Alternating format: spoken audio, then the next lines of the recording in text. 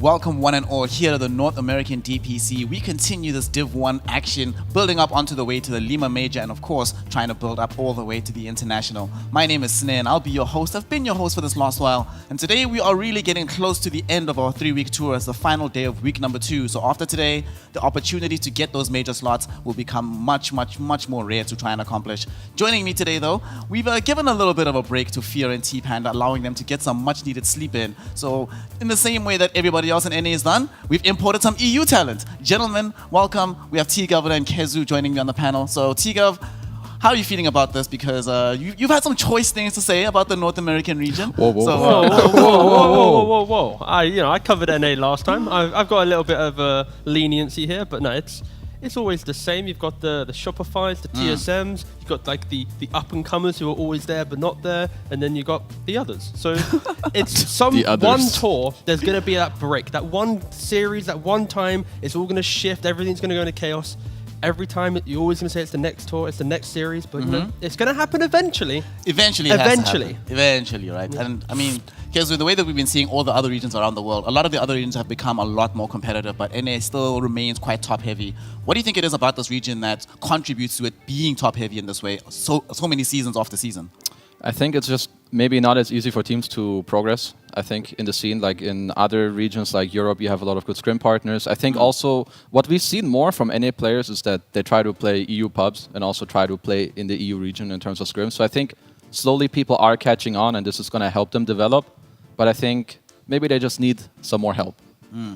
Need a little bit more help, a bit of a kick in the pants, as you were, to try and help them to develop. One thing that has been mentioned by a lot of the teams that have been winning is that they practice and they scrim primarily with EU people right now, sort of abandoning the region, but still staying here, which is good. And even somebody like Ortiz yesterday was talking to us about how the only reason he still stays in the region is loyalty, right? Which is a good thing. And hopefully when you have players of that caliber remaining in the region, after time, people slowly but surely, the level increases. Yeah, I mean, I feel like that's kind of what has been happening. I think if you rewind a year or two ago, you were not even entertaining Nouns or any of these other teams being contenders. And I think last year was the main, or at least year, where it's like the wildcards, even though they didn't do that well, their name was in contention. And Nouns was always there as well. So it's like every year we seem to get one new name to talk about. And it's more like they're not at the top, right? They're just going up the stepping stone. And even going up one stepping stone in this region is insanely difficult because, like Kezu mentioned, scrim partners are hard to find. Most people play EU, so it is a difficult region to play in. It is hard to develop. So and also hard to find captains. I think that's the thing that we don't really mention. All these other regions, the reason why they are stronger is because they've had players for so many years kind of just build teams around them. Whilst NA, it's like you've got the Flies, you've got some and Moon Meanders for TSM. And other than that, it's like the newer talent who haven't taken over the captaining. So it is difficult, but again, time. I mean, we've seen a lot of these teams importing captains as well, not just simply importing players. But speaking of imported captains, I want to take a look at some of the games that we've had yesterday because some of these games were not just wonderful to watch, but really gave us a clear idea and indication of where this region sits right now. The first series we saw yesterday was obviously the Shopify Rebellion one, and yeah, that team is a bit much right now. This is basically the final boss of the region. And 5 Red 4 Staff, who will be in action later on today. Kezu, when you suffer a loss this heavy, right, how do you bounce back immediately the day after to try and still play a game that's not going to be much easier? It's conceptually easier to play against a TSM versus a Shopify, but how do you recover from this? Or better yet, how do you learn from a game this lopsided? I think it's important that you just try to really get out of this game whatever you can, which is going to be, well, for them in the replays afterwards. Because in this game, I don't think they got to do much thinking because they just kept getting ran over. But I think in terms of for they, perhaps you go into the Shopify game, maybe they were like, okay, this is our hardest opponent. If we lose, that's life. We're going to need to then prepare for our next opponent. And then maybe, they didn't put too much pressure on themselves.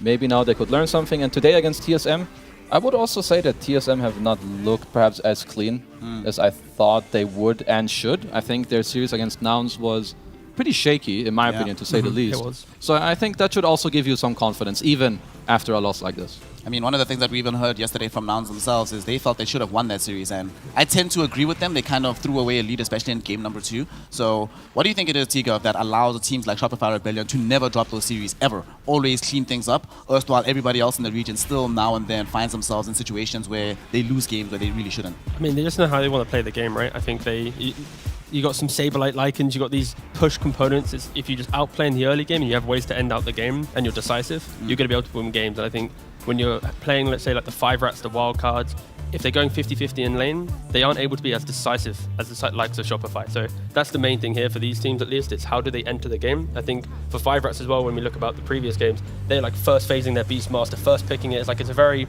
bold statement piece.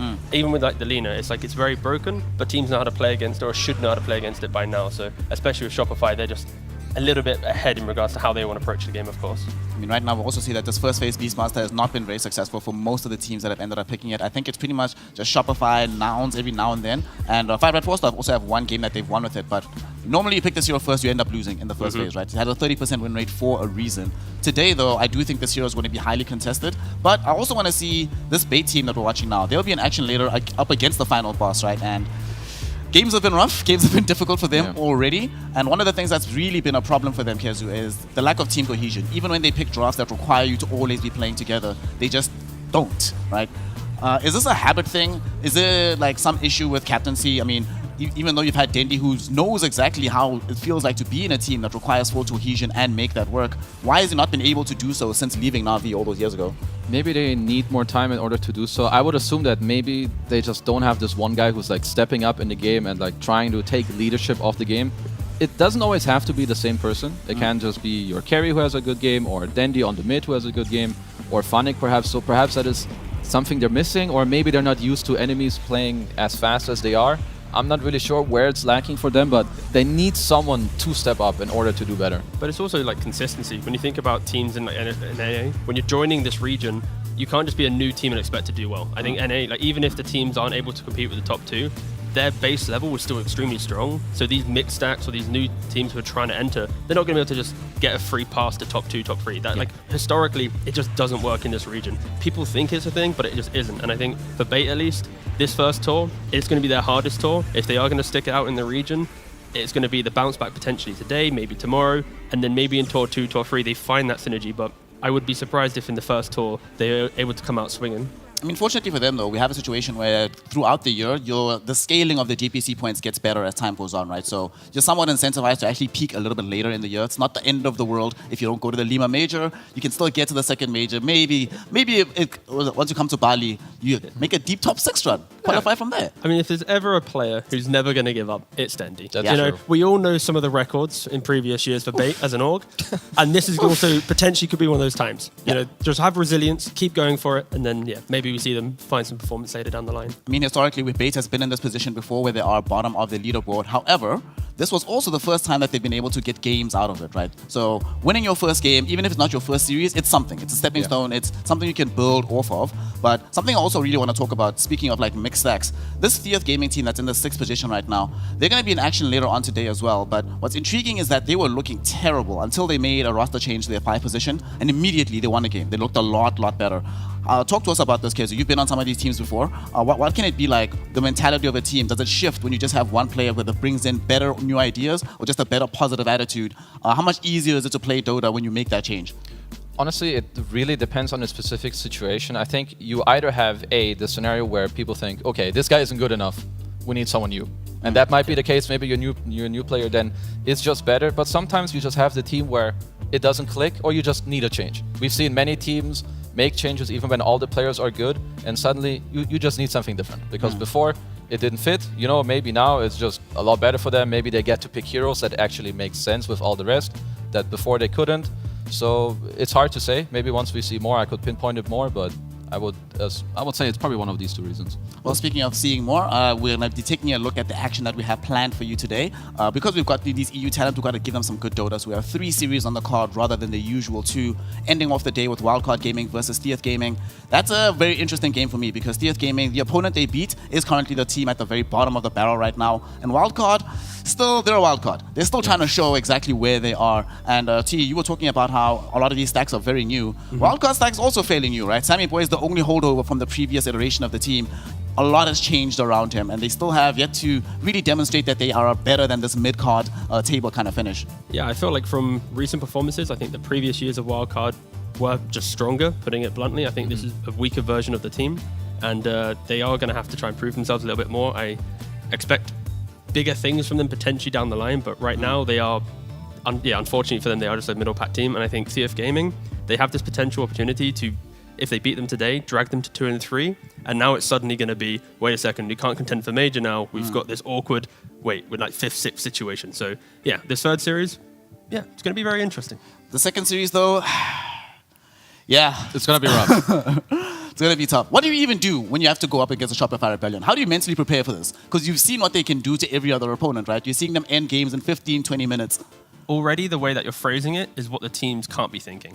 If they're going, oh, we're playing against Shopify, we're playing against the RTZs, the crits, and whatever the best in NA, that's when it's wrong. You just go in, play your game, draft, have fun, and then if your philosophies come through, then you might win a game or two. You might take the series. But if you go into it with this fear of, oh, we're going to lose in 40 minutes, we're going to lose in 20 minutes like 5-Rat did yesterday, that's when you're not ever progressing as a team. So I'm hoping they are just looking at as another series with confidence that they can potentially try and beat them. Speaking of 5-Rat 4-Star, they're going to be starting off the day of proceedings here today, and they go up against a TSM team who's trying to demonstrate that they are at the very least the same level as the Lost Squad, right? And if you look at the team sheet, it definitely does look like a downgrade in many respects, especially the loss of Saberlight. But you had some interesting things to talk about when it came to the offlane player on the side of TSM right now, Kasane. So have you played with him in your pubs? What did you think about him the first time you came across him? So I've seen him in the pubs a few times. I think he's a very specialized player when it comes to like the zoo type heroes. And actually the first time I saw him, I didn't know it was him, but I checked like his profile. I was like, oh, okay, this ID looks strange. I actually thought it was a 3-3 Smurf account because like he played this godlike Beastmaster and some Necro with like the same item build that 3-3 would, and like I just saw it in the gameplay. So this guy's got to be good. Yeah. You know, when people think that you're TI winner offlane Smurf, then that's pretty good. Yeah, it's pretty good. It's pretty good. I mean, he does play a lot of these zoo heroes. Speed has tried his hand at some of these heroes before, the primary one being this Beastmaster. When we spoke to him during an interview, he was mentioning how, or one of his teammates was mentioning how they have so much confidence in this Beastmaster that pretty much any game they just first phase pick it. But first phase Beastmasters also had terrible stats so far. So going into a game like this, what do you do here, T? Because you need to get this Beastmaster, but you also need to ban out Lycan, you need to ban out the Broodmother. And if you ban these heroes, there's a potential that you give up the Beastmaster instead on the other side, and that makes things a lot more difficult, especially like what Kez was saying. He's basically a 33 level Beastmaster at this point on Kasane. I feel like for TSM at least, their drafts, they've presented themselves with not forcing Kasane's pick. It's not like they have to go for Beastmaster, unlike 5-Rat, where if it's available, they're often looking for it. I think TSM have kind of got to that comfortable spot where on 18, on 24, if they see Beast or if they see Lycan, then they're going to go for it. So I think, honestly, it's more pressure on 5-Rat right now on not falling victim to having to take everything away from a TSM that doesn't actually chase for it straight away. I think one of the other heroes that we've been seeing do a lot of work in the NA region has been this Rubik hero in the 4 position. This Rubik, I think both of these two teams do a really good job with it. Stomanen, besides Rubik, it's been the Rubik Skyrath mage has been his best heroes so far. And for TSM, Ari, his Rubik looked really, really good the one time that they were allowed to play it. So is that another side of contest here between these two squads, Kezu? I think so. Like this hero just looks very good. I think no matter which region you're looking at, the hero is highly contested, has a good win rate, usually has a lot of impact in the games where I see him too. He saves people with his shard. It seems like there's always good spells to steal for the hero. He has a solid laning stage. So yeah, I think why wouldn't you want to pick Rubik, especially if you have people who are also comfortable playing it.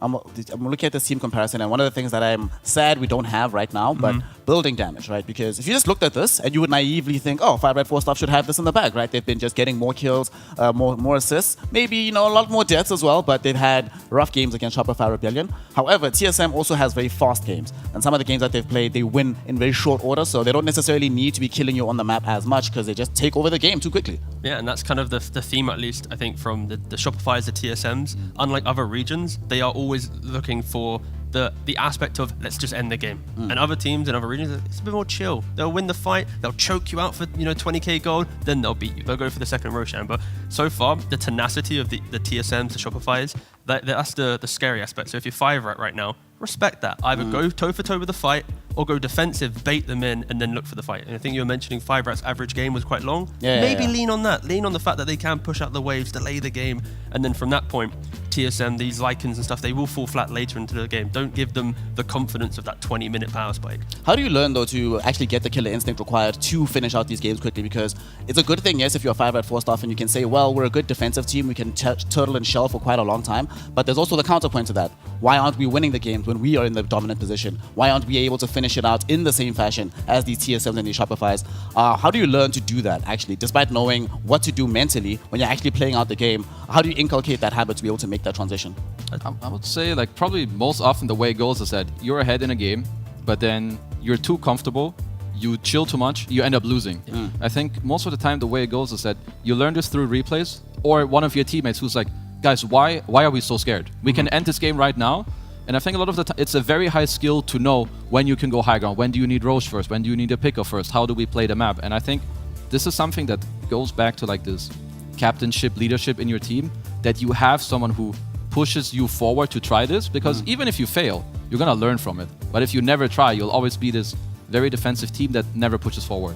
Yeah, there have been a couple of times though where they've tried to push forward in very interesting scenarios. There was the one game where I think they got Whitemon, they had the tree and protector for Albino Zebra. He had the Aegis, and they pushed high ground with Death Prophet, but the Aegis was on tree, and then DP died, and they were like, oh, that was probably not supposed to happen. I mean, there's also layers to it, right? So when you're trying to end the game, it's, does your support have the vision available? Do you have the smokes available? Is there vision on the map to understand where their weak spots are? And if you don't have any of this, and it's just one core saying we can end the game or we can make this play, then you aren't able to take the fight at 110%, right? Like, you want to be able to crush your opponent. If there's any ounce of resources left on your opponent, that's when you have the one puck that skips a wave, or the one hero that suddenly gets the bounty rune to get the butt. You know, all these small things. So I think the top teams, it's not about just snowballing, it's snowballing and also knowing how to actually get around the comeback potentials of teams. And yeah, don't let them push out waves. Speaking of not being able to push out waves and speaking about how to end these games out, Kezu, we're talking about leadership a lot, right? And the importation of leadership structures. TSM, their primary leader in some ways is still Moon Meander, despite the fact that he's in the coaching position. And in the game itself, they have two new players, like fairly new for the top level of professional Dota, in Kasane and Ari. And erstwhile, their 5 position, Whitemon has played in Tier 1 teams for a long time, but he's never been the captain figure. He's never been that leadership role within the team. He's always just been happy to play the 5 position. So does that, at what point does that become a detriment to the overall squad makeup, that you don't have that in-game leadership personality? It's perhaps a bit hard to say because I don't really know the players too well in order of how much they speak in-game. I know that Timado and Brile can be fairly active, so they will definitely help you later. And I think I would just assume that Moon will help Whitemon a lot outside of the game as the coach of the team, to like maybe listen in on their voice comms and be like, yo, I think maybe here you should step up a bit more, or here it's okay that you're not doing too much. So I think it's maybe just also a question of time for them to build into this. Yeah. So I've played with Ari, and I know that him personally, he's quite a more reserved player. Like when he's playing 4, it's because he's always just thinking about the next move he wants to make, and he's not always communicating that point. If the games are good, then he's going to be happily chatting. But when it's a bit more hard, he's like thinking, how can I turn this game around and that stuff. And with Whitemon at least, over Christmas, I was over in Bali and he's playing another tournament, and I think they eventually won the tournament, but my experience with him then as well, so quite a quiet, reserved guy. So I think you're mentioning the leadership role. These are 2 players that naturally are quite quiet in their personalities, and that's where the Tomatos, the Briles, they're going to have to step up and be like, this is our TSM play style, this is our identity, this is how we're going to play. And then maybe through time, one player will step up and just find their voice. But I would say Tour 1 is who's going to have the voice in TSM. That's kind of what they're trying to understand in this first tour. Well, there are many tours for a reason, so they have some time to try and figure it out. And right now, we have a draft for them to try and pick correct heroes for. So let's get into it. Game number 1 of TSM versus 5 Red 4 Staff. 5 Red 4 Staff need this W if they want to have any hope of still claiming a mid-table finish. TSM, they want to go to a major. So let's see how it goes here. Getting into this game, TSM, they have the first overall pick, and they ban out this Beastmaster. So Speed will not be allowed to play his Beastmaster in this game. He's going to have to play something different. The other game that they played where Beastmaster was banned, he went for the first phase Death Prophet. But it feels like in this game, you probably either want Lina or you want yourself access to the Rubik, right? If you can snag it up. So I think if TSM grabs Rubik, does 5 Red 4 Staff just get DP +1? I mean, that's the thing with these openings. It's all the variations that you just mentioned. It's like, okay, what's left? And they go for the tree instead. And now what's available is still the DP. Tusk is already banned out. That's a natural pairing with it. So we might have to see 5 Rat think a little bit differently than their more comfortable openings, at least. I think Phoenix is a hero that I personally like a lot. We also see it in the Europe region quite a lot against Treant. It matches up well in the game. You answer his team fight. Usually have pretty good laning too. I don't know if that's something they want to go for, but it's definitely one solid answer. Other than that, perhaps like a Rubik +1. DP can always work, especially if you can play the multiple roles. It's very strong from second pick. But I'm not too sure. I would lean on any of these openings with a +1. Like I think Phoenix or Rubik with one core that is somewhat open would make for a very solid opening. So one thing that's interesting here about how TSM have gotten about this draft. Firstly, Whitemon is a god on this Treant Protector. They didn't end up winning the game that he picked it against Nouns. But what's interesting is that 5 Red 4 Staff have only won one game without Treant Protector. Do you think the rationale when they were preparing for the series is let's get Tree ourselves and put them in an uncomfortable position? I mean, that also happens a lot in drafts. I think when you think about the heroes left for Albino, it's like there's not really a lot left for him. So it could be that, but also for TSM, Tree first pick's so comfortable. Like you don't feel bad first phasing it, especially when you cover it later on in the lineup. Of course, Tree has its weaknesses on its ability to roam the map, make these plays. But if you have wave push and tower defense, then you don't really care. So I think it might be that, but also it's too easy to pick. I think in draft, there's a lot of times where there's heroes that are good, and you pick it, and you don't gain any information from the hero being picked, because it's like, oh, it's the Lina carry. Oh wow, what? So it's the same thing with Tree. It's kind of just like, oh sure, it's just a tree. Yeah, I think also that like Treant makes it like it's just a very good first because it also makes it very easy to build your lineup around it later on. It's not like this type of hero where you pick it and oh, we're gonna have to ban 900 heroes. It's more like we have this Treant, we're gonna enable it later with a good laner, someone who uses armor, and we're gonna be chill. I didn't expect this, to be fair. Me neither. So second pick team, you go Rubik. Normally with the Rubik, it's like Centaurs, it's like some random either a strong lane or an open hero. Instead, they go for Albino's third hero who's played in the DPC so far with a Jakiro. And it doesn't feel, there's not like a reason. It's not like Jakiro is some like godly counter. This is 100% just a comfort pick for 5-rat with this Jakiro, and for TSM, they're just like, okay, sure, we'll just pick Death Prophet. Yeah. I mean, there's this DP trio combination. How's it been doing in Western Europe? Because here in NA, it's been doing quite well when it has been allowed to play these games. Obviously, you have this DP that can frontline for you, and they have access to living armor, and you're still siphoning, doing all this damage in the world. How's it been looking on the other side of the world? How you're feeling it here? So powerful. It's like pretty good. I don't know. I can't remember the exact win rates, but when you put it into the off lane, especially when you have a little bit of mid lane flexibility, super potent. For 5-rat, this Jakiro just makes me a little bit uncomfortable. Could it be an offlane too? Maybe there's like a super cool flex last pick. Bam. Yeah, I mean, I've seen some Jakiro off lanes, but I don't know if I want to see it here. You know, I probably right don't now. want to see it too, but There we go. But the reason why I'm a little bit concerned with a Jakiro is the damage Jakiro provides is normally on heroes that can't actually regen in lane. But DP, level 1, level 2, she could die to Jakiro +1. When she hits 3, 2-point siphon, a casual cloak, potentially unkillable. She's chilling. Yeah. So this Jakiro pick that often is meant to be a lane dominator, a carry enabler, isn't going to have that same effect. Sure, they still have 3 picks to sort that out, but it's something they have to be thinking about now, because if they don't fix it down the line, TSM will have a very comfortable offlane. Yeah, and they haven't won yet with this Jakiro pick. This is going to be their 4th game that they're utilizing this hero. Still not racking up any wins thus far. So far, they've only won when they have Treant Protector or Silencer being played by Albino Zebra. So they have to change something up. And I would be hoping for a little bit more damage down the line, because they're really lacking burst damage right now. And you can't deal with this Beastmaster without it, or with this Death Prophet rather. And I love this ban as well on the Bloodseeker, just making sure that we don't have the silence, but crucially, we're allowing DP to always have the option of movement in the midst of these team fights. Never allowed to be stalled up and held back too far away from the opponents.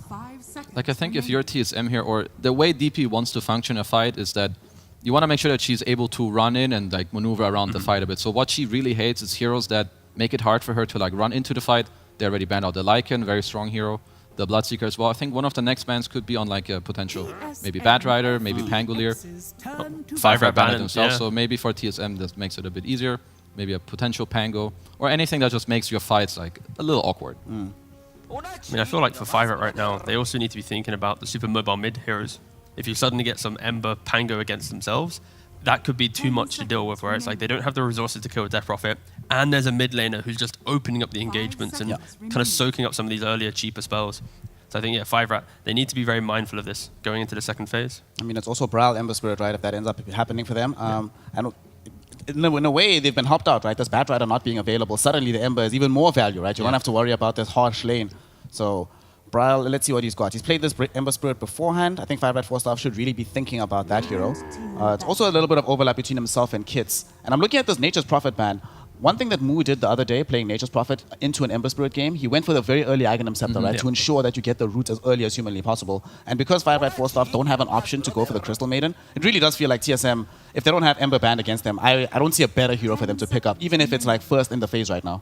It feels good. I think TSM ban-wise at least, just taking away pressure heroes that can, as DP's making one play, they can make another play on the other side of the map. They're respecting that against these lineups that want to push. If you mirror the push, you never have that advantageous movements, right? So yeah, I think TSM just respecting the weaknesses of DP, and yeah, we just get to see the Pango pick up from 5-Rat. Ban the Ember, pick the Pango. It's a pretty nice turn of events. Yep. Pango really doesn't like to play into Ember. You guys also both mentioned that Ember would be very powerful for TSM, which is absolutely true. So I like this second phase opening, at least from 5-Rat. Yeah, this is his most successful hero. He's played 32 games on it, 63% win rate, so completely understandable why Kits, who we see on screen right now, would angle towards this Pangolier. But I'm still a little bit worried about still there's just out-and-out damage. Like, them killing heroes reliably in this game. They have quite a bit of setup here, and you know, Jakiro can do a lot of like sustained, slow damage, but I still need a little bit more punch here, T. Yeah. No, I mean, they do need some punch, and TSM, they can bully this a little bit more, going for, let's say, like a puck, for example. You know, if there's not clean lockdown, there's not this clean source of damage, it's a lot of like poke and chip damage, and maybe if you're out of position, you get hit by multiple spells and die, but there we go. That's true. I do like the puck there. It's just when I look at 5-Rat, and this was what I was mentioning, at least in NA, it's when teams pick heroes that take towers, the best way to punish or at least lose to this strat is one hero takes tower, one hero tanks spells, and then you don't have the resources to deal with either. You can maybe kill the tower sieger, or maybe you kill off the puck. But if you do that, then you can't then do the other thing.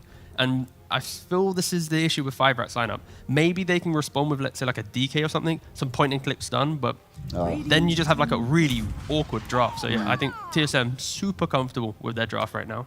I love the Snapfire pick as well. There's a lot of setup to allow for these Morty's Kisses to rain down from afar between the puck as well as the Treant Protector. And there's also a really good lane partner, right? For this, like Snapfire, they can decide to either put this in the safe lane to back up, or they can just have like the Snap DP lane. Yes, we don't have these dual range cores anymore, or dual range off lanes that much anymore, but this would be a pretty strong one. It also gives you some additional movement repositioning, right? In case you're out of position in this game. Yeah, I mean, like Snap, I feel like Snap just makes any lane like pretty solid. It's so nice. Then he always gives you the follow-up damage. It's like Puck loves having this in his draft. You coil someone, the worst thing that happens is that they coil and they're like, yo, what up? And they don't die. So Snapfire, you just blow up your spells in there. Feels great. You have the tower push with the DP, more teamfight with the Treant. So I think for now, TSM's draft looks very solid, and you guys already mentioned they definitely have some damage issues for now, which they have to address. I think that's another reason why Puck is so good. He can always combo break. He's very like mobile, so I really like what TSM have going for them for now. How do we feel about the Sniper boys? Not that much out-and-out catch like to get to the very back end of the fight from the side of TSM. That is the one weakness of their draft. So do you like the Sniper here? Is he protected enough? Not right now. I think there's a bit of disconnect with their heroes, where Pango is going to be going in. Jakira and Rubik always want to play on the fringe. If you ever see highlight videos of, you know, the Yapzor, Rubiks and all, it's a bit on Reddit recently at least, but you know, you hug the tree line, right? You don't even want to enter the fight. So right now they have heroes that don't want to be in the fight, or they're so far away they're not helping Sniper. I think this is a pick that is mainly for lane. You're just trying to shove it out. They will get to a point where you'll be overwhelmed, because Puck just TPs in with DP, your tower will fall. Shrapnel won't help you with that. So I think it's the start of a defensive lineup for 5-Rat. Push out lanes and hope for the best. But their off-lane pick is going to need to be some big, either lane winner to set some momentum there going their way, or another hero that can also stall out, because they're not looking to fight in the mid-game. They're looking to buy 3 or 4 items each and then somehow then take the fight later on. So like Sniper is good against DP, but I think against the second phase from TSM, it's pretty scary. Puck never has an issue to like just blink in, coil you. Then there's a Snapfire ult on top of you, and that means you're either already going to have to think about a BKB or use it, or like force out, which is not how Sniper wants to play. You want to sit in the back, you want to chill, pew down this DP, but even then there's a Treant armor, so I think Sniper pick is okay. I do think there were better picks around, but they need to make sure that they're going to enable him more. As T was saying, you're going to need an offlane that really wins the lane to help with the tempo, or someone who really frees up the fight for the Sniper. Kizu, if you were in this game and you know that you had the 24 pick as this 5-Rat 4-star lineup, what would you want to be playing as an offlaner? So first of all, I would kind of want to wait to see TSM's pick, because I thought maybe there's a potential for Spectre, but they banned it, so I think good job on them.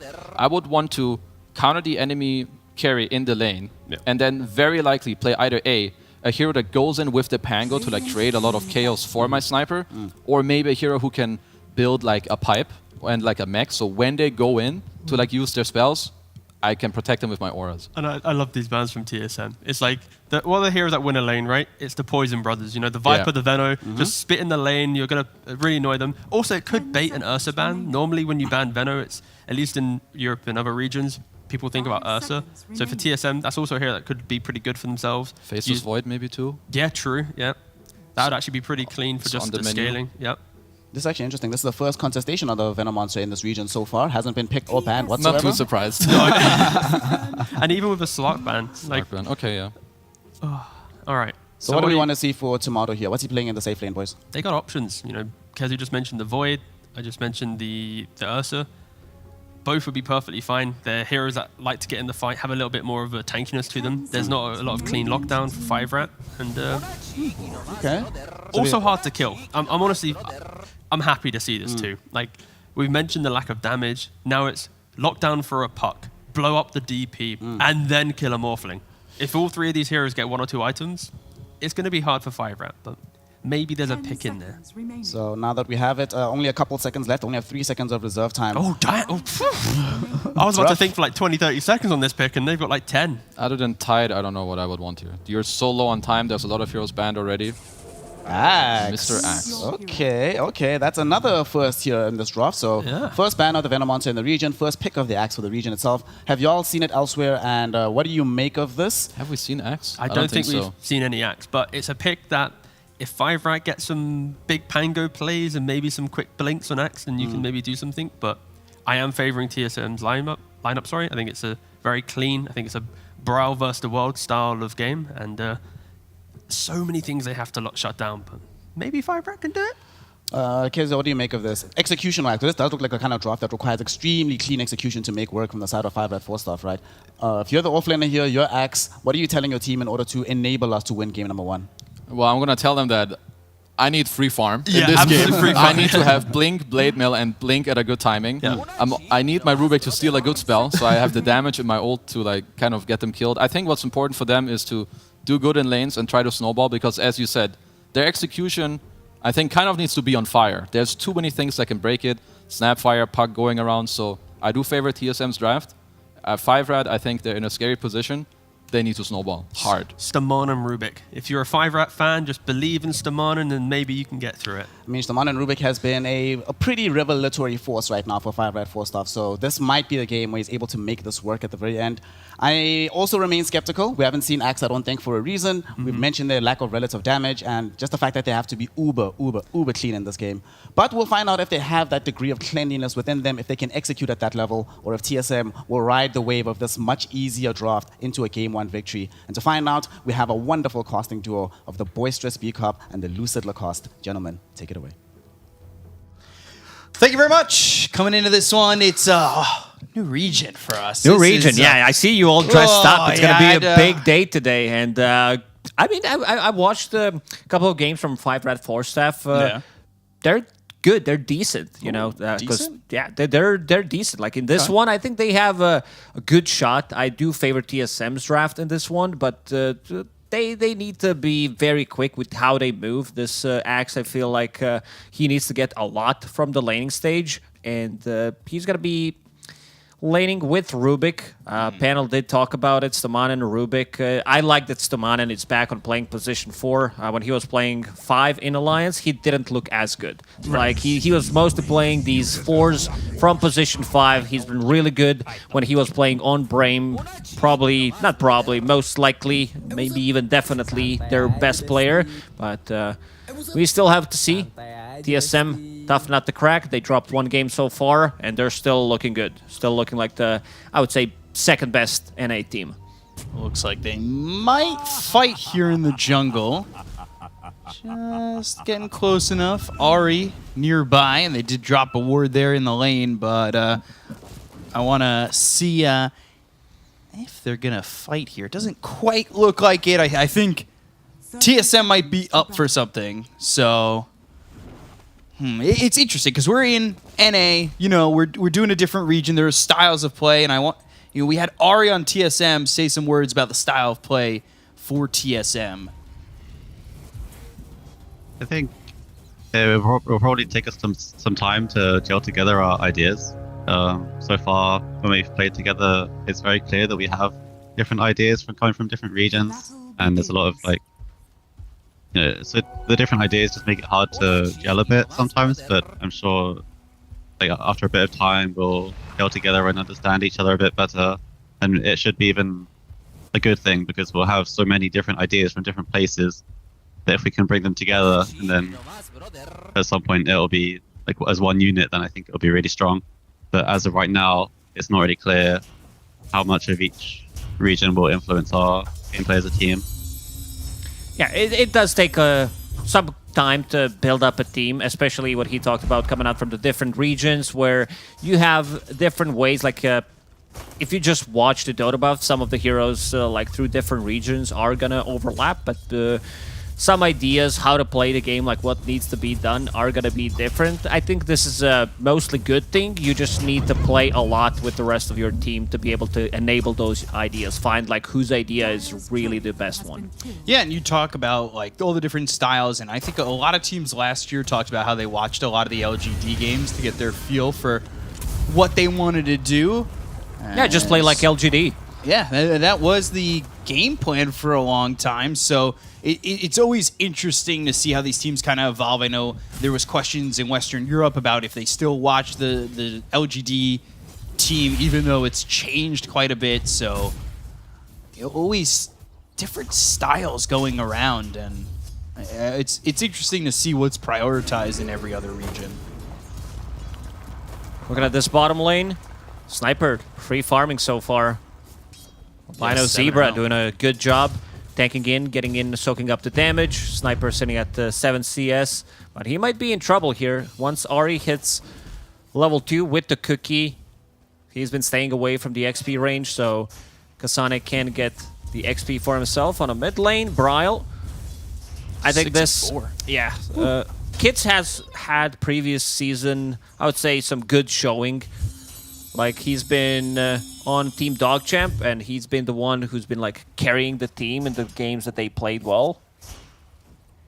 So you think, when you look at a mid matchup like this, do you just think that a lot of people by default, because they know Bryle more, are going to say this is puck favored? Or how do you look at it? Because we take a look at esportsbet.io odds. Does mid look like that? Does the game look like that for you? Is top lane Whitemon looking like he'll survive, as he's got that leech seed, but the game doesn't feel that one-sided. And I know it's very early on, but the matchups are going pretty even. It's still 0-0. Wait a couple of minutes. I mean, Axe sitting at 9 CS, which is okay for this type of lane. Tomato, this is one of his better heroes for playing the Morphling. You're playing with the Treant Protector, so feeding him tangos and also having that Leech Seed, very powerful in the laning stage. We've seen what it can do, so I don't think Morphling's gonna die here. They needed to find something that's gonna like give them reliable lockdown against Morphling and Puck, because like right now you have only Rubik. Pango's roll can easily be dodged, so this Axe needs to have a good game. I want to see how much Samanin's gonna be able to get from the lane, if he's gonna be stacking the jungle for his Axe. Axe going into Vanguard, pretty standard stuff. Ari bottom.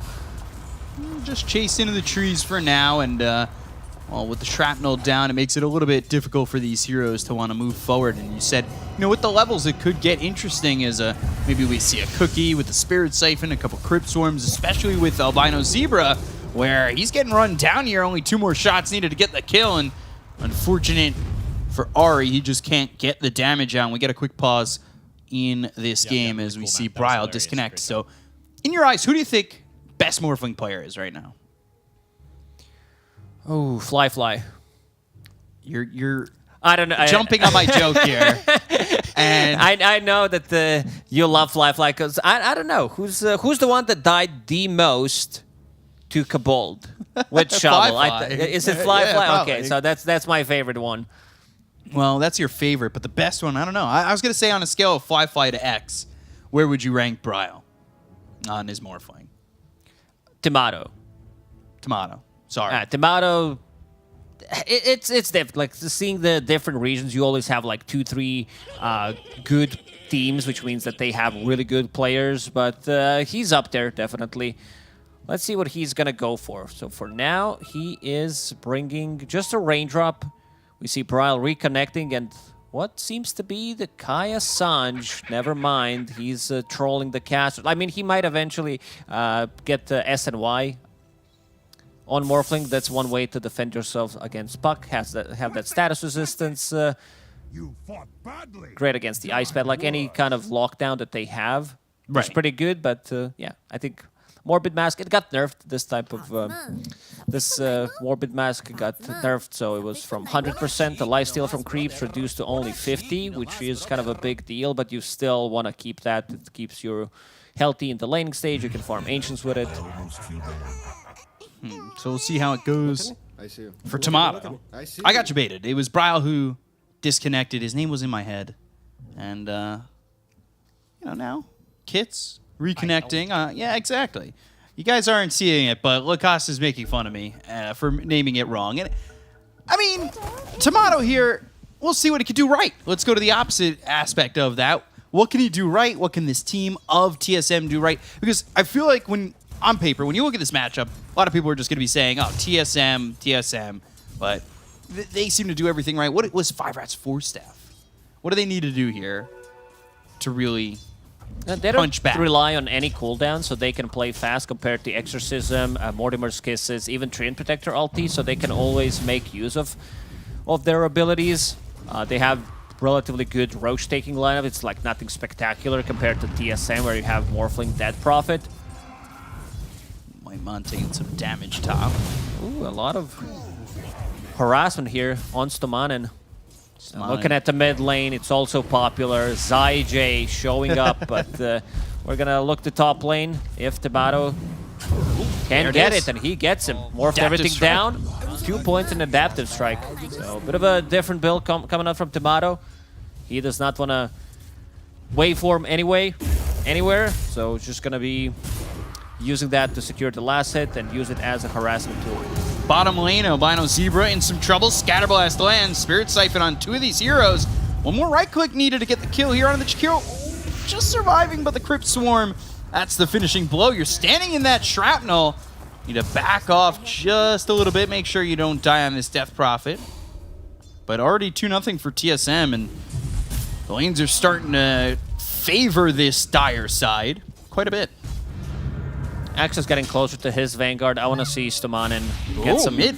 get some stacks. Mid dropping low, but also bottom lane Kasane very low on his Death Prophet. Shrapnel about to be available one more time. If they slow him down, and they're gonna go for it, but Albino's Zebra not able to connect with his abilities. He doesn't have that ice path yet, and I was looking at, you see the Rubik, he's sitting mid, and Speed's all by himself up top. Is this really an Axe lane where he could feel comfortable, or is it once he gets that Vanguard, he'll be all right? Right now, he's just jungling. He can't really put the pressure on Morphling. Ooh, Bryle dropping the using Dream Coil, Illusory Orb behind the Tier 2 tower, and by the way, Albino Zebra going down to Kasane. So, a couple of engagements happening, but TSM taking the better of them, and they're going to have a TP over mid. They don't have Dream Coil, but they do have Ari, who's got a cookie in just 2 seconds, so Kits and Stamana need to be a bit weary of their positioning. I like this rotation from Ari. Even though he's not TPing from base, he's there like there's no rune spawning. He wants to be able to, just show up that he's there, so there's not going to be pressure coming out, and this was also the siege creep wave. Whitemon getting chased, gets the call, but Tomato, he's here. Whitemon, a couple of spins that are going to benefit Speed, as the speed to spin and the Rolling Thunder over mid, phase shift, Illusory Orb, and the jaunt back to the Tier 2 tower. There are 3 heroes dodges. here. Oh, Swashbuckle just short. Nice and done by Bryle. Oh, 2-man cookie. The scatter blast, the damage coming in from Ari. Gets the kill on Albino Zebra. 3-man rotation. They don't kill anything. Ari gets the solo XP for that. We'll collect the XP as well from this one. And now Bryle TPing bottom. Does have coil available. They want to have a big one. They want to use this exorcism, kill the sniper, and put the pressure on tower. Yeah, just make sure that this sniper's lane kind of ends here. If you could get this tower, especially with Whitemon coming all the way around. He planted an observer ward, so they see him right now. Oh boy. Body blocking and trying to, maybe keep those creeps off the tower and keep the creep equilibrium there. But, well, now everybody's here, and it is a brawl bottom to get the kill on a DNM. Kits will need to stop his TP. Yeah, Damage has already been done. Whitemon, he was there, he saw him, he planted the ward properly, and now they're going to go for the tier 1 tower. Albino Zebra, he can't even move up on this. Like, they're just going to put the damage on and try to shut down the sniper's lane. You've got Ari who's invis, and... For a second, I thought this was Nick's assassin creeping in, level 6. looking for the Vendetta, but instead it's a cookie. I mean, that's a great change from getting hit from a Vendetta to getting a cookie, isn't it? Well, Albino Zebra dies to Whitemon, and back in the day, you remember watching Whitemon just eating during every single draft? Oh, I thought you were going to say Ignition. Yeah, I remember all this stuff during the 2020 season. Whitemon, one of the more likable characters, I would say, from the scene. And now, 5 red 4 staff, they do kill the tier 1 tower on the mid lane, and they did stop the push on the bottom tower for a bit. I don't think they can bring the numbers here and defend it. And you see Tomato on the top lane. He's the one free farming, does have that Morbid Mask that we talked about. So, Jakiro still bottom, trying to get as much XP as he can. Doesn't look like he's going to get much. This Morphling already 1,000 gold ahead of the Sniper, so getting a bit far behind, and without that lane, Sniper is going to be just famished for farm.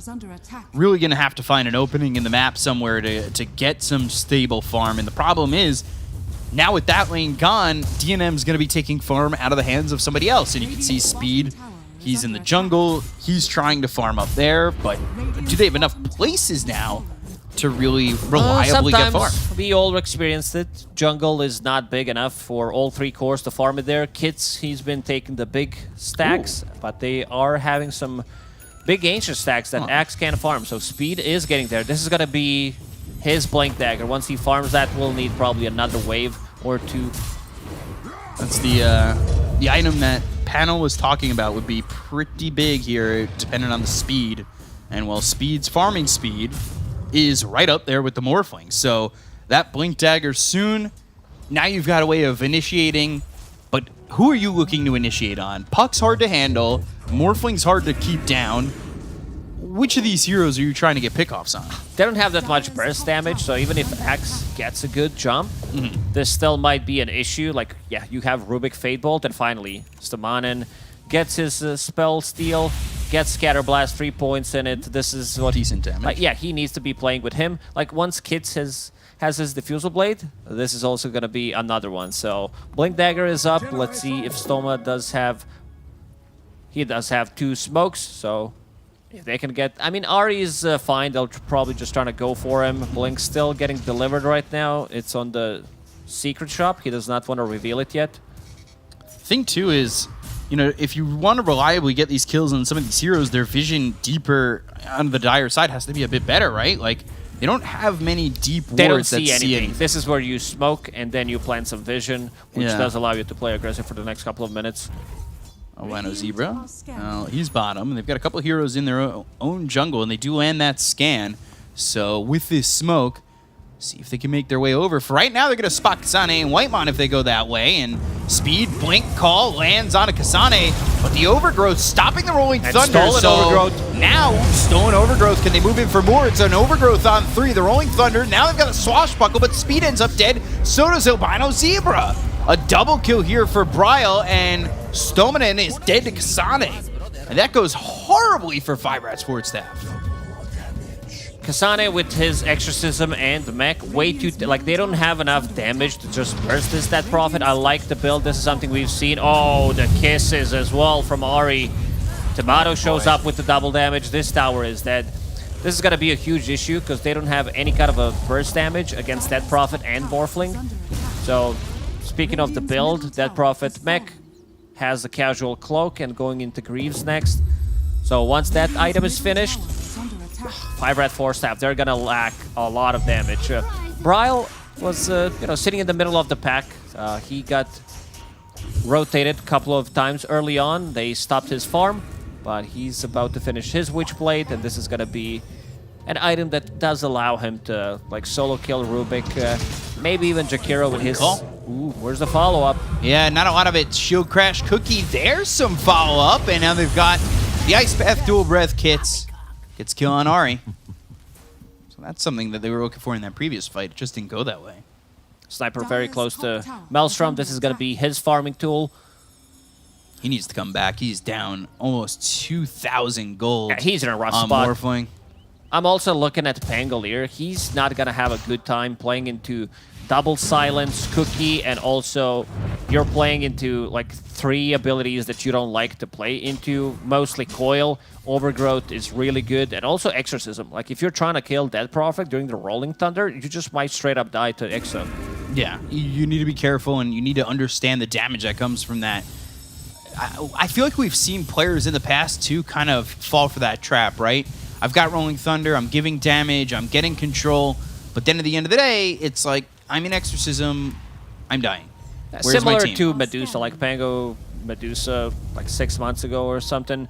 They were very popular, and then you've seen like Pango just straight up dying when he gets a roll on Medusa, ulti, you get stone gazed. Tomato's farm is pretty nuts right now. He's farming the Ancients, going into that SNY that we mentioned, having status resistance against the Berserker's Call is going to come in very handy. So taking a look at the hero damage right now, Pango is at 5.2k, leading his side, but it is the Death Prophet, no surprise, 5.8k So- for Kasane. Some big numbers from kits in this game, and this is pre-Diffusal Blade. TSM, they want to smoke. Most likely in the triangle, try to see if they can find something collapse on a tower. Right now, only showing Whitemon on the top lane. Might catch Albino Zebra and potentially DNM. They want the big one. Ooh, Illusory Orb, can they find it? Rolling Thunder, now Macropyre down, but Albino Zebra looking like he's going to be the first one to fall. Bryle controlled, and he's going to be killed off. Speed gets the kill, the kisses are off the mark. Now, Stolen Siphon. Siphon, Exorcism, all working on Stomanen. As he runs away, the cookie to catch up to the Rubik, the shrapnel down to slow him up. But, well, now you gotta be careful. Telekinesis, the call again, the Spirit Siphon, and the Exorcism you've called into this Death Prophet. It's just control, it's no damage. Speed on the run, Ari over to the side, he'll get the kill out of the axe. And they cannot take out Kasane on this Death Prophet. A Sniper doesn't feel too comfortable getting close. You saw Ari trying to find him there with the kisses, couldn't collapse on him, but Death Prophet, her damage is pretty nuts. This is now full Guardian Greaves on Death Prophet, and you have extra armor, extra regeneration from that living armor. This is a type of a game where I feel like Tomato just doesn't die. Like, he gets to his next set of items, and I feel like he's gonna end up this game with 0 deaths. Oh, Stomanen.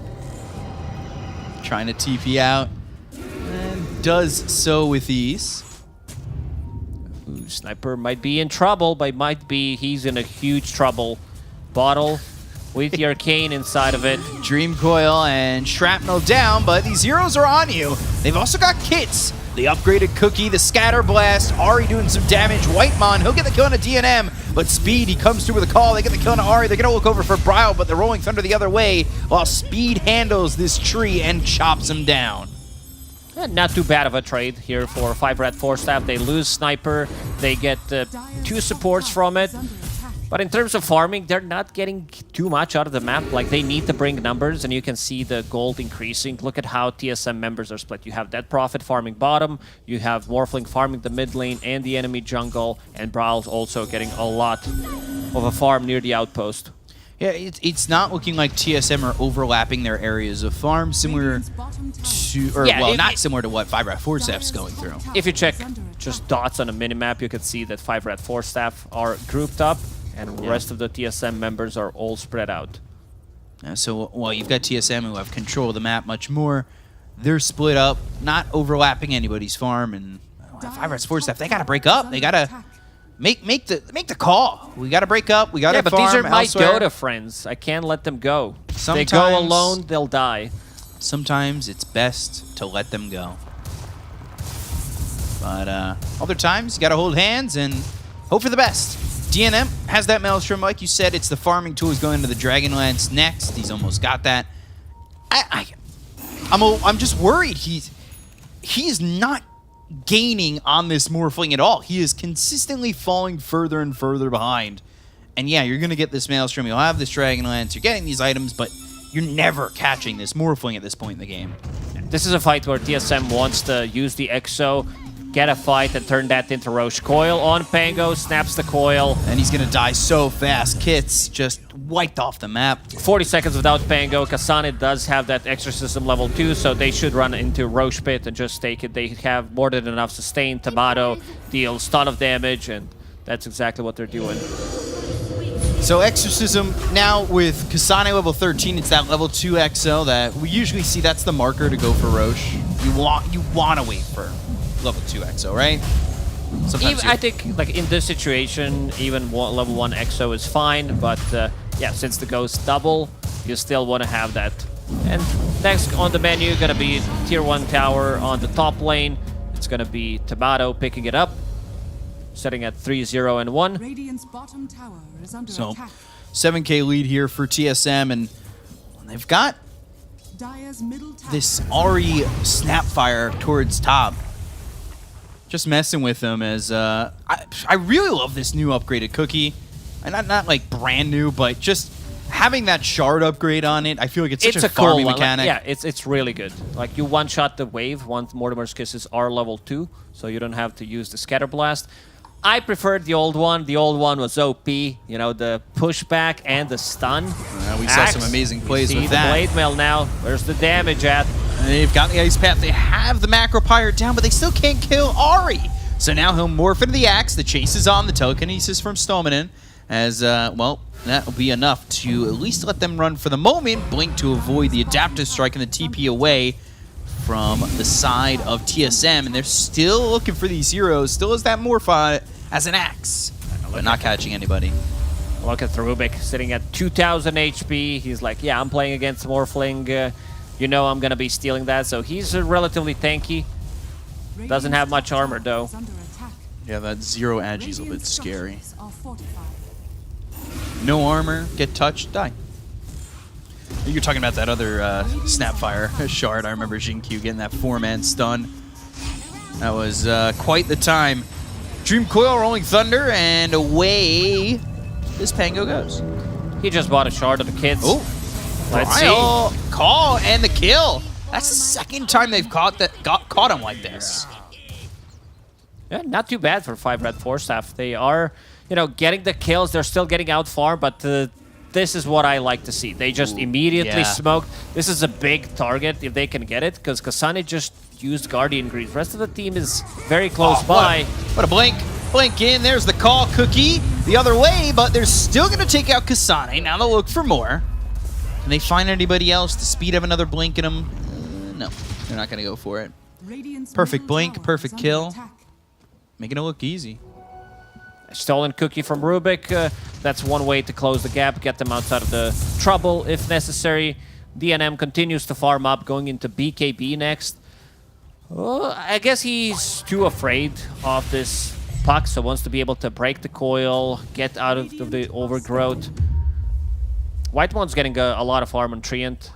He does have a Philosopher's Stone, does have a Force Staff, so Blink Dagger probably going to be the next item to be more versatile, like just to be more maneuverable in a fight. Use that Blink Dagger, get close. Also, something that we don't see, at least from the Chinese and European players, at least the Rubik ones, is Blink Dagger pickup. Right. It's mostly Ether Force Lens. Staff, Lens, or a Glimmer Cape Shard. Like Force Staff really late as an item pickup for Rubik these days. Cast range is already kind of built in, so the blink Yeah, you want to dagger- get that increased cast range for your items, for your Force Staff, for your Glimmer. So rolled up there to avoid the silence. Nicely done Mango by did Kids. find the best item in the game, at least for tier 2 neutral item. Brigand's Blade, the best nasty, carry. nasty. It's just like the amount of damage Pango deals. Dream Coil. Snapped Illusory Orb, and it should be a dead Pango. Kit's really playing with fire as he stayed there bottom. Tomato is gonna just grab this tower, and he's dominating meanwhile. I will say we have started to kind of see Sniper close the gap a little bit, but he's still so far off of where the Morphling is in terms of farm. Call, Cookie, away from the Axe. Scatterblast to slow him up. They're getting some spins. Ooh, speed. He needs to run. Waning Rift and the kill there for Bryle. Blade Mail is going to cancel his regeneration rune. Dire's top tower. But at least he got out of the trouble. So now 8k gold lead for TSM.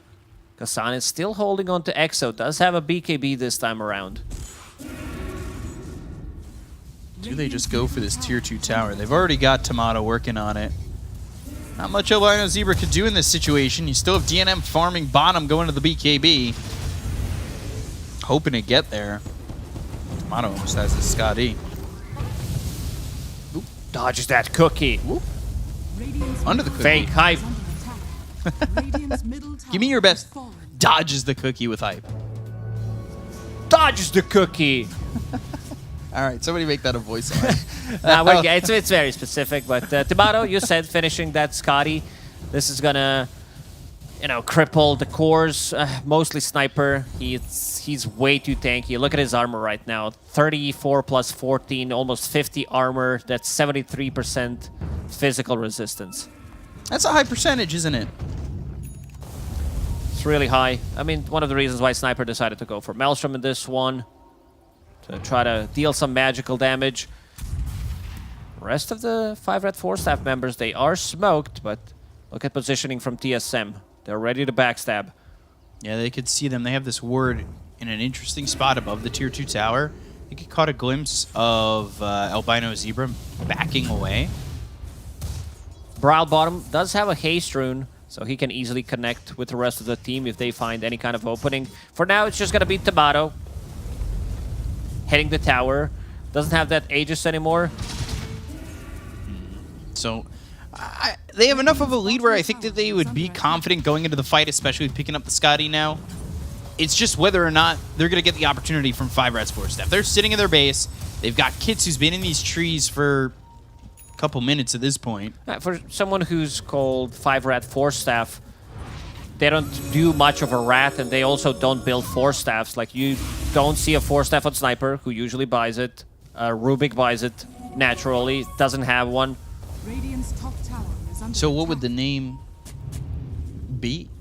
Just 5. 5, yeah. I guess that's the only part of the name that's consistent to Is under attack. the game at the moment. Radiant's They'll top earn the rest of the title eventually. Well, is anybody buying a 4 staff? Maybe they won't. Even Albino Zebra does have Ether Lens. Yeah, he's got Aether Lens. He's going Glimmer. Dream Coil, speed. He's caught. Pops that Blade Mail, Leech Seed from Whitemon, and with a Waveform Adaptive Strike from Tomato, they get the kill into speed with ease. I was thinking why he named himself Speed, because he dies so quickly in this one. Definitely needs a BKB. His game slowed down. He had a good timing on a Blink Dagger, but something that we talked about in panel also mentioned it, just a lack of that burst damage. Like, he doesn't have that hero to play with. It's not like Snapfire with the ulti, Skyrat Mage coming in. Rubik needs to steal some big spell. Oh, speaking of Rubik. TP, the damage, not enough. Stomach okay. But they're still putting the pressure on them. Like, they're not letting these heroes reliably leave the base. And they're even looking for Kits. They're nearby. He needs to get out of there. And he'll try to TP. Whoa. Okay. No coil available for him, so TP for free. But again, that's like the only reliable farm they're getting. Or it's not even reliable. Take that word out of my vocabulary, because if he dies there, I guess it's unreliable. They're just pushing, hoping to get a wave here or there, poke, prod, maybe this, maybe that. But this 5-man smoke feels a little bit like it's that time of the game where it's a desperation smoke. Blink call, hits on a Rest of the Tomato, team's not there. and they've got the Ice Path. Mortimer's Kiss is coming in with the Rolling Thunder. Tomato's already out of the fight. Speed trying to TP out. He's looking to leave. Overgrowth from Whitemon. They get the kill to Speed. They're going to look for the rest. DNM on the run. Spirit Siphon, Swashbuckle, Silence on a 2. Ice Path lands, but the waveform forward. They've got the cookie on a Kazane. Shield Crash hits both these heroes with BKB being popped by but the DNM, but it's not Scotty going to slow. matter. They'll get the kill onto the Sniper. They'll take him out for 50 seconds. No buyback, and all they lose is Whitemon. Stamana does have Exo running, so yeah. he will kill the creep wave. Creep wave, still Axe initiating like that. They don't have other gap closers other than Pango, and damage has already been done. You see this Snapfire getting in, with the Cookie, with the Force Staff, does have Ogre Seal Totem, so very maneuverable when it comes down to what she can do in a team fight.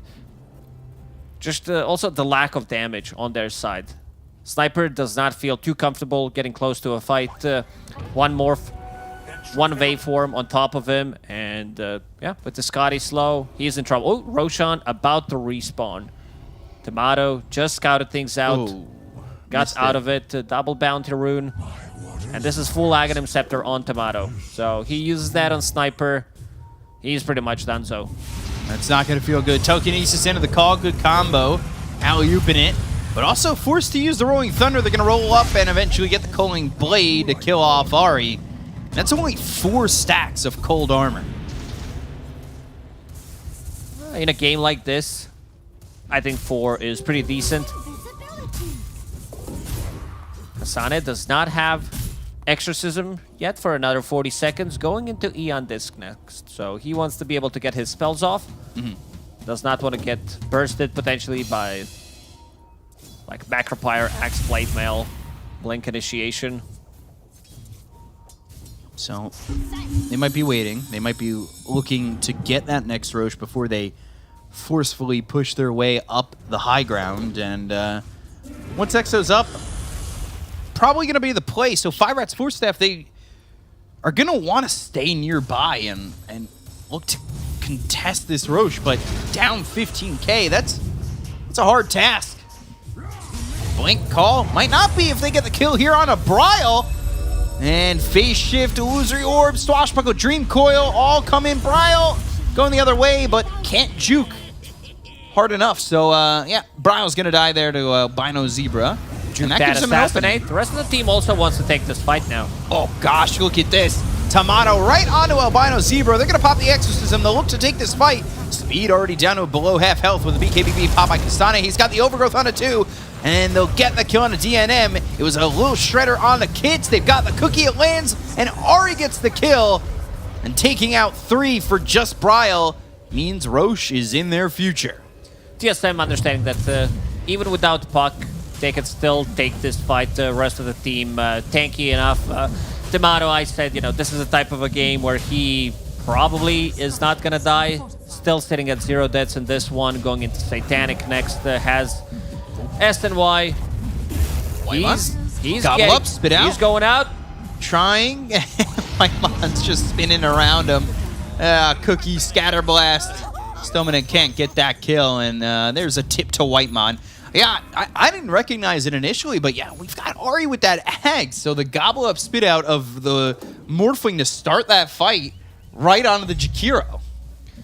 Not the item that we see, one of the, I'd say, most fun upgrades we have in game. It's a good save. Like, you can also save people if Axe gets a good initiation, and this fight, this game pretty much feels in a very difficult spot. Let's see, Kids. He's gonna lock him down one more time. Doesn't have it yet. Not gonna have it at all. The rest of the team's actually not even going that way. They're going for DNM in the base. BKB again, not gonna work out for the Sniper. Well, the attention's on Bryle bottom. Well, the team's pushing him mid. That's one squishy Sniper. Dies immediately. Tomato turns into Sniper himself. Like, the build against Axe most of the time as a carry is gonna be SNY. Like, historically, as a Juggernaut, this is the item you buy. We see Morphling buying it, and we also see Bryle, who has some issues with the Axe throughout the game. He bought Kaya and Sanj. Oh boy, Pango in trouble. Killed very quickly. Tomato with another kill on the Kits. And he is godlike. 24,000 net worth ahead, and the tier 3 will drop. Stoneman looking to deter, but that Fade Bolt fades into obscurity as it doesn't do anything. Whitemon so far has been very patient how he uses his Overgrowth, and yeah, this game is donezo. Does have a Blink Dagger and a Force Staff. Even if they like get a good jump, he's gonna be ready to counter-initiate. Lock them down during the Rolling Thunder, find Sniper, find Axe. Kasane will use that Exorcism for the last set of barracks. Yeah, Axe is out of the lane, and maybe he's going to sneak behind and get a call here, but I just don't think it turns into anything. Speed will try, and valiant attempt. I'm already going to say it. If he attempts it, valiant, sure. Brave. But will he get there? Gobble up, spit out, and dead DNM. Easy kill on the sniper. Nowhere for him to go. He's got buyback, and he's going to be forced to use it. The call hits on a Brile. BKB's been popped by speed. They just do not have this damage to get these kills. Tomato with the waveform forward, going after DNM, who pops the BKB. They have the Telekinesis and the Rolling Thunder, but this is all just for an Aegis. Even if they get it, it's only one life. They're still trying to get the kill. Finally, they take out the Morphling, but the rest of the team's going to join him when he comes back for the second life. They get the silence out of the Pangolier. It'll be stolen. And again, The Sniper can they goes down kill? to half HP with one adaptive strike when Morphling morphs everything into Agi. Blink call, this time got it. All right. Now they'll go, though. Dream Coil onto 2. It's going to be onto the Jakiro as well as the Pangolier. They've got the Gobble Up as well as the Spit Out, and they'll kill off Kids. They'll take out Albino Zebra. They'll look for the Overgrowth. Dominator's in trouble. He'll be feared and killed. That's 3 heroes dead with the buyback being committed by this Jakiro. Albino Zebra, there's not much he can throw. The buyback, let's see how much it's worth. Blink call once again, but Speed quickly falls to his grave. This They'll might call be GG, and TSM will take game number 1 over 5 Rats 4 Staff. Very clean execution from TSM in this game number 1. Pretty one-sided. 5 Rat 4 Staff, they had some couple of good smokes that they got the kills from it, but they couldn't like get any objectives. Like the best one they had was getting a double kill with that smoke initiation on the Dead Prophet. He used the Guardian Greaves, but in terms of the laning stage, TSM, the way they set up the lanes, the way they drafted for themselves seems to be slightly too strong for 5 Red 4 Staff. They went with something different on the offlane. Axe, not the hero that we usually see. He was supposed to be like the playmaker. Didn't really have the hero to play with throughout this whole game. Didn't have that burst damage, and we can see some of the downfalls of it. Yeah, so TSM, they take game number 1 over 5 Rats 4 Staff. They're going to be looking to do something different in game number 2. But to break down game number 1, we've got the panel. Throw it back to you guys. Take it away. Thank you very much, gentlemen. And TSM indeed managed to take game number 1 in pretty convincing fashion. And although there was some glimmers of hope, especially early on in the game for 5 Red 4 Staff, eventually all hope was just snuffed out, gentlemen. I mean, this mid lane, let's talk about Kids, right? Because Kids started the game off doing really, really well. Able to beat out Brile in the mid lane, taking his tower first, almost solo killing him once or twice, and then managing to kill him at some point in the game. But unfortunately, as things started to scale on, the issue we talked about, T, the lack of damage, the amount of times we saw catches happen, and then nothing. They just escaped scot-free. Yeah, I give some respect towards 5 Rat in their laning. I think the Axe was able to find some farm. They were very efficient in making triangle stacks. They brought both supports mid to put even more pressure on Brile. But then after that, it was kind of but what do we do next? And I think here, this is the perfect example. All this farming, 14, 15 minutes, I think it was. This is the blink reveal. Surprise. But unfortunately, now we're looking for something else. Where's the follow-up? And yeah, you just mentioned the lack of damage. It's been the main theme of the 5 Rat 4 Staff draft. And this is the big timing that they kind of excellently got to, right? Yep. So, yeah, very efficient, but then just fell quite flat. What do you make of this Axe hero here, Kezus? We don't see it. It's the first Axe we've seen in the DPC run thus far. Are we going to be having more of this hero coming out, just given that it did start to feel lackluster even after a very good laning phase? I think this hero is just very hard to make work. It's very rarely the last pick you want to go for, because it's not just about you having a good lane. You need people to play with, which in this case, you know, he doesn't have some hoodwink he just goes with who's going to pump out the damage or Snapfire. He's just kind of missing that. I also think Pango and Axe are very similar, like in terms of how they deal damage in the fight. It's very like, they just don't synergize too well with one another. I also think TSM abused it a lot with their items. Greaves on the DP, Kaya Sanj, what else? Kaya Yasha, whatever, on both the Puck and the Morph. Like Cookie saves, double 4 Staff, even the Shard on Morphling. Yep. It's just too hard to play. Like even if they're great players with this draft, it is going to be super hard to execute. We saw that play just now with Rubik having Exorcism in Whitemon's face in the Tree and Protector, but that's kind of the story of the game, right? The slow progression of damage just cannot deal with the out-and-out sustain that TSM were bringing to the table. Sustain on multiple heroes, and like you mentioned, they itemize towards keeping themselves alive even longer. So for 5 Red 4 Staff, what can they take away from this year, T?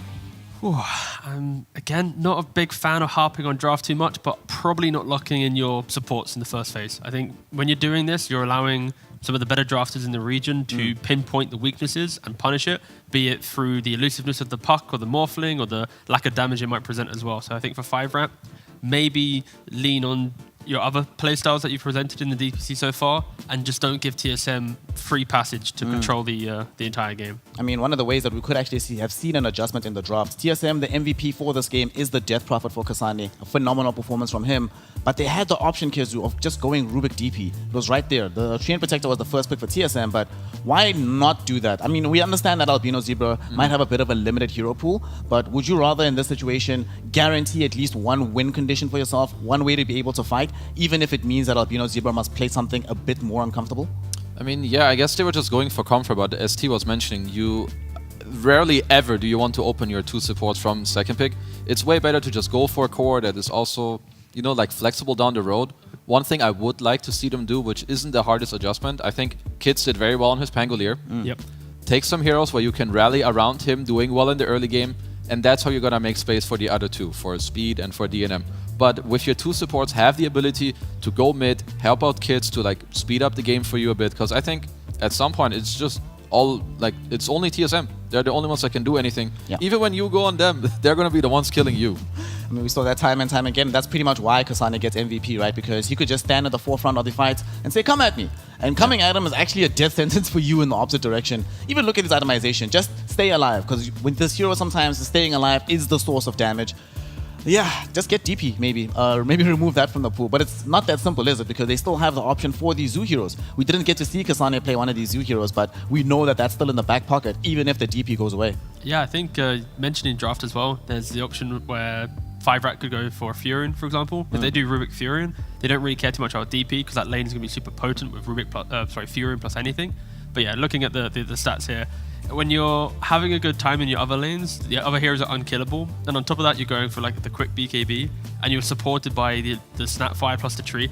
It just makes this hero feel 20 times better. So sure, the DP's MVP, but the supporting cast unlock aggressive heroes to just feel way better. So yeah, TSM, they're probably so happy with this first game. Like they're going to be comfortable going into game 2 now. Yeah, now it's a bit of a question mark for the side of 5-4 staff. There's some things to adjust, not just in the drop, but in terms of how they play. Very quickly, with the small amount of time we have in between this break, what's the one thing, Kezu, that you would want them to change in terms of how they executed this game before the second game begins?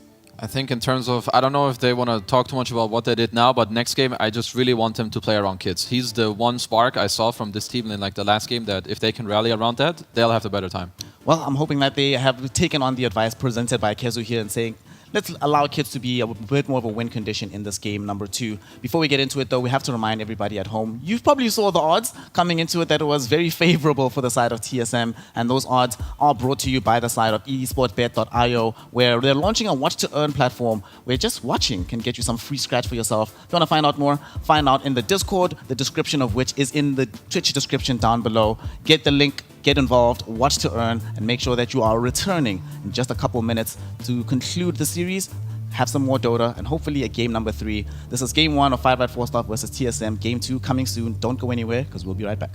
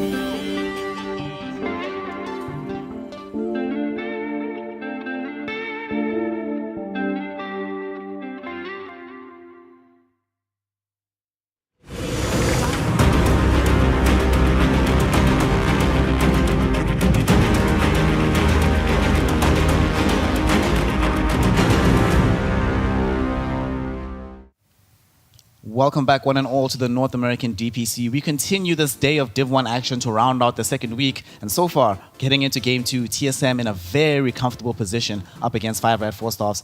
5 Red 4 Staffs need to be the ones to adjust. They need to be the ones to change things up. And I think one of the places that they could try and look towards dealing with this, we saw the White Mon Tree and Protector in game number 1. The amount of heal that he was able to put out, the amount of just ways that he just stopped them from doing anything, either through healing or just utilizing overgrowth to stop Pangolier from being involved at all. And unfortunately, Albino Zebra played Jakiro, that hero just not able to pull off that degree of impact in a game like this. No, I think as well, it's like setting up heroes for success, right? When you go for first pick tree and you pair it with this Morphling, like the game's going to feel pretty good. And then on the flip side, it's like Jakiro, you then pair it with a Sniper. It's not a traditional lane. So I think just setting up the game will make it feel better. And the reason why we are seeing Tree be so potent is because of the fact that in a good game, you rush the 4 staff, you go for the shard as well. We saw Whitemon make so many plays where it felt like he had like global TP, even though he didn't, because he was always in the right spot, just to continue applying that pressure to the side of 5 ramp.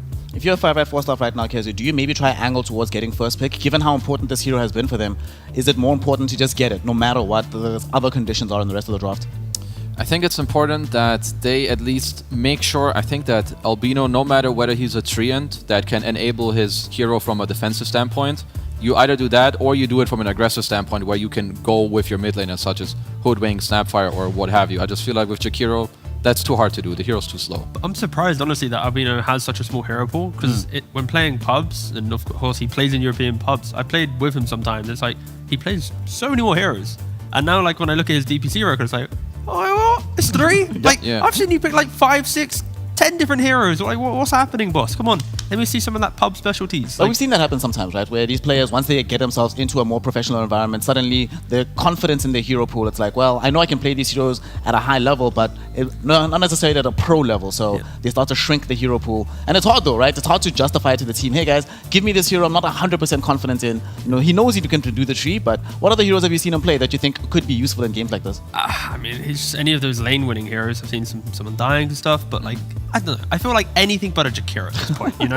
I think I've seen him play some Clockwork. Again, this was before Christmas, so my memory isn't too good right now, all right? You put me on the spot a little bit, but I've seen him do so many more things, at least in the pubs. So I think I hold him in like a higher standard. Because again, he's quite a nice, chill guy. Like when you play with other support players, and he like sometimes he gives me 5, I give him 5 sometimes. It's a very nice, wholesome experience that we have together. But I want to see more from you, Albino. Come on. Another person I want to see more from is Speed as well in the off lane, because in that game, yes, he was playing the axe and the laning phase was okay, but afterwards the impact in the game was certainly very, very low. And generally speaking, they've always tended to prioritize his heroes earlier on in the draft, and that's when they win. Well, they lose sometimes in that fashion too, but that's when they feel more comfortable. Is that another place where they should start looking towards prioritizing his hero pool early on?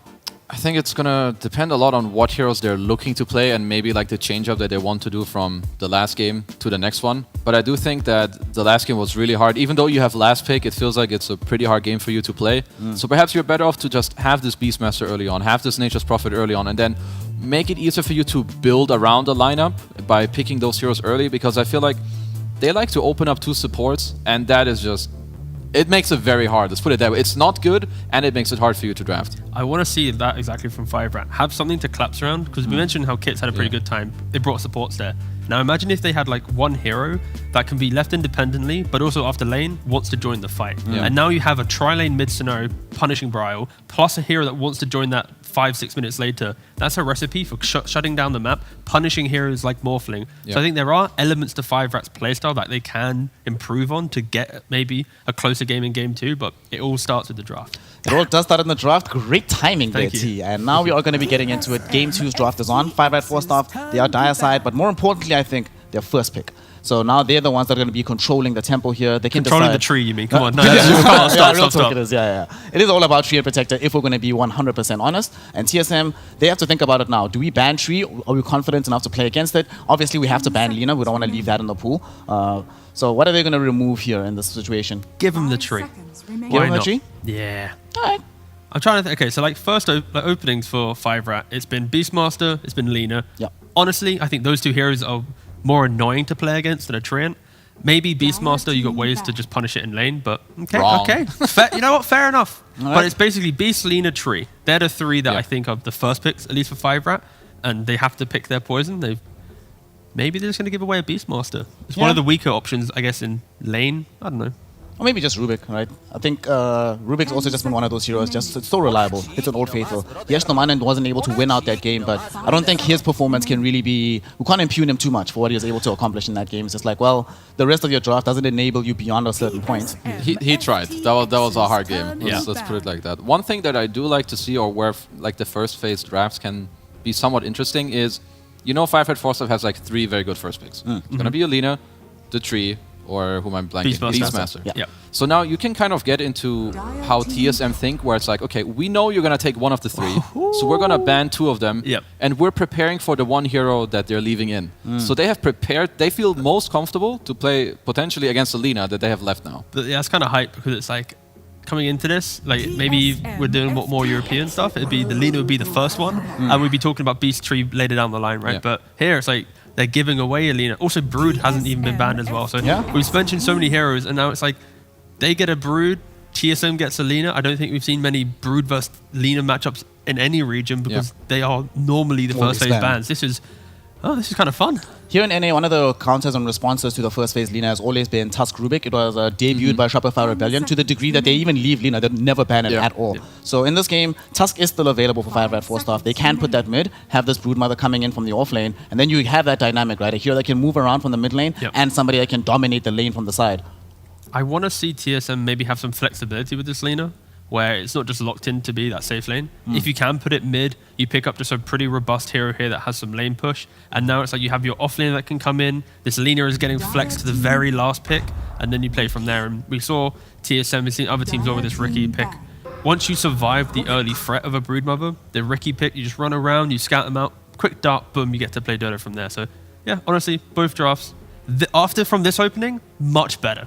Previous game, I think me and Kezi were looking at this Jakira Ruby like, what do we say? But now it's like, okay, we got some drafts on our hands, you know?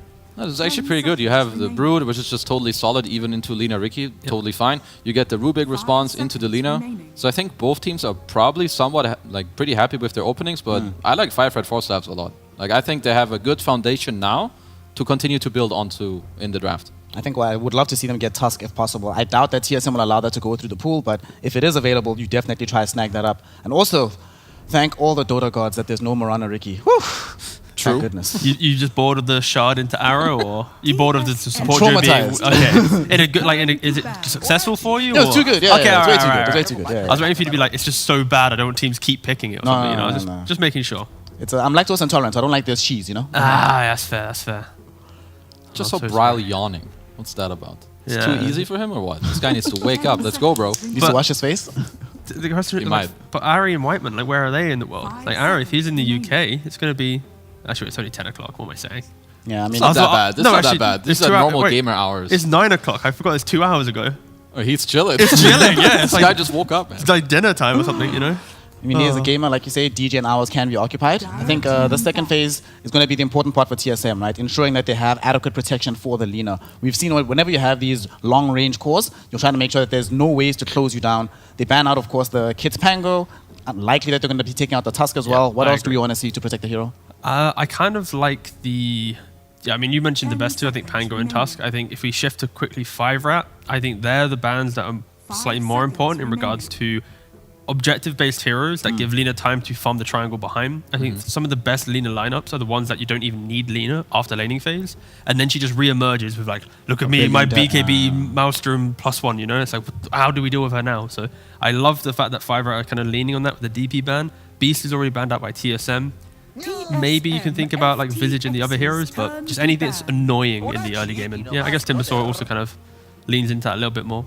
Look at me. I think maybe Look at me. I see. Tidehunter potentially, depending on what 5-rat want in the next phase, could be a potential ban for them. We've seen this lane in the European region too, Riki Tide, which was surprisingly stronger than I thought it was. Gush Blink Strike. You have the and Gush then- Blink Strike with like multiple right clicks. Riki actually has surprisingly high base damage nowadays. It protects very well from Brood. You can always play the area that she's playing in, so that's something to look out for. And I think for TSM, you want to be careful that you don't give 5-rat more heroes that can play with Brood's tempo and at the same time get on top of the Lina. We've seen Spectre banned out a lot against Lina. I think Bad Rider is also a very annoying hero. If that's something that 5-rat have in their hero pool, that is something TSM also need to be careful about. Look at me. So let's see. TSM, what do we need to remove here for themselves? Okay, there's going to be the Tusk on. yeah. Yep. So the best ways to try and get on top of this Lina have been removed. And you were talking about this offlane, right? Kasane, most of the heroes that he's played so far in the GPC are either gone or picked up by 5 at 4 staff. So there's nothing actually left that he's played so far. I think Marcy's the only option that he's played previously, but it's not the annoying heroes that we've seen him play. But yeah, it's going to be interesting. We might see a new Kasane hero for once, but for 5-Rat, I mean, there's still Tiny available, especially because they don't have second pick. They need to pick an open hero, and if they go Tiny and then maybe the carry here, because they already see the Lina matchup, their draft still should look pretty good. And banning out through. What's TSM's going to be? I feel, again, if you respect the aggression, Tiny's a key one. Because like you mentioned, Kez was mentioning heroes that you play with the Brood. Yeah. These are some of the best heroes Tiny that do is that. a very good ban, I think. Let's see. Take out the Tiny. Take out the Tiny. Nah, they're not. They're going to do... Nah, what am I saying? I kind of want them to ban a Tiny, so I'll be quiet. So if they do end up banning Tiny, the mid pool will be drastically reduced at that point, and they still have the flexibility option for TSM for this Lina. What other heroes do you feel comfortable with that both push the tempo, but also don't just get like completely rolled over in the mid lane by this Lina, if it is going to be flexed later on in the draft? That's the thing. It's hard because like 5-Rat have to pick 2 heroes before they even see what's happening with the Lina. So TSM exiting this phase, it will be some Whitemon hero. I mean, what's left? I mean, Whitemon's going to pick like Crystal Maiden. See, I was just about to say some CM or something, some CM. You could probably not do Phoenix, but you just do some generic 5 that you don't really care about. You pick it. Now 5-Rat are like, oh, now what do we pick? What's happening with Lina? Suddenly, 5 heroes are picked. Lina's now put in her lane.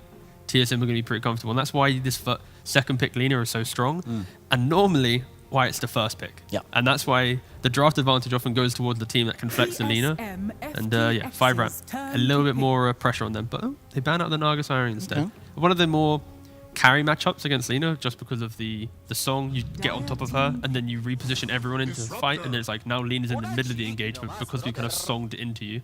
And yeah, there's the generic 5 pick that we were generic 5 pick. I kind of would have preferred the Crystal Maiden because it would have also curtailed the potential of them going Ember Spirit on the side of 5 at 4 staff. We've seen that hero really have a hard time playing into the roots of the CM, but now it is still available. And Disruptor, not a hero that we see all that often. How's it been going in Europe? Has it been emerging quite a lot? It's pretty potent. As long as you can like play with your team and you have tempo. I get like Ricky with Disruptor can make quite a lot of sense. You can start maybe like some scrappy fight with the Ricky. You get some more kills with the Disruptor. It does lane pretty okay, at least early on against Brood, and it allows you to catch him later. So maybe they value that a bit more over the like CM's laning and the mana. So I think it's a totally fine pick. It's basically the pick for TSM where once they break into the game and they're chasing down 5-Rat, it's going to be so hard for them to want to position correctly because you're scouted out by a Reiki, you're getting glimpsed by a Disruptor, and then the vision indirectly goes towards TSM. And there's the Tiny pick for 5-Rat. Yep. Tiny coming on for 5 at 4 staff. This is also the first Disruptor pick that we've seen at all in North America. It hasn't been picked or banned whatsoever. So having a nice day of first. Hopefully it's also a first day of upsets. Well, not if you're a TSM fan. You're probably hoping you're looking pretty biased here. Are you a 5-Rat fan here or what? I want an upset. Okay. I want upsets. Right, sure, We're probably not going to get it in the next series, right? Shopify Rebellion a little bit too good. Even more biased. Damn, give them some hope. Yeah, a little ounce, Nah, we've finished all the supply of hopium in this panel, unfortunately. That's true, yes. TSM will be getting a Swift 2-0. You can mute. No, I'm joking. No, I'm sorry. But honestly, I actually like 5-Rat's lineup. This is the perfect type of lineup to deal with Alina. This is the pick where I want to see another hero that can go with Tiny. I don't want to see some Nojik hero on the spot. What do you want to see then? Phoenix is still in the pool. I want some team fight maybe. Is there potential? What do you want, boss? You want like an Ursa Bear or something? Something a bit more, or what do you want? I just want to see the 5 here, like CM, Hoodwink. What yeah, does the Albino 5, play? sure, Give me some follow-up damage with the Tiny. I want to see Rubik Tiny plus this hero run around and create chaos on the map. The only other hero that he's played has been the Silencer, but okay, another day of first. That's the first Vengeful Spirit that we've had. Does it... Look, it's faster. It doesn't tickle my fancy, but I can see some reasoning. Swap out a Static Storm. Bam, done. There we go. One GG. thing. Nice. No, but, all right, so we don't see much Venge at all. It's quite a weak laner. I think we're mentioning a lot. 5-Rat, they want to be the team that breaks out of lane with aggression. Venge often concedes the lane and plays more for the gotcha in the mid-game fights. And there will be multiple scenarios where this can work out. Ricky jumps a hero with Smokescreen, you swap that target, you're saving them. Static Storm, you're saving them. You can also reposition Venge throughout the entire game with the swap as well. So there are some good merits behind this. You need to make sure you're actually picking a carry now that can cover the fact that Venge is pretty useless in lane. Yeah, I mean, on the bright side though, last game we saw TSM have really good success with repositioning with multiple of their heroes, whether it be via 4-stars or the Snapfire Cookie, Ogre Seal Totems and the like. Now you have 2 heroes on the side of 5 at 4-star on your supports, both of them can reposition, and your mid laner has some additional repositioning as well. So it's something, right? It makes it that TSM can't just dominate the fights in terms of where we're standing every single time anymore. We're going to go for a butt. I'm going to take that butt from this. I'm going to look towards Kezu. Do you want to take the butt? For Venge? Yeah, I mean, the thing that happened after the Venge pick. Yeah, I There mean... we go. You can take it away. Okay. Kunka. I'll chime in after. Yeah, Kunka. And like, everything we just described is super nice in skirmishing fights. And who's the best hero at skirmishing fights in the early mid game? It is like Kunka. It's Pangler, it's Kunka. The heroes that just say, this is my territory. If you're in here, you're going to get X-boated, you're going to get destroyed, and you're going to have to leave. And also, if you don't have good clean damage, the run buff will be able to mitigate that. And for 5-Rat, their damage is the Avatos combo, a Fade Bolt, and then please can you somehow kill yourself because we can't do it for you. Can you deny? Bloodstone doesn't do that. So yeah, it's a little bit difficult now because Kunka kind of bridges that gap now in regards to the damage. Kunka is a very good response to their draft for so many different reasons. He's tanky, he is catch, he can help his team. You have the bolt for your team as well. And I'm always like, there's a couple heroes where you need to be very careful when you pick them, especially when you do it quote unquote blind. You don't see the enemy offlaner yet. So you have to you're picking your support and your carry into a matchup where you don't see it yet. And Venge is a notorious weak laner. Yeah. So you're leaving yourself very open to be abused by a potential last pick from TSM, which is going to be Kasane, and this guy is good. TSM know what they're going to want. I like the Visage ban.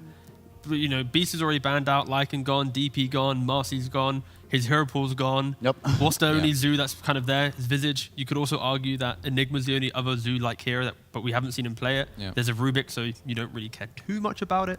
But no, I think TSM, they're going to be very happy right now. We are going to see a brand new Kasane hero, at least, in regards to DPC. I mean, one thing that's interesting about this is that TSM, even still this deep into the draft, there's still potential to flex their 1 and their 2, right? Lina and Kunka. We've seen Kunka in other regions, especially in China, playing in the safe lane. Yep. We have seen Lina middle. So they have many, many ways to go about this. That Ursa ban, I think, Love is it. phenomenal. Yeah, Yeah, it's a love the fantastic ban on that hero. Yeah, we were mentioning it earlier. It's one of those aggressive heroes that jumps in. The other jumping carries, like the Slark and stuff, you don't really want to pick too much, especially into the Ricky, the Static Storm of the Disruptor, the damage mitigation of Kunka. So We've been seeing CK a lot. And Sven, we've seen a couple of Svens being played in the safe lane.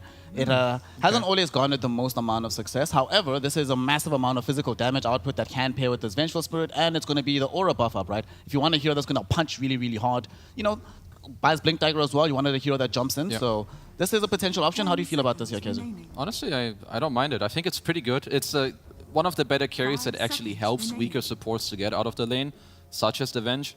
I do still think that TSM have quite a couple of good last picks here available. Maybe I'm a bit biased, but I still like the Tidehunter. I think he will get through the lane very well. Yep. Is there something you see that's decent? I feel like they can't really go very wrong, but there's definitely a couple picks that are better. I mean, I feel like Tide's the pick, which is like, okay, there goes I don't mind Centaur. this one. So the Tides, the Centaurs, these heroes, the archetype is we won't lose lane, we will exist. And if you ever leave to go jungle, we'll passively take your tower.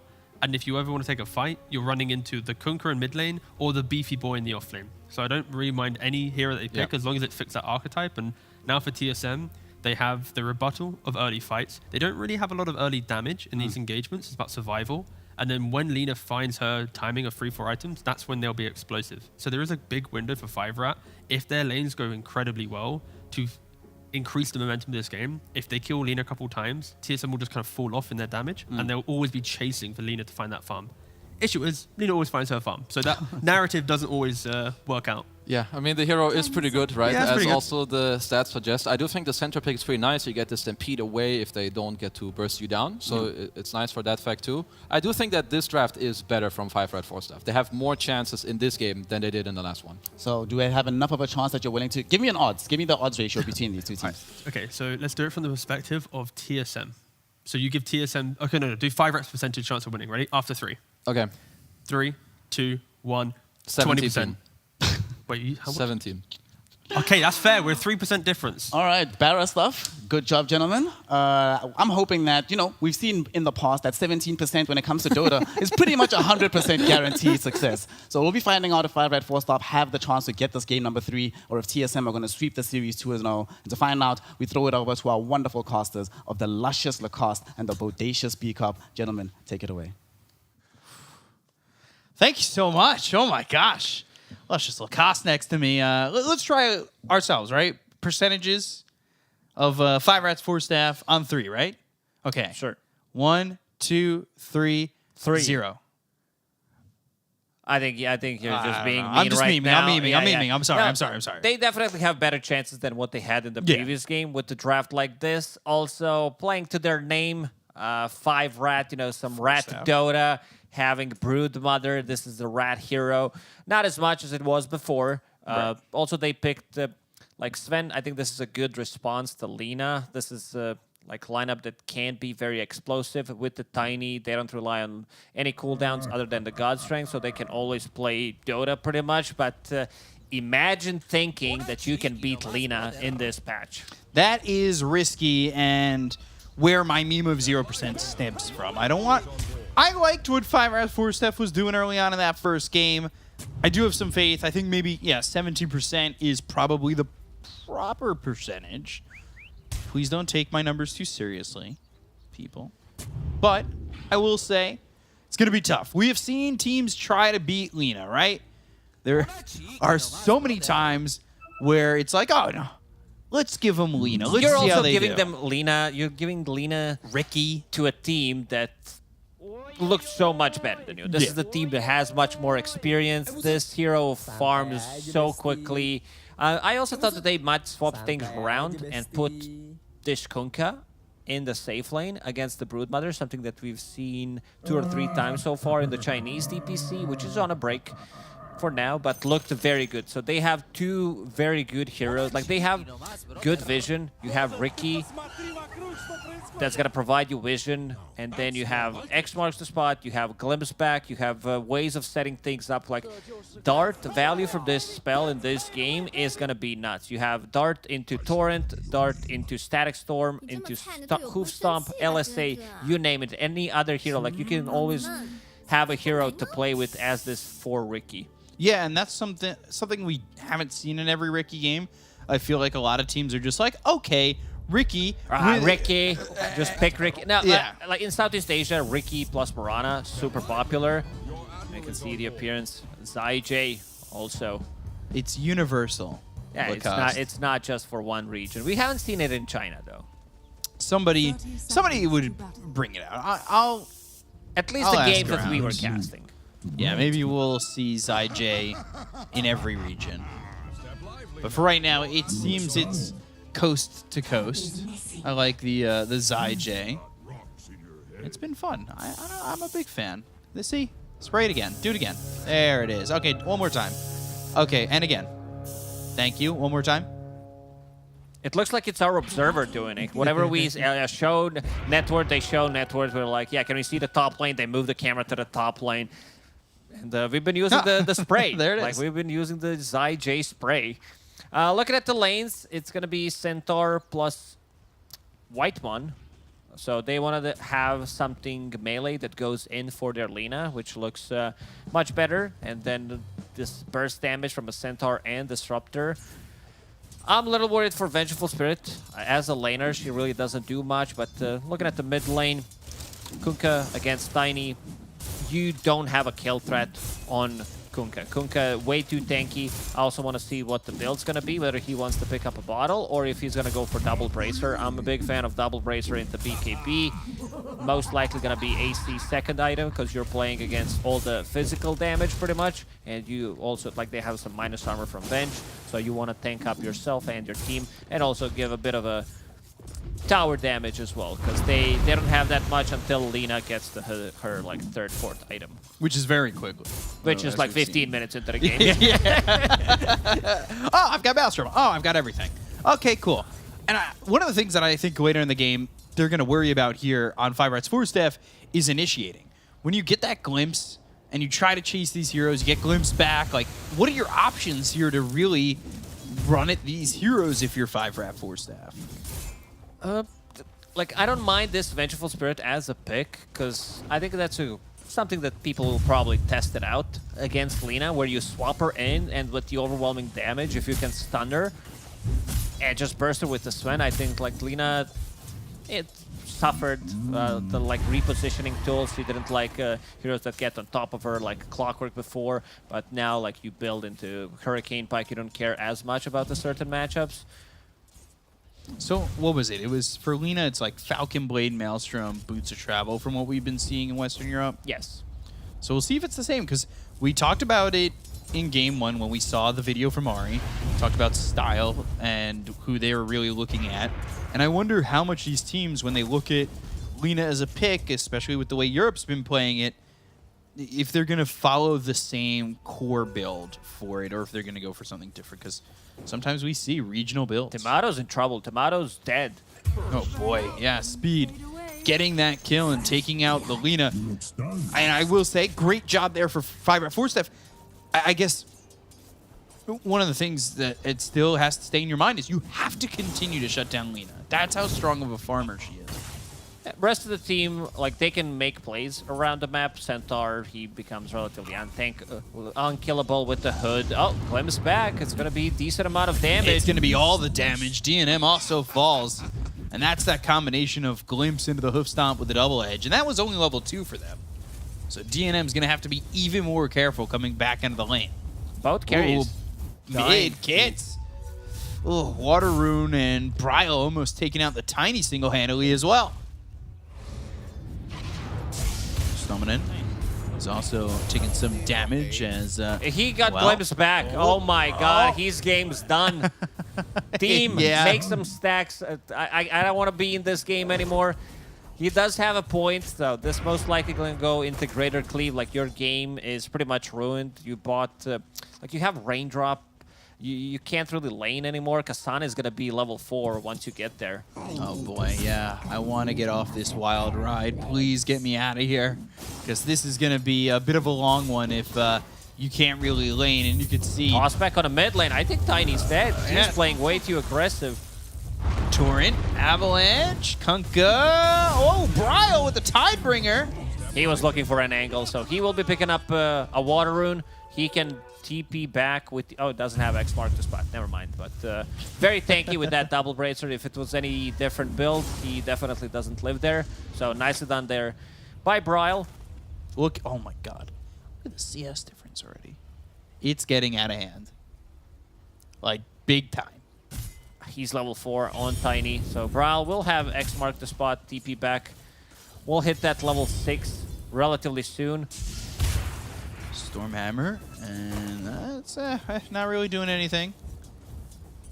Oh boy, Kasane. So Whitemon, he's here level 2. He's about to hit that level 3. I wonder what he'll grab if he wants to go to the 1-1-1, or maybe even have that longer range on the Glimpse and go 1-2. Bottom lane, though, smoke screen down, Tomato on the run. Stoma as the telekinesis throws him onto Ari. But they just don't quite have the damage to get the kill here onto Tomato.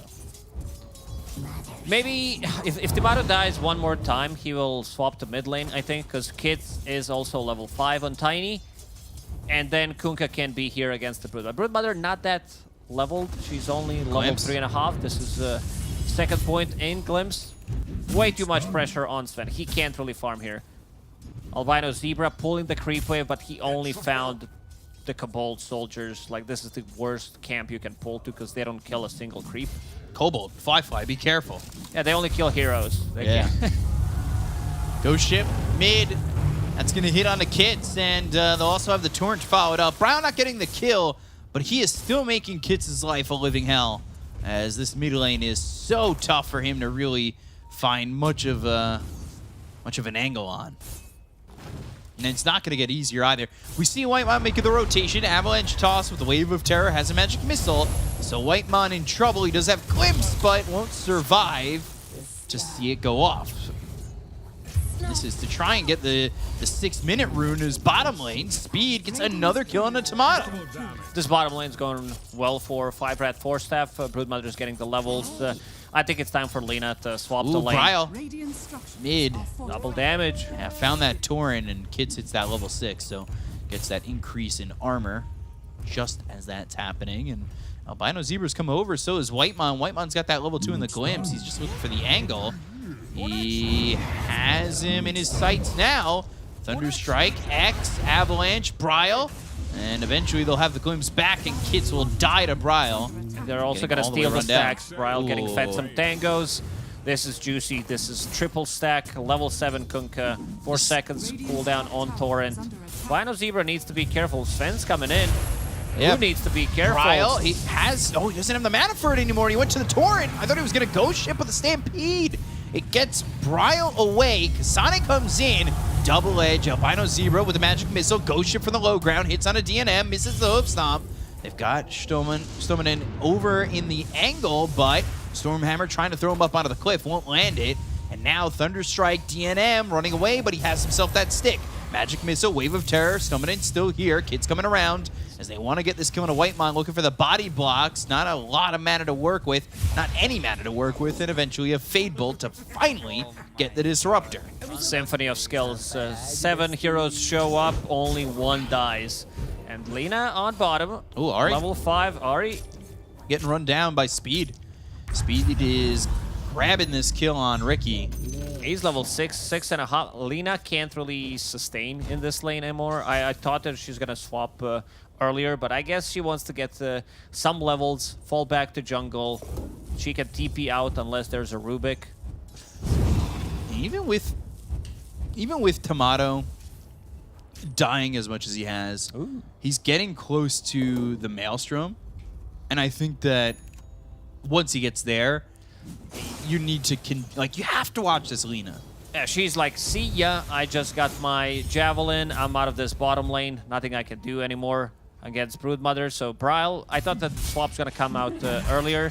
He's gonna be the one dealing with the Broodmother. Going into Armlet next, not the build we see. Usually we see mid Kunkas going for a straight up BKB, but safe lane Kunkas, they do tend to go for Armlet. Oh, this is big. If he can find the spiders. That doesn't find him, actually. Speed's doing a good job, but he has By the the webs way, here in the jungle. Rubik has more farm than your Sven, so this is going to be a huge issue. Are there any stacks? I don't see any stacks. Like, they took the stacks near the outpost, nothing in the triangle. That's a problem. Kasane has Stampede, but they've got the Glimpse top lane, and they'll throw up the kinetic field. And there's a hoof stomp, double edge, and Stomanen is going to die. So Kasane gets that kill, takes out the Rubik. And there's nobody stopping that. It's Tiny now down towards bottom. They've got the magic missile. They'll toss him up into the air. Bryle can't survive. 3 heroes here for the side of 5-Rats 4-Staff, dominating for Speed. is under attack. Kunkas, they're alone. They definitely need another hero to be there, but Ricky doesn't provide you with much. He's a 15-minute hero. He's saving up that gold to get the shard. Then things gonna get much easier. White one on this disruptor. Can he get the glimpse back? Doesn't even need to. He'll stop the TP instead. Rubik he saved up 1,200 gold. Radiant Hear what are he's looking to scanning. get. I'm down for some 4-staff. Buy that. Fluffy hat. Get more tanky. 5-Rat. Will we see a 4-staff? Previous game, we didn't see any. Sven's getting some farm in the triangle, but not as much as he would like. So this is going to be looking like Guardian Greaves being built here for Speed. And we've talked about it a lot in Western Europe and China. It's in every single game. Yeah. It just seems to be the standard, and is that really the item you want to see from Speed if he's sitting top of the net worth right now with Sven so behind? I don't think you can go for a different item. I saw Broodmother going for Aghanim Scepter, like 13, 14-minute Aghanims. It was like one of the faster ones, but still didn't do as much. Mid lane is getting pinged out. Disruptor is level 6. So is Ari on Ricky Maru. We can call him Ricky Mari Radiant's bottom tower is under attack. for Yes. this game. Yes, we can. I'd love to see the inner workings of your brain. It is an enigma. It's really simple. It's about puns, memes, food, get some rest, Fine Dota. dining and breathing. Stealing the kinetic field, and now Ghost Ship up and hitting Stoneman. But they've got Albino Zebra. They also have DNM. They don't want to walk into the Static Storm, so eventually that will do the damage to kill off this Rubik. And with Kit's showing himself, no glimpse available, he's able to freely walk around here. Good luck running away from this TSM's lineup. Glimpse, X marks the spot, Sweeping Dart eventually. Stampede on a Centaur to close the gap. Yeah. Speaking of X marks the spot, well, it's going to be used on Kit. Smoke screen, kinetic field, the damage coming in. Albino Zebra might need to swap, and that's what he does. But hey, you swap, you get glimpsed, and now the Venge is here too. Bryle, though, surrounded by 4 heroes. He'll die, so does Ari. It's a good retaliation engagement from 5 Rats 4 staff, but they still do lose that Tiny, and now Tomato, he's got the Maelstrom. This is a jumping off point. You need to find him. You need to shut him down. Rest of the 5 Rat 4 staff, they are getting the farm. Speed, very active. Glimpse back. X marks the spot. The combo. You get the damage, you get pulled back. Oh, miss. All right, DNM getting the tower. Sven with double damage, he is recovering. It's not a full recovery by any means, but he is getting levels, he is getting the farm. Yeah, Speed does have full Guardian Greaves. These are, yeah, quick Greaves just about. 200 gold away, and it will it be the sustain, I don't know. But Albino Zebra will fall to Ari. That Ricky Mari, I'll steal your joke for a second. Working out right now, giving them that vision. They've got the X, they'll pull him back into the Ghost Ship again. This is a Rubik who cannot escape the Ghost Ship. He's been hit by it like the last 30 times it's been thrown. It's pretty nuts, man. X marks the spot and the Disruptor. It's a good way to counter it. Pay attention, chat, in pubs if you're playing against, you know, Kunkka. Or if you're playing against Disruptor, you can pick Kunkka and X mark your teammates. It's super efficient. You're still going to lose the game. They found Speed. Man. This is a big one. This will be a lot of gold. 5-0-1 if they can get this kill, but they don't have the damage at the moment. They slow him down, the glimpse back into the hands of Tomato, and that's exactly who you want to give it to. They've got the Laguna Blade. They'll get the kill on a Speed. They'll look for the rest of the Hoof Stomp. It lands on a Kids, but 3 heroes are here, and now maybe Kasane's in too far. But he's quite tanky and not taking a lot of damage as Ari jumps in with the Blink Strike. Swap, LSA, hits on Albino Zebra. They get the kill there, and now they've got the Glimpse. So right on top of where the Venge died, Tiny crumbles. Swaps don't matter. The Glimpse timing works.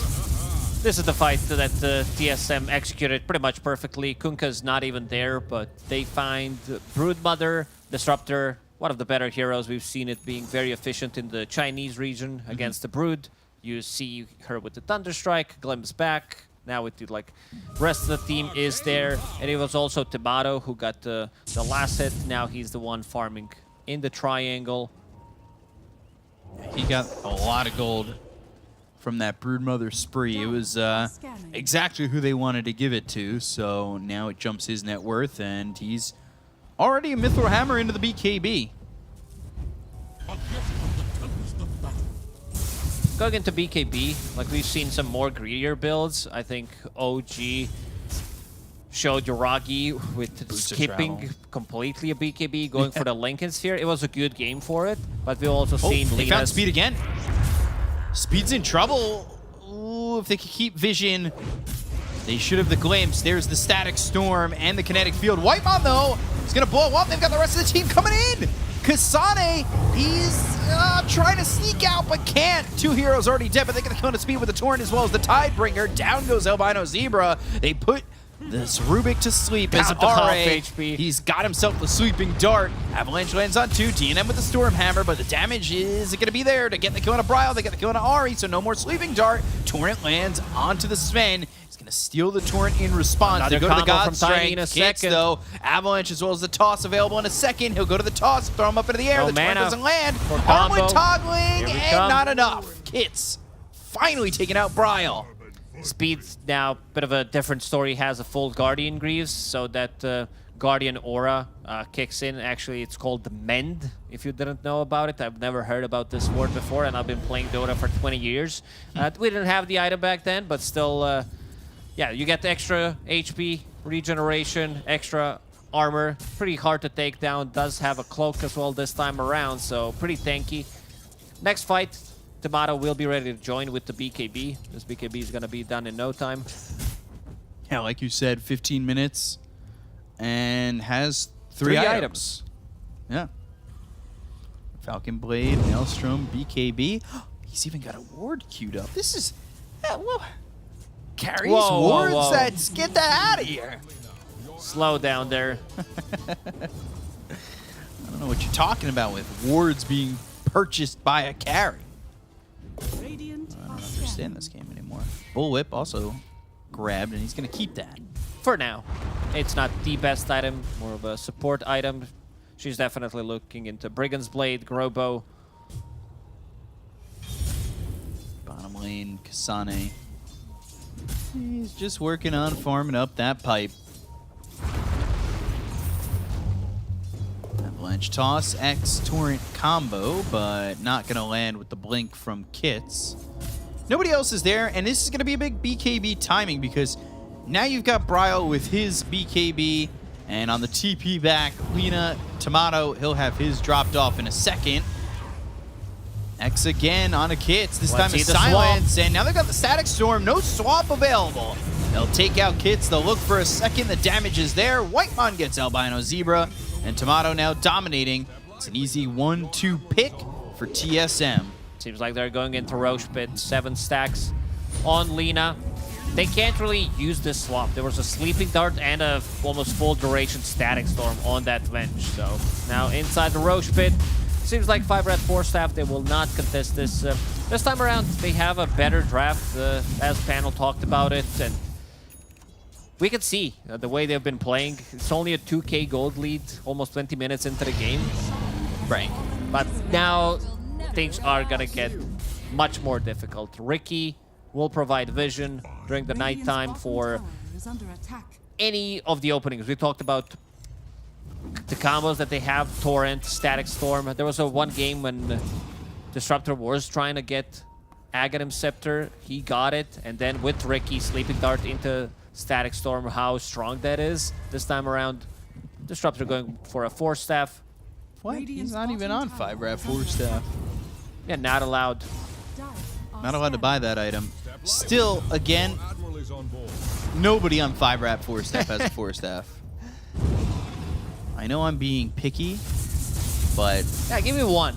yeah, just give me one Dire's top tower is under out of the attack. 10 times you've had the opportunity to go for one. Rogue Knight claims And another. with this Aegis, they're gonna Dire's smoke. are fortified. You deserved it. Let's see, where is Ari? It's over mid, and who is he gonna find? Stomach. Sleeping Dart. Have some sweet dreams before you get silenced. Dire's Tricks of the trade, LSA, and Guardian Greaves. BKB from Tomato very early. They drop down the kinetic field, but Whitemon getting chased by these Spiderlings.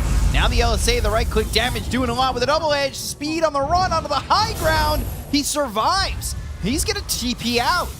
They don't get the kill there. They'll take out Albino Zebra. And they'll look for another one. Kits, he'll be that other one.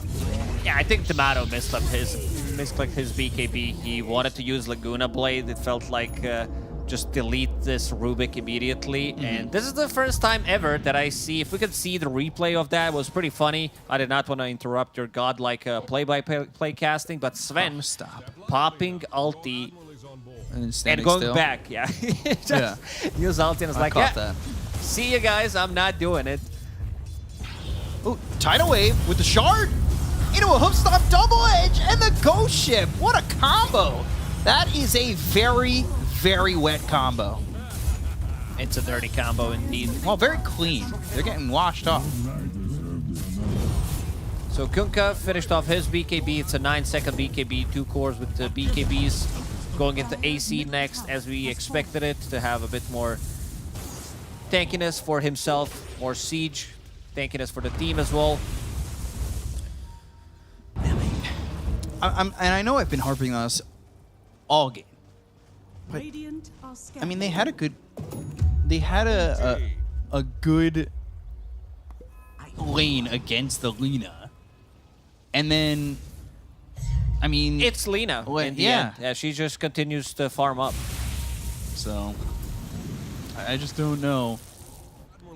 So I just don't know what we're gonna see, but this game feels very one-sided. I feel like similar to the odds we saw earlier. BKB pop by Bryles. There's a swap, and LSA not gonna land, not gonna be needed. They'll still get the kill on a Albino Zebra. They go to the back lines with Kazane, and the hoof stomp. The damage coming in from Tomato to get another one.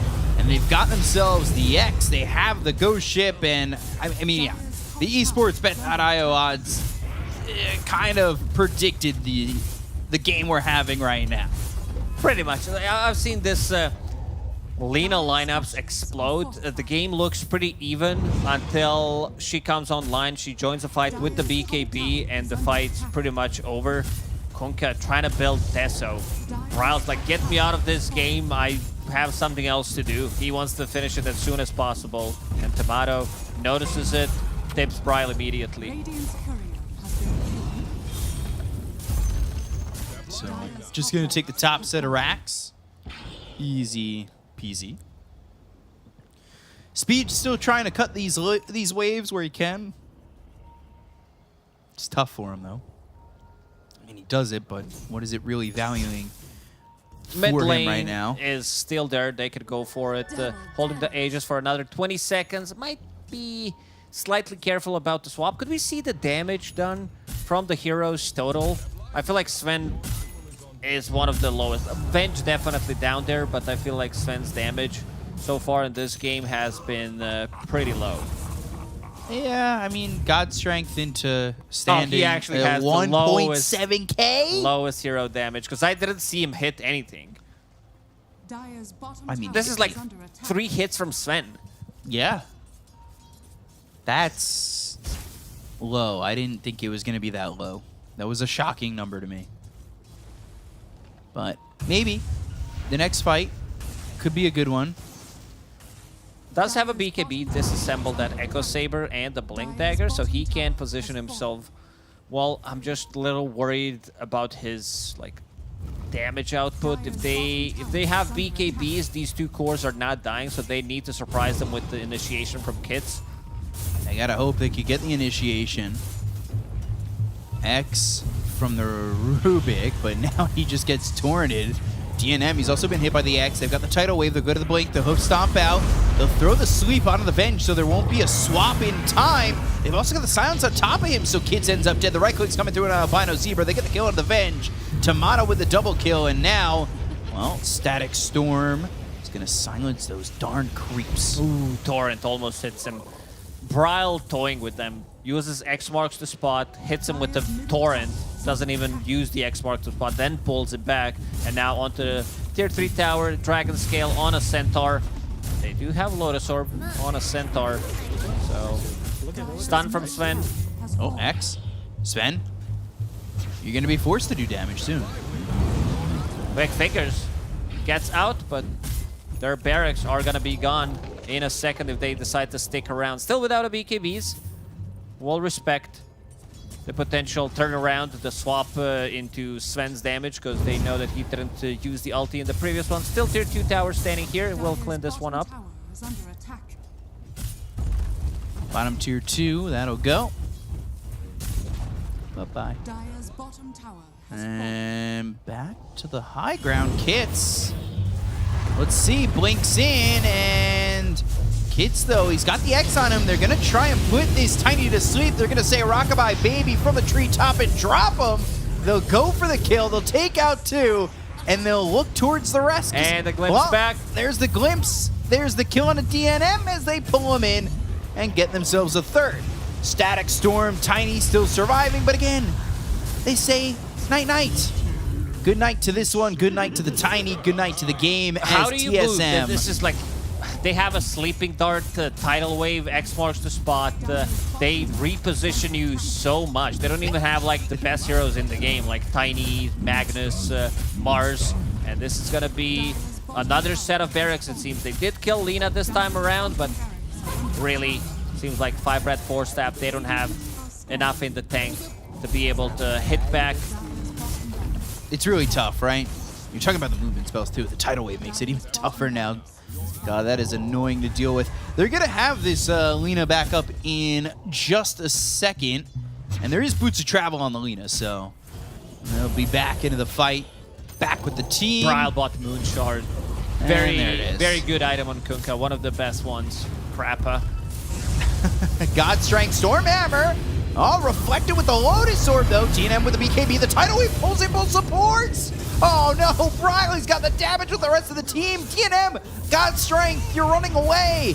They've got the Tiny stunned up. Lockdown killed off. Down goes Kits. And, well, it's looking like Speed will lose the tires that he treads on and will fall as well at DNM. Well, we can only just watch as the GG gets called, and it's a 2-0 for TSM.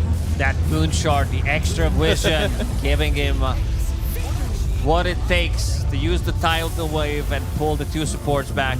Difficult game, difficult series for 5 Rat 4 Staff. As expected, TSM, they seem to be on a different level.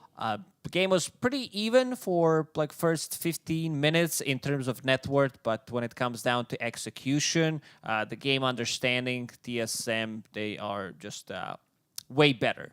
Yeah, it felt like everything went their way. They couldn't shut down the Lina. When you give Lina to the opposing team, you're asking for trouble, and TSM, they get themselves a 2-0, and they take it over 5 Rats 4 Staff. To break it down even further, we've got the panel. Take it away. Thank you very much, gentlemen. Indeed, a 2-0 sweep here in favor of TSM. And unfortunately, yet again here in the North American region, another lopsided matchup because, as mentioned, very much they're on a different level, clearly operating in a different tier than 5 Rat 4 Staff. And this is in several ways, not just in the draft, but there were some item executions and just decisions made in the game here, Kezu, that very clearly, if it was TSM on the other side, they certainly would not have made. Yeah, I mean, so first of all, TSM played very well, but when you look at when I see my carry, in this case it's the Sven. First of all, he had a rough laning stage. Yeah, you know that can happen. But then you need to build proper items. When I see my Sven, who's only hitting neutrals, having to go back to base at minute 8 because he doesn't want to buy a Mask of Death or Mask of Madness, like, that's already not good. I feel like the only way you will come back in this game is if you build the proper items that allow you to farm, give you the farm speed to not go back to base. So I feel like it already, with the laning stage, and then you do that on top, you have no way back in this game. Yeah, and this was the scenario where in the previous game, 5 Rats, even though they lost, they were able to bring support mid and help cushion the Kits vs Brile matchup. But in this game, they're helping the Brood punish this lane. They're trying to recover the Sven lane, which was an absolute disaster. And now you don't have this supporting cast, giving Kits a bit more breathing room in the Brile vs mid matchup. And now this Kunkka dominates mid lane. Yeah. So your Broodmother, top net worth, looking pretty good, but you have no mid lane. You have no Tiny to make plays. Your Sven, like Kezu mentioned, doesn't have items to find any farm. So now you're basically playing backwards on 2 cores, forwards on 1, and it's just fully disjointed. And on the flip side for TSM, they're the clean team, right? You know, you got Tomato farming up the triangle. Sure, they're throwing away some kills here and there, but it's because they already know there's that insurance policy, that Lina finding the key farm to get to that point. So a very clean game from TSM. Also love the synergy between Disruptor and Centaur. There's a lot of moments where some glimpse into Stomp, some of the smaller cute plays that you don't often see from other teams and combos. But yeah, a very nice game from TSM. Punished 5 Rats perfectly in 2 of the key lanes and didn't really care about the Brood. I mean, that was a Disruptor, the 84th game that he's been playing for Whitemon on this hero, 65% win rate now after this particular game. Clearly knows exactly what he's doing on this. And unfortunately, one of the things that we also did not get to see from the side of 5 Rat 4 Staff, we never actually got to see any one fight where it felt like the Sven was a viable threat in the game, right? Despite actually having this Vengeful Spirit nearby, it didn't really feel like that hero accomplished all that much. Now I'm restarting to worry about this hero pool for Albino Zebra because TSM might have demonstrated the rubric, the key to be able to dismantle 5 Red 4 Staff. Just focus on Treant Protector and suddenly the entire team doesn't feel like they can do anything. Yeah, I mean, like, everything else around him just crumbles too. Like, I feel like maybe he can play... Maybe he would have been able to play 100 different heroes. I think the same thing would probably happen. I think TSM just showcased, even with their laning, they're enabling their centaur by putting the Disruptor there, which then allows Tomato to come back into the game, even if he has a bad game. I mean, they're just showcasing why they're the better team. Yeah, and unfortunately for them, on the side of 5 Red 4 Staff, this will be yet another loss here in the DPC, so... any hope of qualifying for the major is certainly removed at this point, especially if you're unable to upset a team like TSM. And obviously the Whitemon MVP on this Disruptor played really, really well. Very solid and clean performance. And in some ways, actually, Kizu mentioned it earlier, right? If he wasn't in this game, or specifically on this hero, Sven might have actually had a different game. But the fact that he was just kept glimpsing him back, harassing him the entire time, preventing Sven from having any kind of purchase in this game. Yeah, I just think Whitemon just looked extremely comfortable. You know, going for the 4 kills, 20 assists, looking just really clean.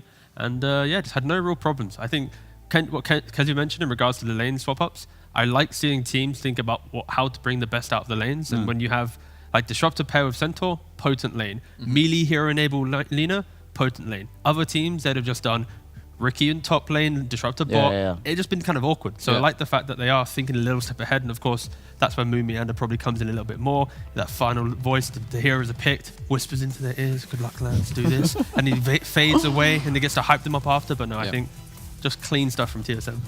One of the things that I also did notice about what TSM and Shopify Rebellion have been doing versus all the other squads is they prioritize 4 staffs to the exclusion of almost anything else on their support heroes, right? And in this game, we saw from Stomanen, both games, Kezu, instead of buying 4-star shard, which we've seen from the more successful rubrics, he angled towards the Blink Dagger. Personally, I didn't feel like he was able to have that much impact with that particular item. What's your read on it when you see Blink Dagger first on a rubric rather than the 4-star for repositioning? I mean, in most games, I just think it's not good to do that. You must, like, you need to have a very specific reason, because the shard and 4 staffs, I mean, there's a reason why all the top teams pick it up, right? You get to reposition, you get to drag out the fight, because a lot of the times, if your initiation isn't good, or the enemy team gets away from it, they'll turn on you. But this time around, like, maybe he thought there's something cool with the Blink. I didn't see it. I don't think it was good. So hopefully, in the future, I think he should switch it out. Well, switching it out to something that they did very successfully on the side of TSM with their lanes. Itemization, not really a swap-up. And of course, when it comes to hero performances, Whitemon, MVP because it's his most played hero. And speaking of Whitemon, we have him available for a quick interview. So good sir, congratulations on your victory. Welcome to NA, but I'm very curious. When you guys were doing your preparation for this particular game, did you specifically focus on Treant Protector to the exclusion of all else? Because it felt like your first phase was almost always focused around trees. Yeah, thank you. I think for the Treant Protector, I just play it because it's my hero, and I just play what Moon suggested. Yeah. How have you been finding the North American region when it comes to the pubs and stuff in terms of like improving as a team? Have you been playing a lot of the pubs here? Have you been scrimming other NA teams, or has it been similar to what we've heard from other squads that you're trying to practice more with the European teams instead? Yeah, we practice against like SA teams, Europe teams, CIS, something like that. For the pubs, I often play EU pubs a lot, yeah, than NA pubs. All right, congratulations on the win, mate. Where are you actually based right now? When we look at TSM, then you're not in the boot camp. So are you based in Europe, or are you based actually in NA? I expect you're not obviously playing from C, of course. Right now I live with Timado in his apartment, and I think we're not really boot camping for this tour. Yeah. Does that help you? You know, being in the the same house as your carry player. If you're not able to do a full boot camp, having like a little mini boot camp with your laning partner over dinner and breakfast, you can be like, yo, you missed that CS, and it's like, oh, you didn't pull that camp. Is it helping you or? Yeah, it's helping me. Yeah, for sure. We can talk about the landing or stuff. Yeah. Nice. And is there any support here right now that you've tried to play in TSM, but Moon Meander's just gone, no, Whitemon, you're not allowed to play that fight? Like, is there a hero that you've just been told no? I think I don't really suggest so much in this team, so I just play whatever Moon suggests me to play. Yeah. That's fair. That's wholesome. Thank you. Hi everyone, congrats on the win. I have 2 questions for you for now. So you used to play mainly in the SCA region. Can you tell me how different it is for you to play in a Western team now? I think the difference in C teams, you're gonna see like a lot of late game, and in this region maybe it's kinda fast the game, and I think what's the difference also it's actually I don't really know the yeah. Okay, that's fine. I have one more question for you. So in this game, you're playing Disruptor, you're owning, you're getting first blood top on this Ven. Now, he TP's back, and you glimpse him back to base. Did you know at that point that the game was over? Did you have a little smile? Yeah, for sure. Okay, good. That's all I got. I have one quick follow-up question. Of course, you've been able to beat Nouns, and you need to play Shopify Rebellion down the line. What's your expectations right now looking into Shopify Rebellion? Do you think any even matchup, you think you were able to beat them? Like, of course, normally it's TSM and Shopify the top 2. Like, what's your expectations going into that series? I think it's in about a week's time. I think it's gonna be a tough game maybe, but yeah, we still like learning and training. Yeah, maybe someday we can beat them. Yeah. I need a score, Whitemon. Okay. I need like a. Are you gonna beat them 2-1? Are you gonna beat them 2-0? I need you to give me a bold prediction right now. Come on, boss. Maybe it's gonna be 2-1.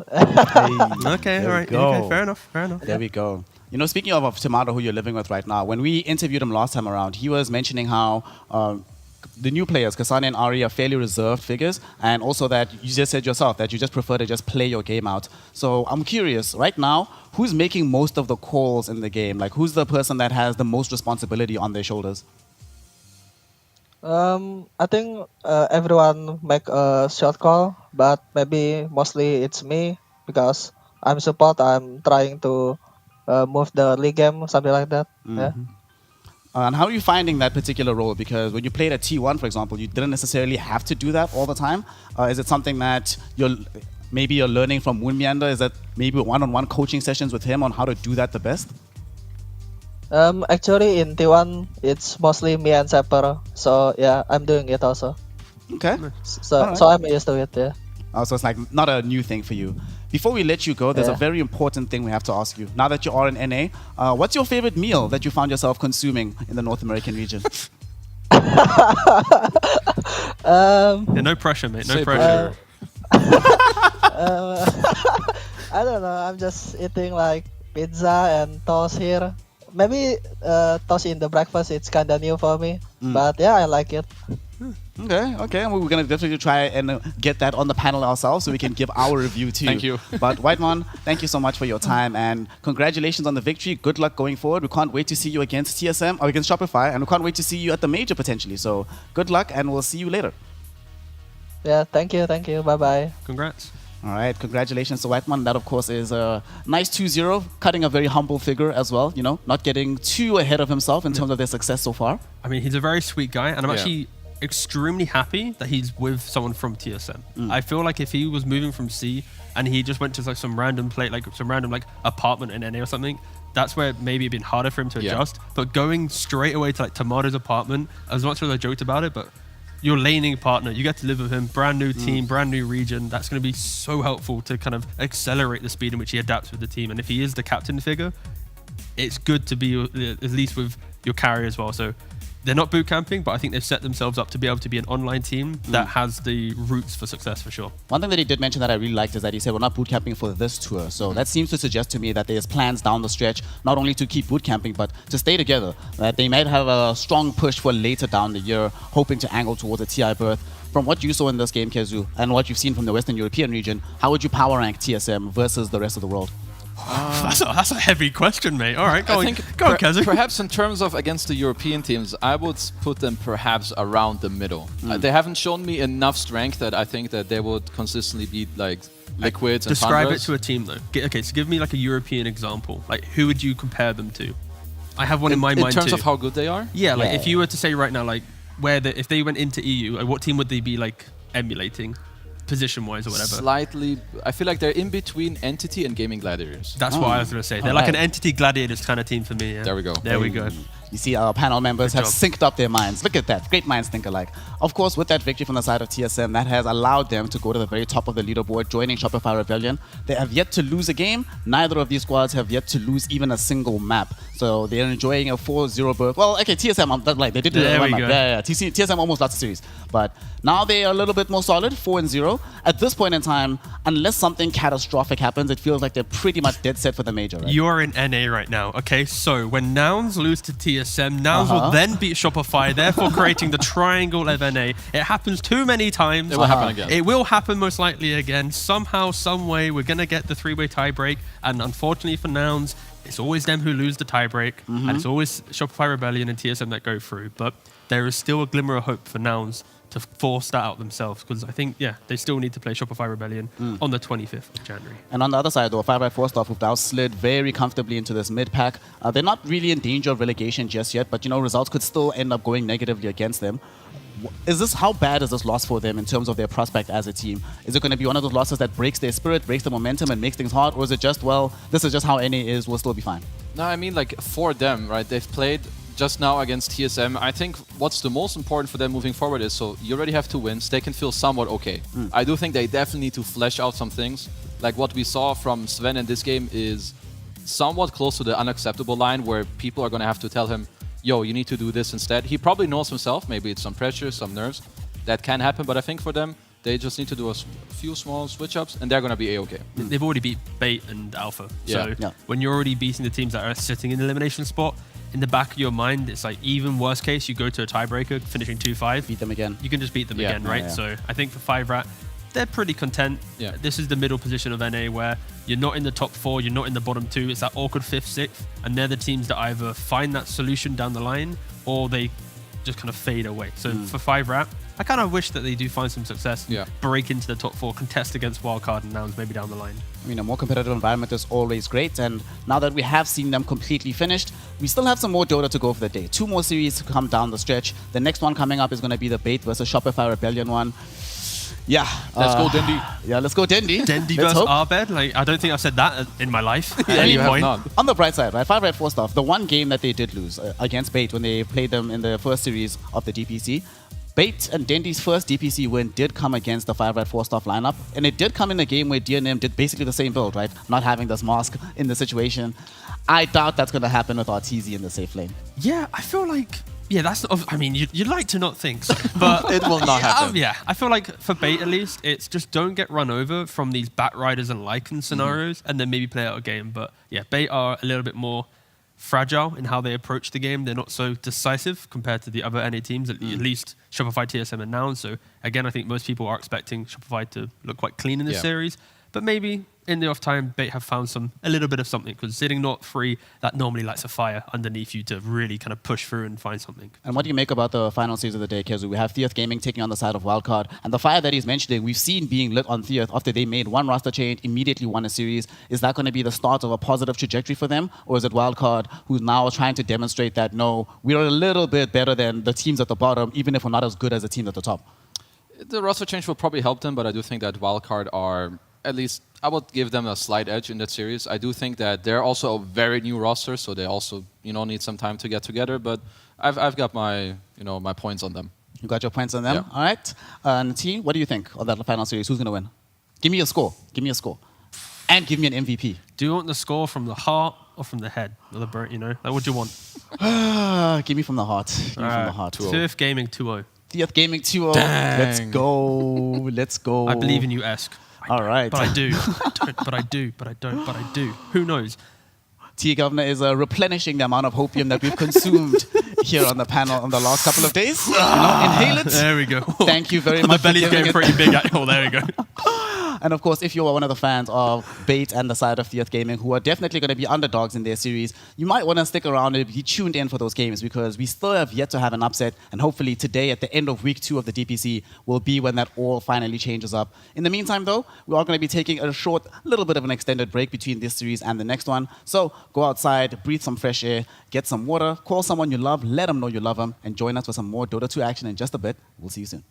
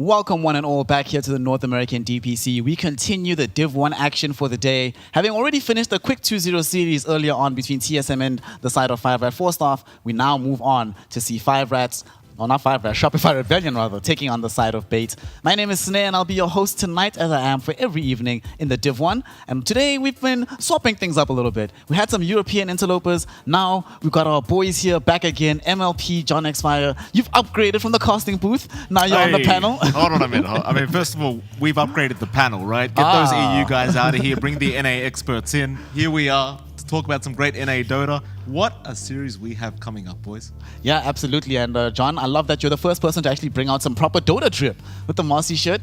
Are we going to see a Marcy? We've only seen it being played by TSM, right? So unfortunately, I think you're going to be the only Marcy on panel. But what are you expecting for this day? Because like MLP said, it's a rough series. It's a rough match. So talk to us. What do you want to see? Well, it takes two to play the game, right? So it's rough for one team. For the other team, not so much. I think Shopify Rebellion, they've been looking good. They're at the top of everyone's lists, right? We've seen them just take these smooth 2-0 so far. Unfortunately, coming out from Bait with their performances recently, I don't think that changes too much. I think we still have really strong expectations for Shopify Rebellion. I think for a lot of us, the question is, how long will this take?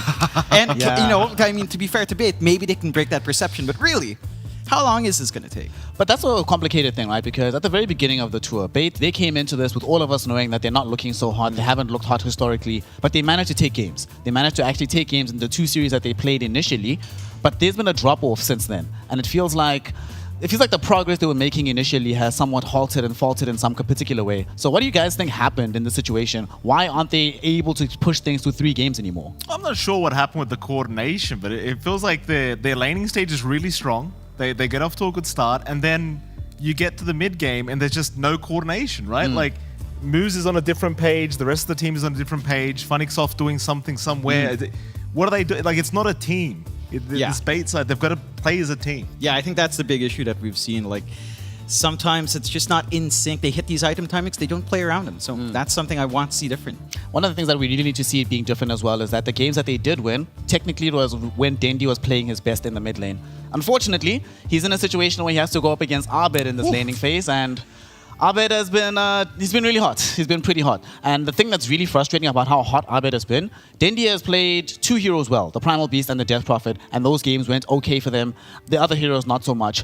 Abed has played the Tusk really, really well, played the Bat Rider really, really well, played Ember Spirit really, really well, played OD really, really well. So it's like, this is very difficult to try and imagine that Dendi will find the angle. So what do you want to see him play if he has any hope of matching what Abed has been able to put up? I'd like to see him play something active. Like the Primal Beast you mentioned, I like it. It gets active. It gets just roam the map, make sure every lane goes okay. It's against Abed as well, right? You don't want to sit in the lane for a while against Abed. It's probably not a good idea. And maybe make sure these supports rotate a lot. Because every game we watch, Abed's the guy to watch. Shut this guy down. It's too much. Yeah, and that feels like the focal point anytime any team plays against Shopify Rebellion. It's Abed's pacing. We've seen some games where it goes a little bit slower for him, you know, like yesterday can go off to a slower start, and that's where things can feel a bit rocky for Shopify Rebellion. But whether or not that coordination can kick in is a different question, because again, you have Moose, he's a spectacular 4. He's just kind of focusing on the lanes, and that just doesn't feel like it's going to be fully enough. You kind of need to watch that mid-match.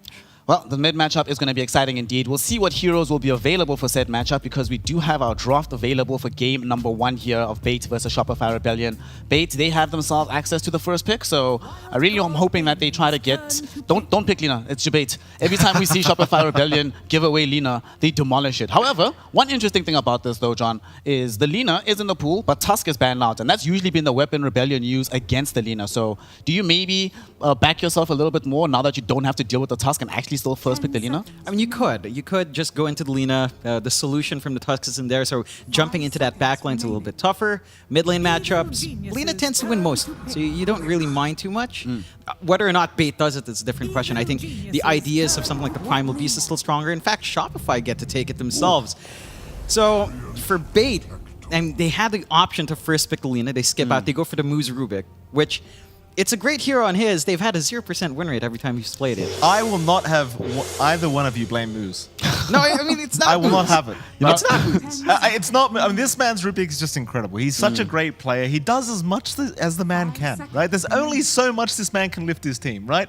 The rest of the team, I think, needs to kind of get up to the level. Yeah, I think that's what we've also seen, that the absolute limits of the hero have been generally played by Moose. I think, honestly, besides him, the only other Rubik player that we've seen really rise to that level is maybe like Crit Rubik, the one game that he was allowed to play it. And yeah, that tells you the level that Moose is playing, but the rest of the team must match him. Another thing that's very interesting about this matchup, or how this draft is unfolding, is first pick Lina in NA. Y'all have costed many of its losses. Second pick Luna, though, is undefeated. So thus far. So Shopify Rebellion already feeling pretty good about this. How do you deal with this now that you don't have access to the Tusk? Do you just go for the tiny Death Prophet? What options do we want to see here, gentlemen? Yeah, tiny Bat Rider. I mean, you can go a bit left field, go for Clockwork, something like that. But yeah, something to catch the Lina. It is pretty rough though. Lena's pretty busted right now. In the right hands, in the right matchups. I think if you have solutions for the back line, that's where things simplify. It's just surprising. Banning that Tusk just feels odd than giving the Lina. They do at least pick up this Zoo hero coming out, more than likely for Funnick in the offlane. We've seen a lot of success from the Lycan, but Funnick really loves his Zoo heroes. We see him play a lot of that Beastmaster, which Bait did ban out. It's just that in a few of these games, right, where Funnick's farming, he gets a BKB and then it's not his fault. To be fair, I'm not saying he's misplaying, but the timings just don't line up. Like, we see that BKB come out, he's farming, he's getting space away from Stonebank, from Dendi, and he gets jumped and no one around him is there. He's BKBing, and in one of the games you saw him just BKB TP twice. Like, those are massive charges, massive investments to just use to TP away. So I'm hoping that's not something we see here for Bait. Maybe something more aggressive coming out from him.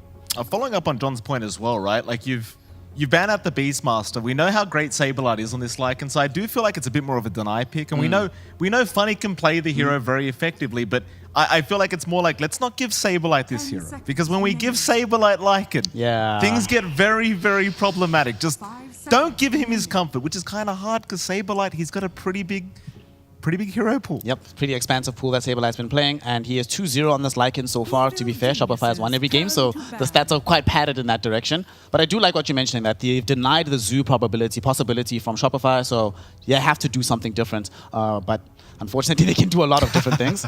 Also, one thing that you were mentioning, John, about Funnick in this particular kind of scenario, oftentimes he is the one soaking up farm, making things happen on his side of the map, but unable to really influence the game. Lycan is not that kind of hero. Lycan is a hero that will win the lane, which we all agree is Bait's best aspect in the game right now, and from winning the lane, actually makes the map smaller for the opponent and opens up space. So I'm hoping that they can play this to its maximum impact. What do we want to see from Shopify to deal with this, though? They already have the Treant Protector to help with the tower heals. Do we want some more wave clear available from them? I think you have enough with Lina on hand. I mean, it can go back and forth with Howl taking away a lot of your damage, and the Rubik around as well, which is where Bait's opening kind of makes sense. We have seen Alina deal with Lycan Rubik. It is an annoying lane because you just don't have right-click damage. It just disappears. You go for the Howl levels, and suddenly the Lina can't really use her range against you. But for Shopify, I don't feel like wave clear is too necessary. I was thinking something off lane. Now, like, you just need a little bit more hold. For like an Overgrowth's nice. It's a pretty damn long cooldown to commit for that.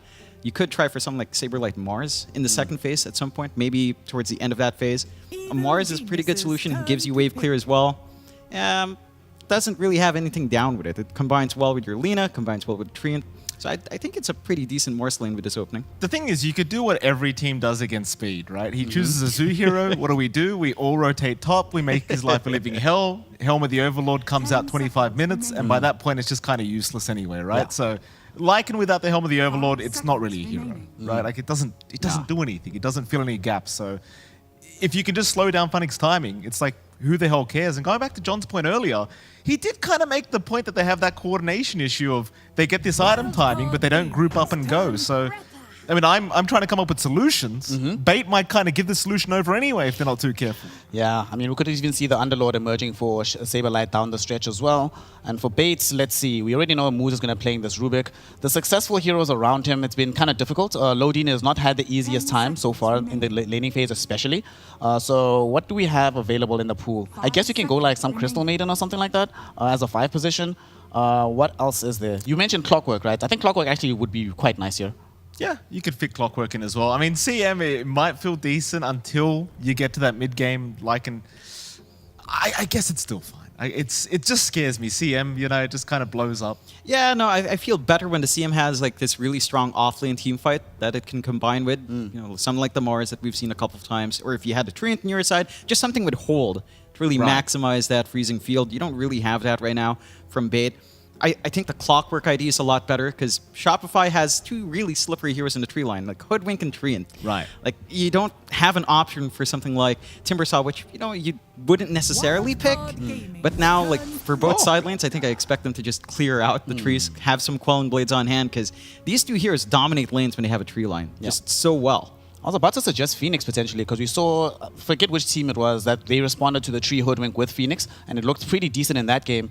Witch Doctor, though, I mean, Lodin, generally speaking, has always been one of these supports that plays the best when he's healing, right? Outputting a lot of heal per second. Witch Doctor can provide that for you, but we don't see this hero all that often. The last time I saw this hero, funnily enough, it was played in the off lane by Ace on the side of GG, but I don't know if that's going to be the ticket here in MLP. I don't like it. I don't like POS 5 Witch Doctor. I'm not going to say the word you guys are both thinking about, but I don't like this POS 5. I think it's just going to get blown up constantly by this laner. Hold up. Hold on a It's minute. POS 3. It's POS 3. Or it's mid, actually. This could be the mid Witch Doctor as well. This is definitely core there's Witch no Doctor. way.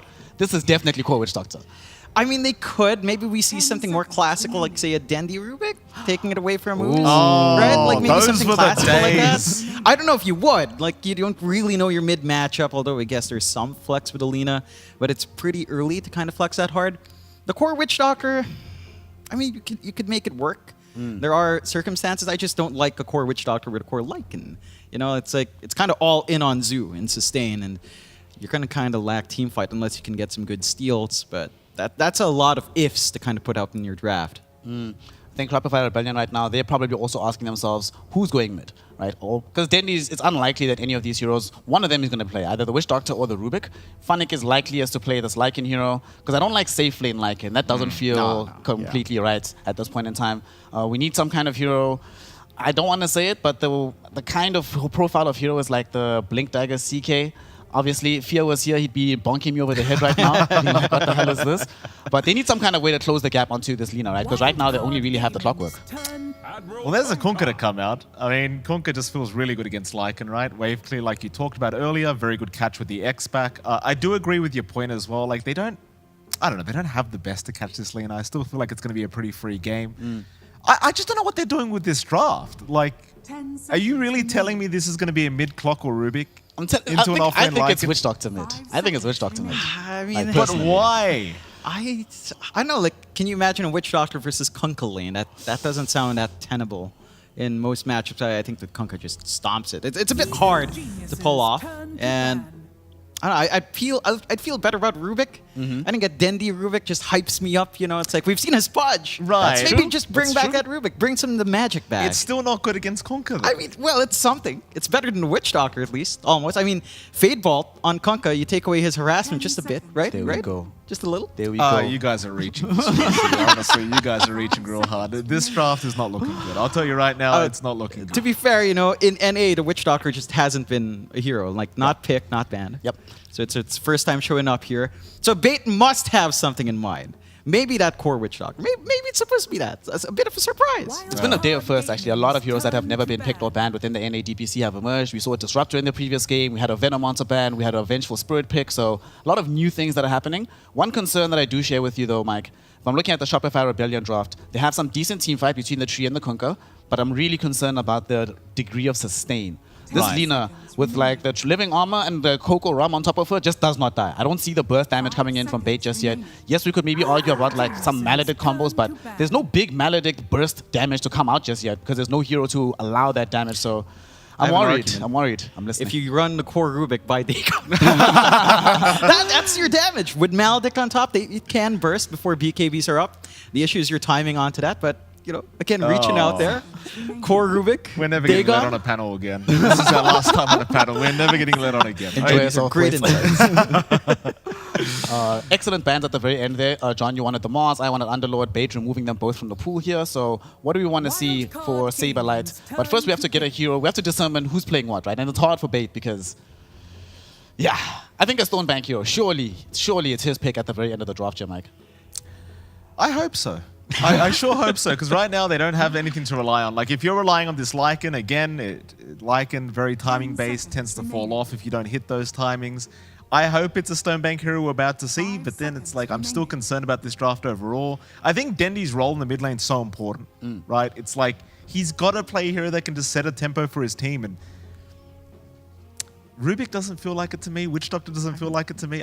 You know what? Let's let the draft finish. I'm going to hold my judgment. There's 15 seconds left. Let's see what the genius draft is here from Bait. I mean, I don't see any good pods once that still jumps that Lina, right? That reaches into the back line for you, that can just stand up. And the CK ID is there. They go with the life shield. So you got the Infest.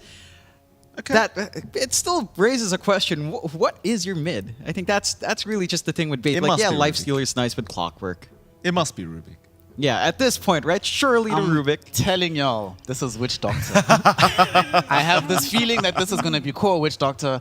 I think, okay, the thing is the hero just feels so lackluster without levels that you just kind of need it to be mid. But before we talk about that Witch Doctor, quickly, Mike, hit me. What's Saberlight playing this game at the very end of the draft? Oh, what is Saberlight playing? Saberlight is a very cheesy boy. You know, I'd love to see like a Darkseer come out from Saberlight. Never mind, he's Usual, brought out a Slider. yeah, the Why usual not? life stealer answer, right? Yeah. You've got the Bash True spell immunity, and it is the Witch Doctor for Dendi. I told you. So they don't bring back the old magic. but this... I don't know about the mid matchup. I know Game and Gladiators did it in a game. I understand, but that was Game and Gladiators. What's this witch? What's the mid witch gonna do? Up against Kunkka, not much, I don't think. I mean, In the game, forget about the lanes. What's it doing after the laning phase? I mean, if you rush a BKB, it can be all right. Okay. You know, you're gonna have to use Overgrowth for a Witch Doctor. That never feels great. The odds agree with you there, John. Those are some great odds from esportsbet.io. 1.02 to 11.37. Great odds. Shopify? Yeah. Shopify? Absolutely. All right, let's find out if we're going to have a Shopify Rebellion mismatch yet again, if the odds are actually correct from esportsbet.io. To find out if that is indeed the case, we have an incredible duo of the tenacious T-Panda and the fastidious Fear. Gentlemen, take it away. Thank you, Snare. And of course, welcome to us here. We have a real treat for you when you look at NA, and you've got yourselves Mr. Fear here in the caster desk as well. If you missed the qualifiers, you won't want to miss this one. The fun thing about these drafts, you know, you see the Witch Doctor for Dendi. He's been playing it quite a lot in his pubs. Yeah. Do you have faith in it? In this particular game, it's going to be hard to find the faith outside of the laning stage. In North American Dota, we talk about lane stage a lot. I guess we had the interview with Arteezy, and he says even in Europe, the laning stage is getting more and more praise here. Does the Witch Doctor win versus Kunkka mid? I am having a hard way finding Dendi winning this matchup. But maybe with the Voodoo Restoration, he can sustain the Tidebringer Cleaves, potentially. We hope so, but we'll have to see. I think both side lanes are going to be very difficult here, as well as we do have a Tree Lina lane. Extremely difficult for the Lycan here to get anything out of that. And then the off lane, of course. Saberlight did get his last pick Slardar here against the Lifestealer. Just a classic counter pick matchup. Yeah, there's a lot of synergy on the side of Rebellion when you think about the Slardar. You've got the Lina on your lineup. That's a lot of minus armor into physical damage, but there's also a pretty nice little one-shot combo as well when you think about Hoodwink with the Sharpshooter, Laguna Blade from Lina. You can just evaporate even a Lycan off of the face of the earth right away. So pretty cool stuff for Rebellion, but is there any hope for Bait? You know, when you looked at the odds, didn't look very favorable towards them. Well, there's always going to be hope. You just got to make your own openings in this game. I think Funnick here really has to do a lot of work. He has to be able to survive the RTC fly lane, which so far not many teams have been able to overcome. So that's going to be a lane I'm really looking at, and we're going to see as well, can Stonebank deal with the Saberlight Slardar, as that is one of the harder lanes for the Lifestealer. Things can get ugly, and they can get ugly fast. Already getting a bit of a touchdown ground here, basically, with Arteezy and Fly that got the LSA stun to connect onto the Rubik and get themselves that bounty rune squeeze in between. So 3 for 1 in favor for Rebellion, and heading over to the laning stage. And as we have a bit of a moment here, we got the chance to talk with Mr. Dendi as well. And he's got some ideas about some game changes potentially.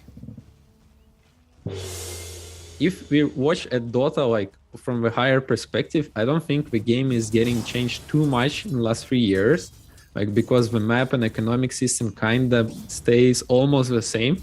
So like if you ask me, I'm waiting for huge changes. It's going to change a lot of things, you know, like Because, for example, I think some steps could be done in the direction of making the game more like skill oriented. I think it would make more people happier playing the game because it would be more skill rewarded in a way. Pretty interesting thoughts there from Dendy, and what do you think about that, Fear? I mean, he's just saying he wants to stomp kids mid again. It's like it's not enough skill base. He wants to be able to outplay and carry the team. It seems like that's what's been missing for him and his play. That is unfortunately true. Not had a lot of success so far on the side of Bait. Still looking for that series victory for themselves. Able to squeeze those map 3s a couple times, but yesterday wasn't the case. Maybe today against the toughest opponent, maybe they arise to the occasion. But so far, so good. Everybody is getting their CS on the board at least, but what do you think about this this bot lane matchup? If we think about Funnick going on the Lycan, Fly meanwhile looking for moves, and he's got the first blood. I did mention that this lane was going to be probably very difficult, and he just disconnects immediately after dying there. Lag. Okay, well, either way, this matchup, it's a very, very tough matchup. Like, you have the Train Protector. We've seen it in the other regions. I guess at the beginning of the DPC here, too, we kept talking about it, like how strong this hero is. It hasn't had the best results, but if I'm not mistaken, this may be Fly's first game on this hero. And we all know the Arteezy Fly combination in that safe lane. Extremely strong lane, like just players, not even heroes. Very like, polished. Yeah, they're very, very good at what they do here. And then not only that is that tree, like one of the strongest POS 5s, they got the Lina carry, who is the strongest POS 1 and laning hero as well. So Funnick really has his hands full with this laning stage here, even though they did get the Rubik for Moose, but Moose has already got first blooded, so not even that has been helping him. A lot of strong perks on the side of this bot lane for Rebellion, and even Funnick, he's currently holding on to just 1 CS, so he's going to need those levels to get himself up to speed and have the activeness of this hero. So, bit of trading of the top lane, Stonebank on this Lifestealer. He's not having the greatest time either here against Crit and Saberlight, just making sure that this Lifestealer is going to be taking up a lot of damage whenever he shows up. But at least when you think about the matchup, for sure, you always got to be a bit careful about where you're going to be ending up. Saberlight would love to punish you, and you want to look for a good HP regen trade versus Lifestealer, because you can still get something back out of the Slardar at least. But right now, it just feels like Bait is a bit on the receiving end. 15-2 on Slardar to 5-1 of Lifestealer. It's not pretty, and if you thought that was bad, you know, mid lane 14-3 to the 7-4 of Dendy. And if you thought that was bad, Arteezy on the Lina. 13-8 to the 4-1. Like, this is a beatdown right now. An absolute beatdown. It's 3 minutes into the game, and I'm sure they're pretty close to a 2K advantage at this point here. Yeah, as the overseer of the salt mines has basically arrived to bring it with all the bucket loads of salt here, but not looking too great. Lowdown, he's found Crit, or has Crit found Lowdown here? It's going to be an honest 1v1 battle here with the Hoodwink and the Clockwork. Not going to really lead into anything here. Saberlight's just going to stick around in the lane. Doesn't really need his help around here. He's got the wave in front of the tower, so all good in terms of lane tranquility. Yeah, I mean, Dendy actually recovered pretty well. He's now beating Abed. He must have had a huge wave under tower there, getting a bunch of CS, so good recovery there. One thing that I thought was pretty interesting is Abed will take a little damage here, but I don't think much will come of this. Yeah, at least trying to maximize the damage output here for the Edict. Yeah, but he's actually not going the build of getting the Voodoo Restoration, right? He's kind of going like the support build. Yep. Bit of a catch there. Crit and Saberlight finding themselves a kill. Funnick currently hiding in the trees. Doesn't want to make him make his presence known for the time being. He's forced to last it with wolves, but there's a tree that's just hammering down the wolves. Get out of this lane. I mean, look at Tree CS. He's 9-1. Yeah. To Funnick's 5-1 CS right now. The POS 5 is out farming Funnick here. That is not a good sign here. One thing I did want to mention that was pretty cool. It's a meta evolution, like the Slardar in the top lane and the Lifestealer, they got Wraith Bands. Like, before it'd be like, you know, buy a Bracer, but like, everyone's like really buying these Wraith Bands, they're buying Mangoes, like, for the laning stage, some of the stronger items of the patch right now. Pulling themselves off to a quick 2K lead. Can they get the Lina Courier? Yes, they can. That's going to be the Falcon Blade, slowed down by at least over a minute. And that will be out of Arteezy's hands, but right now he's not really struggling with this mono region, almost full mono pool currently. Not getting to trade a lot against Funnick. Fly's been doing basically all the work by himself right now. Moose.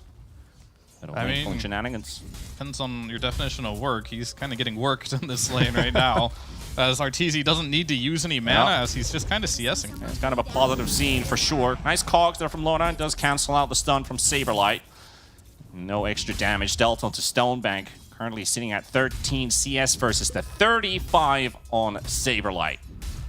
And that's just going to continue getting worse and worse. At least he's holding up on XP, but right now in the mid lane, Abed, he's got Moose and Dendi. Dendi is pretty low at HP, but Abed, he's in a much more worse situation and ends up dropping Moose before the kill. Saberlight also fairly low here, considering can they still go into the tower? Bash is loaded up on the Slardar. Pretty heavy hit there onto the Clockwork by Lowdown. He's unfazed. I mean, you wouldn't have it any other way if you're a Bait fan. Everything is on the back of Dendi here in that mid lane. Pretty much the only hero in this game that actually has a game. And he's doing really well. Solid one now, looking for the kill here. They're able to look for Lowdown inside his own cogs. Crit to steal it there with the Acorn shot. And that will be another one for Rebellion. Make it up to 3. At least Bait is somewhat still holding on. They're going to have to find themselves an opening at least to relieve the pressure out of this game. Is it the Witch Doctor rotating? Or are they just going to go full-on 5-man stack with the first shapeshift available for Funnick? When are we going to get to level 6? That's a whole nother question, because right now, just sitting at level 4 in the solo lane, though, they've got moves coming in for the back on Arteezy. Going to get caught. Dendi with a rotation. They've got the Coconut to connect. And with a Fade Bolt, Moose will take this one. Arteezy punished. It's the Dendi show. Look at this guy. He's like one mid lane. We didn't expect it. I mean, Moose is now like finding his rhythm in this game too, ganking mid lane, killing Abed. I'm not sure if Moose made that call bottom. He may have, but calling Dendi there with the lift onto Arteezy there, really good plays.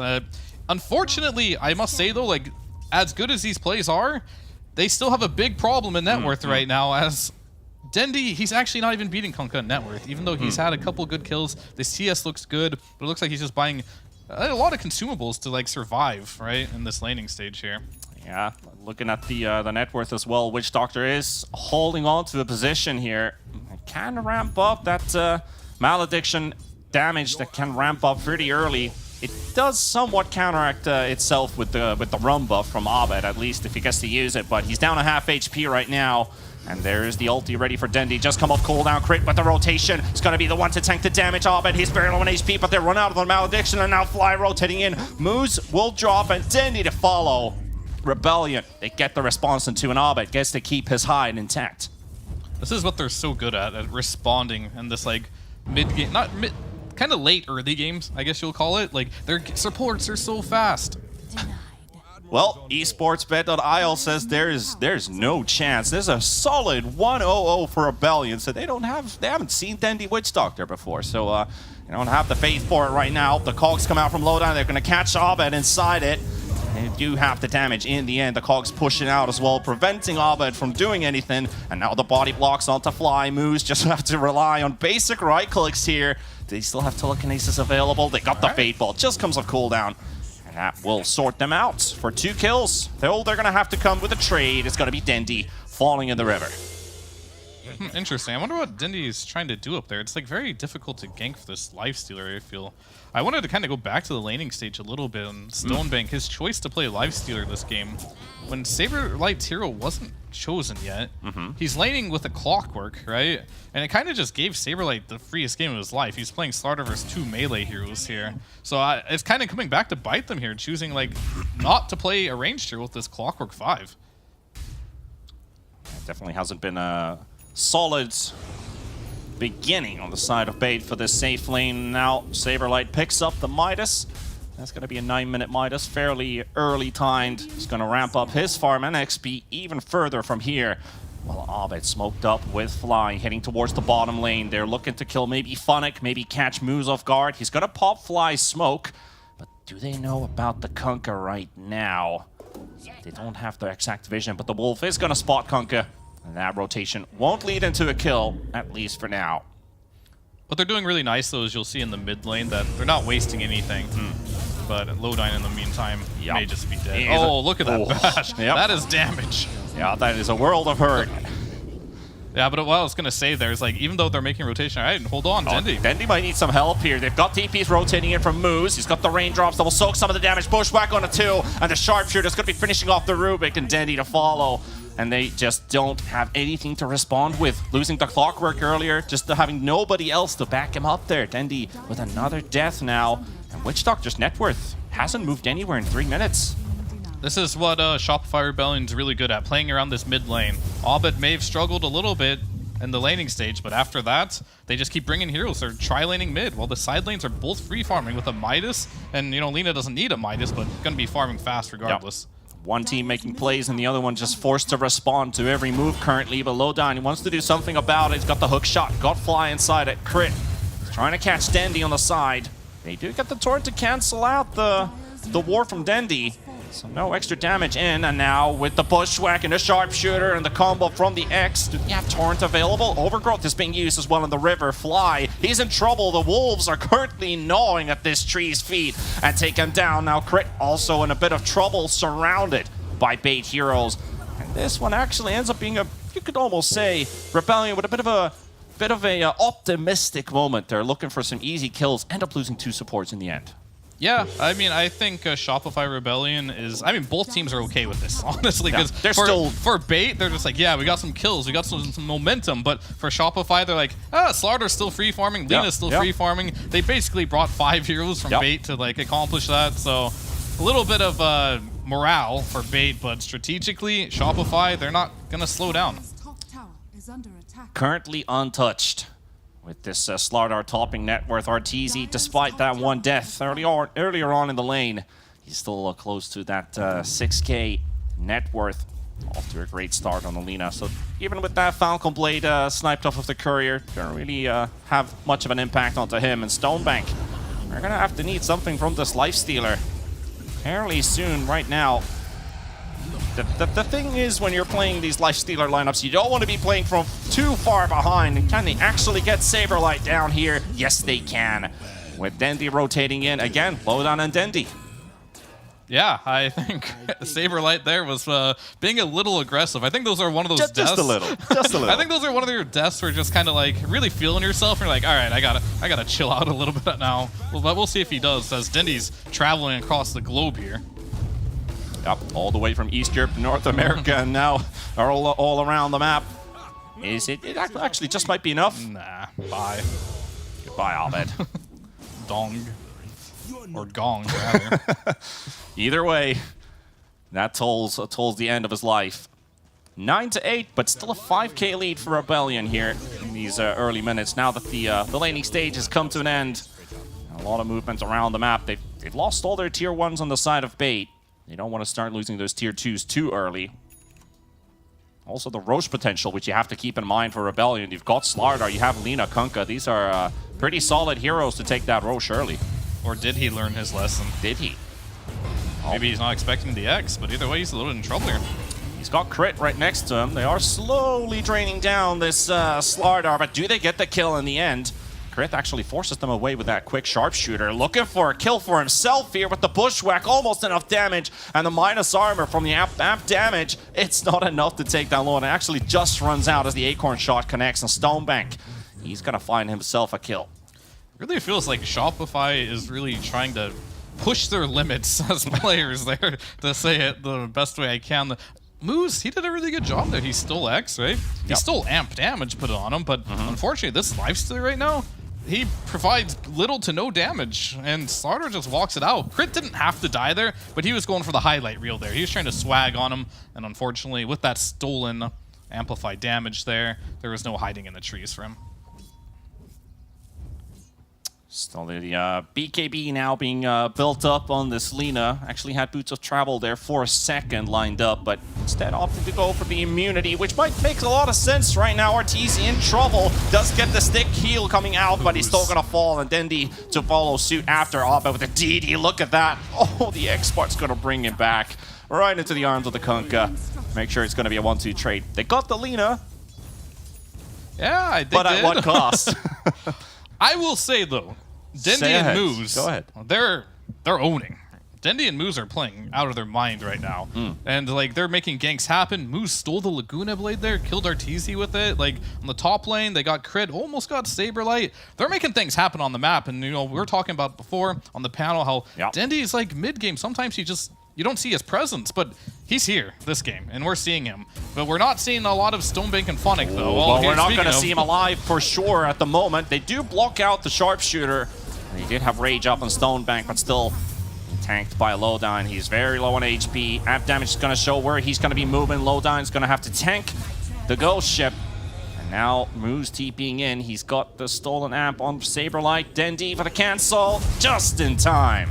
Dendi and Moose, what do you know? Name a more dynamic duo. Oh, you can't. Impossible. This chase is going to take some time, and do they actually find the kill in the end? Well, the tower's going to help out, and with the Malediction, it's going to tick down to 0. Dendi with another. Dendi 2, 4, and 6 currently on this Witch Doctor. He's got the Shard, he's got Ghost Scepter lined up. Wants to make sure that the Slardar doesn't just blow him up right away at the start. Because you get that one stun or that one bash hit to the follow-up Slithering Crush, you're going to be in big trouble. A crit. We can't get him. Or can they? Ooh. That Coconut actually does a lot of damage there. The Malediction on top of it. I mean, this is so Dendi. Like, I remember and they back tip in the each day. other. Yeah. And they tip each other. Come on, Dendi. Give Moose a tip. Like, remember back in the day, his Shadow Fiend, super popular. Yeah. He would go Brown Boots Blink Dagger, right? Yeah. And this is just a build you see on... Maybe you can argue a Tiny might do this. But even then, they probably don't. They get the Phase Boots, they get something else. But, like, Brown Boots Blink, this is quintessential Dendi. And love to see that he's actually making it work in this game. You love to see it. Oh, boy. That 5k net worth has actually stayed still for the last 4 minutes. Does that really give us any indicator currently? Bait's actually pushing into items. They're getting kills here and there. They're trading off a support for a couple pickoffs, and they're keeping up a pace. Like, this game is not sliding away from their hands, or is it? I mean, they stabilized, right? That's the best way to put it. They're not like in a winning position or anything, but they're making cool plays and they're making it interesting for us. But unfortunately, that hook was not super interesting, as he did miss, and it looks like he'll pay his life for it. Let's see, he's got the Life Stealer inside, so you know, Kinder Surprise, let's go. They've got themselves trapped inside Clogs. Saberlight still holding on to his life for now. But that Maledict should seal the deal for him, so he's gone. That's going to be the first casualty. Bait, they did use Shapeshift for it, is already down to half. Can they get anything out of this? Any pressure onto the tier 1? Looks like they're just going to let this one slide. Play it easy. They're pretty low on a couple of heroes moves, down to 500. Don't want to make any unnecessary risks. Yeah, that was a Jabate hook. Just gave him a false sense of security. He tried to turn it, and then guess who's waiting there? Classic. Oh, they effed up. Let's go. Yep.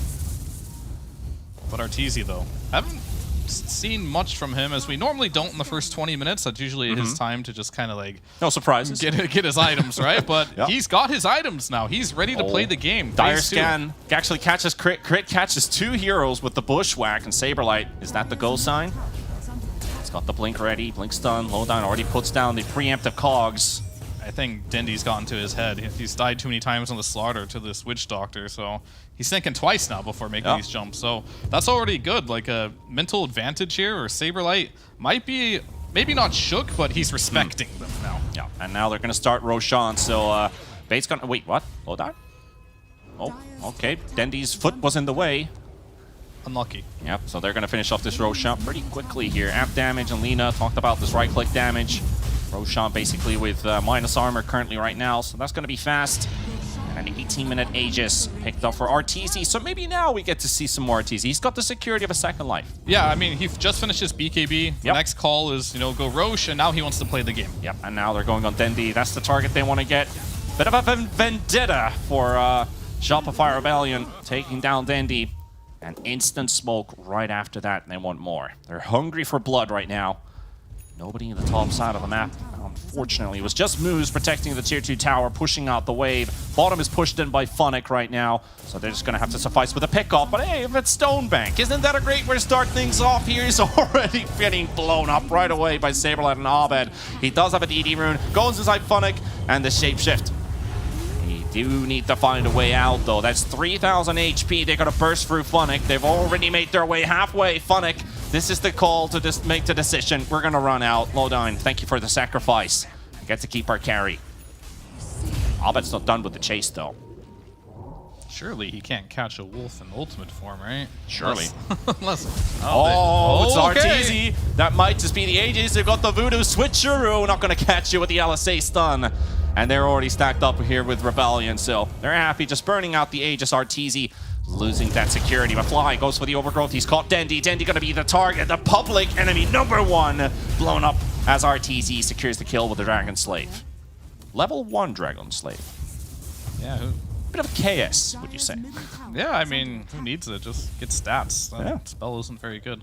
You're there for the right clicks. You're not there for the magical damage, so I don't mind it at all. Definitely need to level a stun, though, because it does add duration to the stun. I would say you're griefing if you don't level that up, but I don't mind the level 1 Dragon Slave here into stats. Totally fine with it. Yeah, that is the build to go for. I was just kind of thinking about the situation, like, wouldn't Saberlight deserve this kill? You know, he's been killed by the same guy over and over again. Maybe it's his turn now to return the favor. 8,000 gold, so that is slowly but surely increasing on the side of Rebellion. And X-Mark stolen by Moose. Right into the bushwhack. Oh, sharpshooter. Hook shot. That's going to cancel him out for a second, and Stonebank doesn't even need to catch the sharpshooter. It's going to miss completely. Bolt doesn't quite finish off Moose. Would have been dead otherwise. Yeah, starting to see like all these teams really prioritize having a Greaves on your team, right? The Slardar, not a hero that traditionally will buy Greaves to, so Crit is just taking up the role of buying Greaves for his team.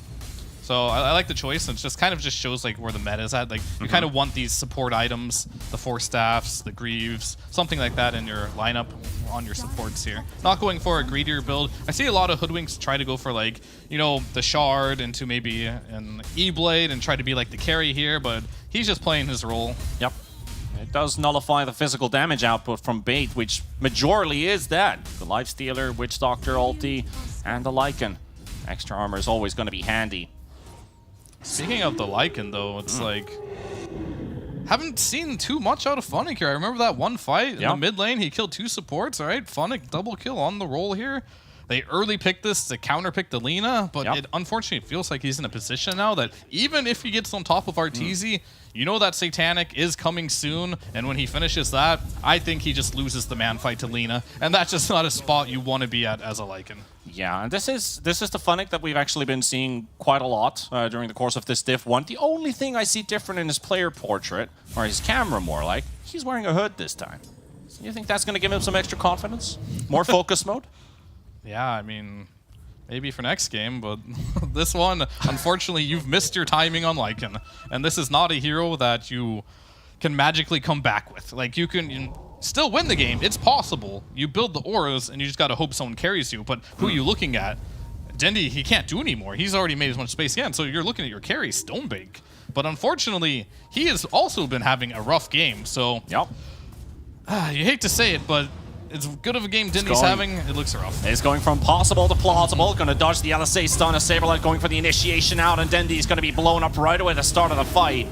And they won't look for any extra kills, but the shapeshift used by Funnick. He's trying to hunt down Crit here with the Zoo, but Arteezy's there to help him out. Also the loaded up sharpshooter there. Could have held on for a bit longer there, but now Saberlight. This is another false sense of security move because Fly, he's already making a move in 4 staff in 1 second, but he didn't have it up as he needed it, and Funnick will be taken down in the end.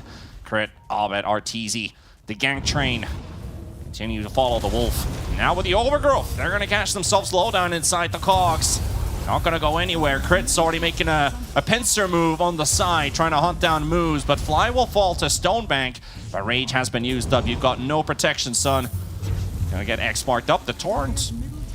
Not sure if that was a Rubik Torrent, but they do get a stun onto it too. Moose is really making some big plays, and Dendy, he's back to action. Coconut bouncing back and forth. They take down Arteezy. They take down Crit, and Abed, he's going for the TP away. Is he going to be able to? Moose, he does not have an X-Mark stolen, so that is going to be Abed getting out of that, but a good turnaround from Bait. And Dendy, he's getting some hype, some hope for the side of Bait here. Moose and Dendy. And what Moose. more can we say? Moose was doing Dendy. so much work in that fight. He stole the Light Strike array there. He got the 2-man stun that set up for the Coconut chain stun. And to, the Death Ward there. So Wow, they're doing all they can, honestly, but like it just feels so bad with the way they drafted here that I just don't know when this Lycan is going to come online here. And yeah, here we go. Beautiful. Like the connection time, everything lands at the same time. And with that, Silver Edge is trying to run away, but that is just going to be way too much tick damage. Abed to drop. He already survived the fight once, but round 2 was too much. Apparently, Saberlight misses the stun on Stonebank. He's able to move out, and here comes Dendi. And what about Moose? He actually doesn't get the LSA to connect because of the BKB, but they've got the hook shot. And Saberlight, he's already forced away from the fight. And that is no BKB down bait. They've already crawled 2k net worth together from that 8k lead on the side of Rebellion. At least they're holding on to this tier 1 tower for now, but for how long? For how long? Here we go. We've got the ulti drop down, and Dendi in the front line. RTZ in trouble, but they do have a lot of heroes standing on the spot with the overgrowth, and RTZ down. It goes to Saberlight as well. And Rebellion losing heroes left, right, and center. Lowdown will tick down to the bushwhack, and they finish off the tier 1 tower. Bait.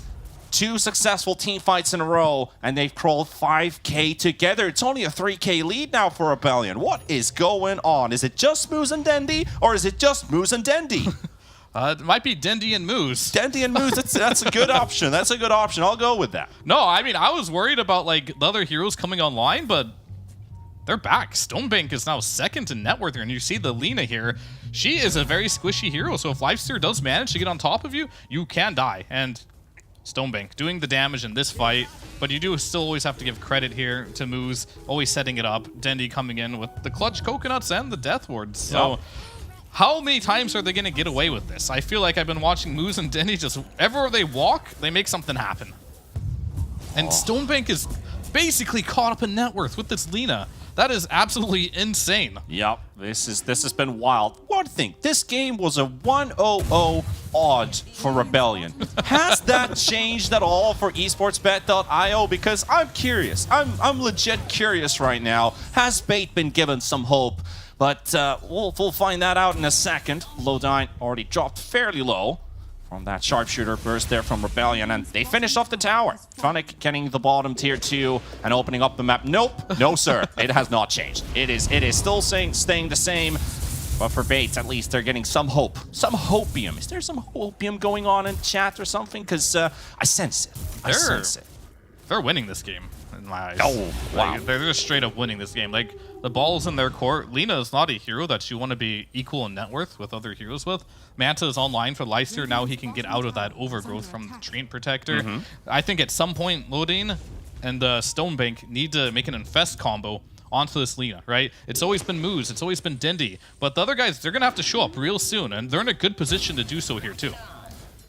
There's definitely been something going on at the start of this game, or at least with their pre-game rituals when you think about Moose, because I know all about how Mongolian throat singing can push you into that battle hunger, but there's something maybe in Peru that has been influenced him at the start of this game. Boys, we're going to win this one. I'm going to unite with the legend.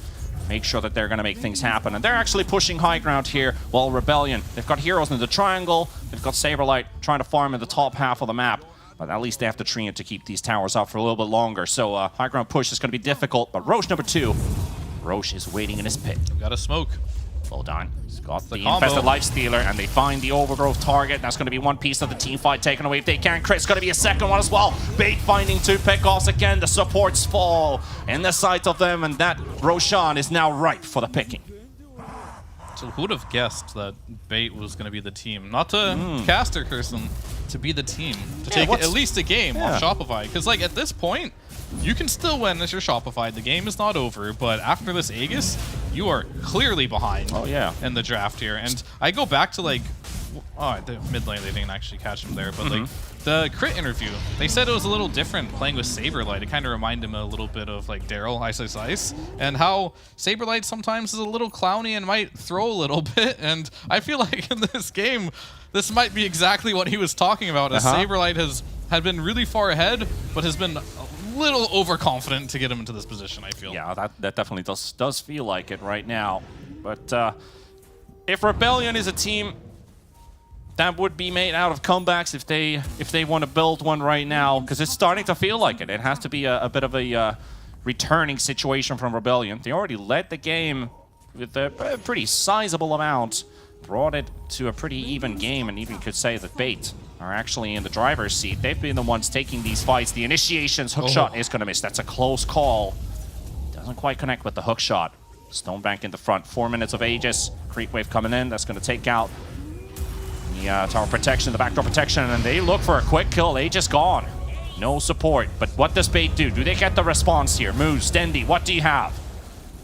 At least with the rage, able to get Stonebank out of harm's way. Bushwhack connects on Moose. Moose is going to be in a bit of trouble here. He's going to use himself up to the air. His blink is not available. Moose down, and Saberlight with his BKB leading the charge. Onto Dendi he goes. Voodoo switcher for the time being, but the Bushwhack perfectly timed from Crit. Aeon Disc pops as well, blink. And he should... I was about to say he should be able to blink out, but it runs out too early. Yeah, I thought he was going to blink out of the switcheroo too, but Crit, you know, like, he found the problems, you know? He found Moose in the back there, got the Bushwhack on him. He's figured the algorithm. Yeah, and with Moose dying there, they didn't really have much of a chance there, and I guess as well Stonebank. I think Shopify did a really good job there. Seeing the Lifestealer, sieging there, and punishing it. Stunning him right away, following up with the Lina, just burning that Aegis down. And maybe Bait, they should go back to their old tactics, you know? Just like, go farm on Lodine, let Dendi and let Moose make an opening for you. Try not to force it. You don't need to hit buildings like this. It's not necessary. Oh, surprise wolf onto Saberlight here. Stonebank, he's got the slows up with the open wounds and now slowly taking Saberlight down, but for sure and surely another kill going their way. There you go. Old Faithful right there. Saberlight this game. He's been on these side lanes by himself quite a lot, giving a lot of advantage here for Bait. Yep. Is Saberlight the one to keep Bait afloat? But at least, look at RTZ. He's finished off a Satanic. MKB is being lined up. It's going to be a heck of a punch coming out from this Lina. Already has the mass attack speed, and now those heavy right clicks are going to be flying in, so every second matters in the team fight.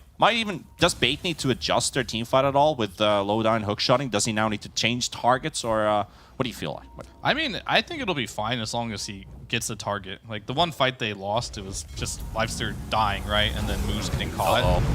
Yeah. You said about Lifestealer dying? I see. I've seen this movie before, potentially. I mean, Stonebank. He should be fine if he backs out. Or is he waiting for his team? He is actually waiting for his team. Lodine is here. He's got the bullwhip. The weapon, this Lifestealer, just keep going at it. Dendi frontlining with the Witch Doctor. Sadly, Aeon Disc is going to prevent him from doing damage. He's still got the channel up. He's being pushed away with the Tidal Wave. Phonic finds Saberlight. Lodine hits the hook shot onto the Wolf instead of onto Abed. A bit of an interruption there. Phonic just can't get close enough to finish off this Kunkka. Better resources used. Stonebank gets to keep his life intact. And with one hero down, I hate to keep bringing it up. Like, Saberlight wasn't even on like the same screen as his team. Like, dies in the back just by himself. Dying solo on the side lanes here. Really disconnected this game for them. And I think the one good fight that they did have, you know, Saberlight was playing with RTC. He jumped stun. RTC followed up. They played together. They killed the Lifestealer. Gave an opportunity for Moose, Crit to find Moose, right? But right now, Saberlight, he just needs to play with the team now. Yep. Bushwhack does bully Stonebank for a second, but they've got the Rubik lift. They can always disjoint the stun. Hoodwink is running into the issues of itemization at this point of the game, so that Bushwhack, unless you hit multiple heroes, it doesn't feel super reliable as a stun anymore. At least they have some lockdown with the long-range LSA, and you have, of course, the Slardar who can just always jump, blink in, and get the stun out. But right now, Saberlight, like you said, he's been outside of these fights. If he's not the frontline man, he's gonna get caught somewhere. So close to that axe together. Yeah, axe really close. So He's gonna get it now. That's gonna be maybe that's an item that he's been trying to get and farm it, right? But he's been getting punished a lot for trying to farm that item up. So it is up now, and maybe that's his moment now to be like, all right, no more fooling around. It's time to play as a team now. Bait have been doing a really good job at grouping up and finding these pickoffs. You can't just be split pushing these side lanes anymore. You gotta give some respect to Moose and Dendi here. They're gonna kill you. Is that a double AC I spy on Bait? Did I see Lifestealer and Lycan both have it? So Lifestealer has AC and Lycan has AC. They have two double ACs. ACs. Uh-oh. Uh-oh. That's not the most ideal thing. Oopsie. I guess the fights are spreading so much that they're no longer working in unison. So I guess it gives extra potential for Stonebank. But look at the smokes are popping on both sides. Funny go with the shapeshift right away. Lowdown does get the hook shot. He's got 2 heroes inside. But Saberlight's going to be coming to the rescue. Fly is going to be falling. Lowdown is already down. He's coming in with the buyback, returning into the fight. And so is going to be Fly. And there we go with the overgrowth. It's been stolen by Moose. He's taking A-bit. Alba's going to be falling first. Dendy does drop right after that. And Stonebank, he's on the run right now. And they're slowing down RTZ. Lowdown with the bullwhip. They want to make sure this Lina is not going anywhere. Funnick, he's returning. Look how he's dropping RTZ. Just hammers them down one by one. Makes it a triple kill for himself. Yeah, I mean, RTZ is online for sure now. Like, with that Satanic picked up, I don't think he's died since he's purchased that item now. They have no way of dealing him right now. Like, Funnick tried to go in there. BKB was still up. You can't really fight right now. I think unless Dendy is getting on top of him with the Maledict and they really seclude him, he's going to be a very difficult target because they kill the supports here. They kill the Treants, right? Yep. But, like, when can you get on to this Lina? Abed ends up dying here as well. And then they have a lot of extra threats here. So it's, this is the opening we're looking for, actually. Maybe this is what they were looking for, RTZ. As soon as we talked about a successful fight for Rebellion, Bait responds with their own. They will make sure that Saberlight and RTZ both go down. Dendy did buy back in that last team fight, so important that he doesn't fall here. 2 heroes who don't actually have the capability to buy back right away, but Rebellion, I think they're going to be in too much trouble. There is a Shapeshift Lycan coming back into the game right now, so they just need to get those waves pushed in on the side of Bait.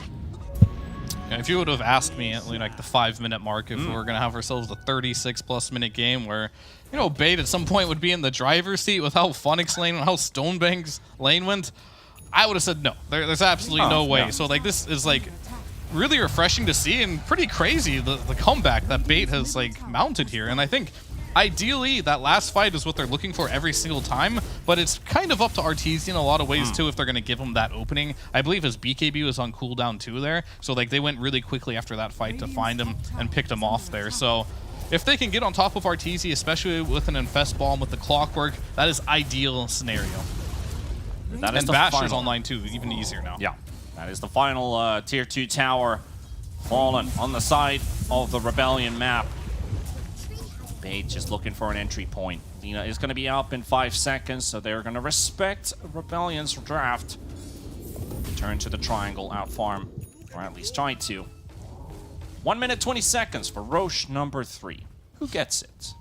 Who gets it? I mean, whoever takes the better fight. But Bait is in good position to do it. Shopify do realize that, so they're going to smoke around the long way. And will Bait be spread out and die to this? Or can they keep the high ground and waste this smoke? Time will tell. Right under a scan. So Bait knows something is up. Probably nobody defending the base at this point. So now, positioning is key. Well dying. Saberlight's already on the hunt, looking at the Roche pit. Roshan is not home. With that information, you can wait a little bit longer to get this initiation out. Bait is still holding on to the Radiant Triangle. Rebellion just on the other side of the map, both having superior positions. Those are going to be very hard to intrude for either team. They don't want to let go of their high grounds. So Bait figuring out that they're probably somewhere in the area. Let's just go high ground. Let's do some damage onto this tier 3 tower. RTZ forced back. TPs are flying in. Bushwhack doesn't connect. It's a lot of damage in quick succession. They're from Stonebank. And they just TP'd under... Wait, they don't have vision there. Yeah, but they're going to de-ward it now. Roche is up. So, like, them removing that vision... Everything that Bait did there was actually really good, but there's probably going to be a fight here. Oh, this is going to be tight. If Saberlight gets the catch, but the smokes are going to be popping right away on the side of Bait. Rebellion going to be careful on the high ground position here. They've got the Torrent slowing down Stonebank. They have the full vision on the side of Bates here at the far end. They see this entire triangle. And again, Rebellion taking the lane instead. Bait would like to take this Roche, but right now they feel like we are being threatened the whole time. Crit. He's in the front. Acorn shot into the Roche pit. Nobody home. Bait's already moved out. They're going to their vision, but unfortunately, RTZ in a very dangerous position right now. Witch Doctor moving in, moves with the long range lift coming out, but they managed to interrupt it a little bit there. Force staff save. Prevents the telekinesis from bringing the Lina right into the arms of Bait. What did Rubik steal? can actually catch that. He's got a Dragon. Okay, so Level just a 1. Dragon Slave. But hey, Saberlight goes in, but the Yules comes out first. And Saberlight gonna be caught. BKB doesn't help you, sir. It's gonna be a godlike spree for Stonebank, and that is costly. 70 seconds, no Slardar. Bait looking to take Roche 3. Did he even have follow-up with him with that jump? I feel like they were still stuck on the high ground on crit there, and he seems very disconnected from the team in this game number 1 here. And they had the ward right there in the middle of the river. They see him, and that was a pre-cast Yules, basically. I think that was also by Moose. Yeah, Moose does have the Yules. What so a player. It had to be What from him a player. there. Yeah, Moose is having an incredible performance here on one of his... he has a lot of signatures, to be honest. Like, he's a really good 4 player. He's been at it for a long time. Multiple Master, Grandmaster tier on, like, the classic 4s. But showing him he's, you know, on the meta, he can be one of the best. I don't know what they were saying about it on the panel, about Bait not probably having a lot of chances. It's all about Shopify Rebellion. I don't know.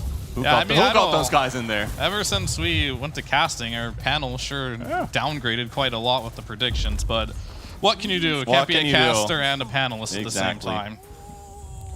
What can you do when you can do nothing? Stonebank leading the charge as Phonics already finished off the top racks, and that's a pretty generous win probability graph right there. It could still be true. I mean, Rebellion still has a pretty capable lineup, but right now, Bait's just getting the faster reactions and their gameplay. Their personal, individual skill has been peak this game. This is the best Bait game I've actually seen in a very, very long time. I'm impressed by what they're doing right now. Rebellion, you just gotta look in the mirror. What did we do this game? Can we still recover from this? We can, but how do we achieve that end? I mean, they're playing out of their mind. Everything they're doing, I'm looking at the very small things to where they're positioning, how they're forcing TPs back. I mean, sure, they had that one slip up in the mid-tier 2 where they did lose the egg just on Stonebank there, but their movement has been tier 1, honestly. And that's going to be even more. The force staff pushing crit very deep in, but they don't have a follow-up stun. At the telekinesis lift and the force snap attempt, pushing him even further. No kill. Still 3 minutes on the Aegis. We also have the refresher shard on Dendi. And Phonic with the cheese. So Phonic can at least feel a bit more safer when he goes into that frontline push. And now if you look at that halberd that he's picked up, that is going to make life harder for this Lina if you don't have BKB. So pre-fight or already in the middle of the fight when that BKB runs out from Lina, Arteezy. No hits coming out. He's also not too far off from the Wolf Bite as well, which will give that Lifestealer that extra crit, some lifesteal, and unobstructed move speed so he can kite in and out of the fight. So a lot of good things coming here for Bait, while as Shopify Rebellion, Lina's kind of capped out here. Like, sure, you can upgrade your Maelstrom, but that's pretty much it. I think the question lies, who has the better crit? Who has the better crit? I'll take Shopify Rebellion's crit over any crit. All right. That's a fair assessment. Clockwork already picking up the overclocking. That's going to give them so much vision, and that definitely makes team fighting a lot easier for Bait. So much more vision available for those initiations. I hope they keep the patience here. I know it can be easy to get kind of bored because you're not able to do anything. But if you do force high ground like this, there's a chance you can be punished for it. And it kind of seems pointless. Oh, no. Actually, Stonebank, very questionable moves there. Back and forth. He's going to get thrown into the X-Mark. He's got a Manta available if he's able to survive, but no.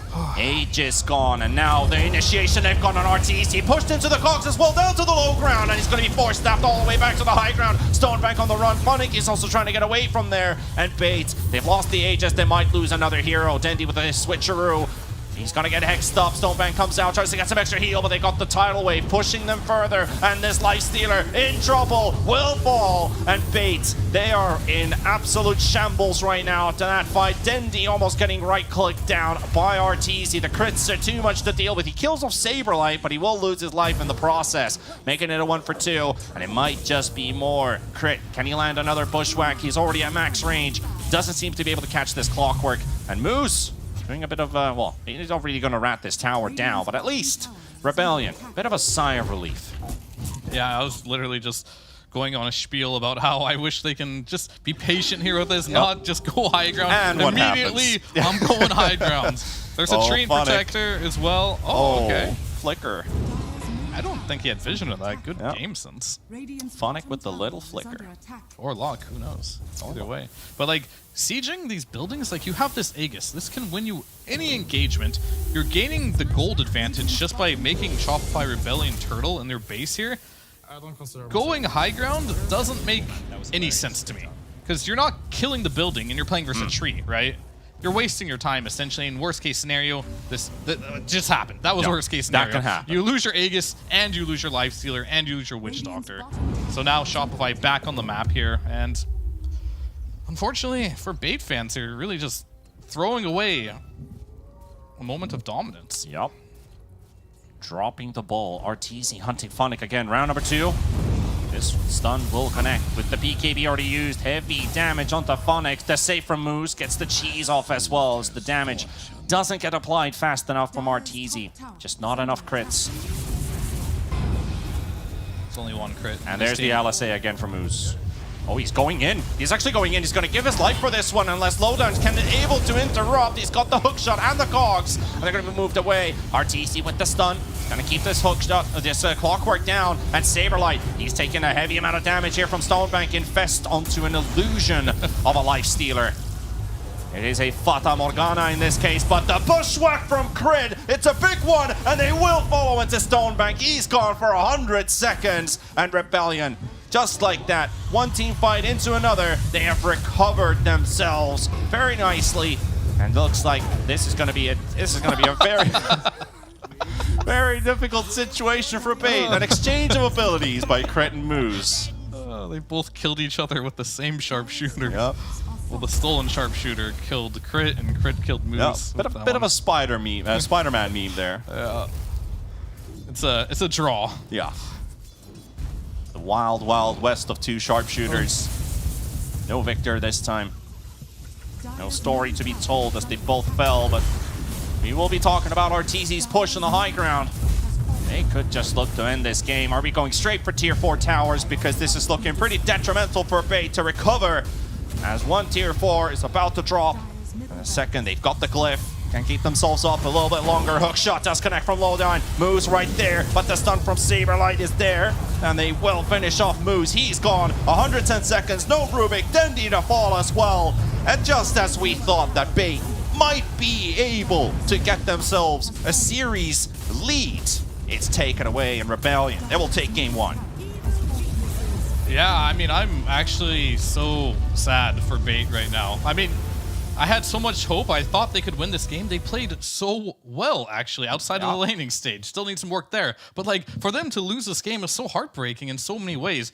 Hopefully they take it with a grain of salt here, go into the next game and, like, hey, these guys aren't so good. We can get game number 2 and shake it off. But I don't know. It might be a little too much to shake off. Potentially, yeah. Bait, they had some really good moments in this game, but we're done here with the cast on game number 1. Let's head over to the panel with Snare and the boys and see what they have to say about game number 1. Whew, the boys have replenished the supply of hopium and copium. We were huffing that stuff heavy, and Bait, unfortunately, go down against the side of Shopify Rebellion. However, it's not as simple as that, boys. The first time this entire DPC, the Shopify Rebellion, have looked anywhere close to this week. The first lane of Rax that they've lost. The longest game that they've had to take. The first time they've been behind in net worth beyond the 15-minute portion of the game. And the first time that they've had a win percentage against them of more than 55%. That was genuinely, I did not see this coming. I did not expect this. But Mike, I'm going to start with you. You were wrong about something, right? I was wrong about Dendi. What did I say? You said there's nothing more Moose could do. Look, didn't even see his final form. Listen, Moose is out of his mind. Dendi is back, ladies and gentlemen. Dendi, I don't know how much more these two could have done. I mean, I really don't know. I hope Bait has a masseuse there because their backs are gone. Backs are absolutely broken. They need a massage right now. I can't believe they still ended up losing that game. Bait, they put on a hell of a show. They did. I'm so shocked. I can't believe it. Look at the combination between Moose and Dendi. They figured it out. Like, listen, guys, I'm going to give Dendi this Witch Doctor. Mike's on the panel. He thinks it's going to be complete trash. What we're going to do is we're going to group up. We're going to rush around the map. We're going to spam this Death Ward with Lift. Nothing they can do about it. BKB's up. Who cares? I put Melodic on him. It goes through BKB. Who gives a crap? That was, John, what happened, right? How did it all go so awry, given how ahead they were for so long throughout the portion of the game? It was really that high ground fight, right, where we saw Stonebank kind of stand forward, and I think they just managed to find. They found ways to punish Stonebank, and there was a couple of small mistakes coming out from Bait. The double AC, the item timing on that as well. We were having discussion in Green Room about the Basher being a bigger pickup for Stonebank instead of that AC, and he still opted to go in while Funnick just finished his. It's tiny things like that threw the timing off for Bait to have even more success off. And up against a team like Shopify Rebellion, you're winning, yes, but it's still a team you have to play the bleeding edge on. Yeah. This is a team you still have to respect. And Bait, they still exceed our expectations. They do a fantastic job. Dendy looks amazing. Yeah. Every single matchup we've seen up against Abed tends to draw or, go even at best. This one, Dendy just really popped off with his rotations with moves. And it's just those small mistakes, like that, specifically that high ground fight on the bot. That's where it really just turned against him. Yeah, like the positioning, I think like Stonebank was on the high ground rather than Funnick. It just didn't come together. And speaking of Funnick, we have to talk about it. I think that's the elephant in the room, right? Funnick, at times, it didn't really feel like his impact was being massively felt in the midst of these fights. There were some really cool plays that he was able to pull off. Obviously, he was the aura carrier for the team, and it was necessary to be in these fights, but it feels like we could have gotten a little bit more, especially given how well Dendy and Funnick were performing, and Moose, were performing here. And the two of them, just to put into context, boys, how bad things were at the beginning. There was a point in the game where Funnick had less CS than the Treant Protector, right? There was a point where Saberlight was doing so well in this game that he managed to get the fastest Midas on this patch on the Slaughter hero, 15th fastest all time on this hero, right? Doing incredibly well, but Dendy and Moose made all the space in the world, but Funnick and Stonebank just weren't able to grab a hold of this game in this way. What do we chalk it up to, boys? Is it down to the draft? Would we have fared differently, say, if it wasn't a lifestealer, but a more meta carry at this point in time? Yeah, I mean, I'm not going to blame Stonebank because at the end of the day, he had a very tough hero matchup. Like, Lifestealer against Slaughter, you just can't win, right? It's a very tough matchup. Funnick, on the other hand, I was looking for his impact the whole game. I'm going to be frank with you. I don't know what he was doing. It's like your whole team's fighting across the map. Split push the other lane. Yeah. You're playing Lycan. Stonebank, I can't blame him. No, yeah, like your point earlier about the rough lanes that came out. Funnick, at some point he was behind moves with all of moves rotations, and this is something that we've seen Bait kind of go into, where they give Funnick so much space, and sometimes it just ends up being too farmy. At some point, that offlane has to make plays. Like we were talking about Saberlight, kind of trolling around, right? He's jumping into 3 heroes. He's overextending on the top tier 2, but it's still impact. It's still buying some space out. And sure, he bled a lot of net worth, to be fair, but he's making plays. He's making space happen. He's doing something on the map. Whereas for Funnick, in a lot of the Bait games, it does tend to feel like he does eat a little bit too much space, or maybe not space, but he tends to play a lot more passive than you'd want from the offlane. Well, speaking of the winning team, though, on the side there of Shopify Rebellion, despite the fact that they did win out this game, it was a difficult affair. A lot of pressure was put onto them, and we know coming into this that they were the premier team within the entire region. They had yet to drop a map. This is going to rattle them, obviously, right? We saw them acting and playing in a rattled fashion.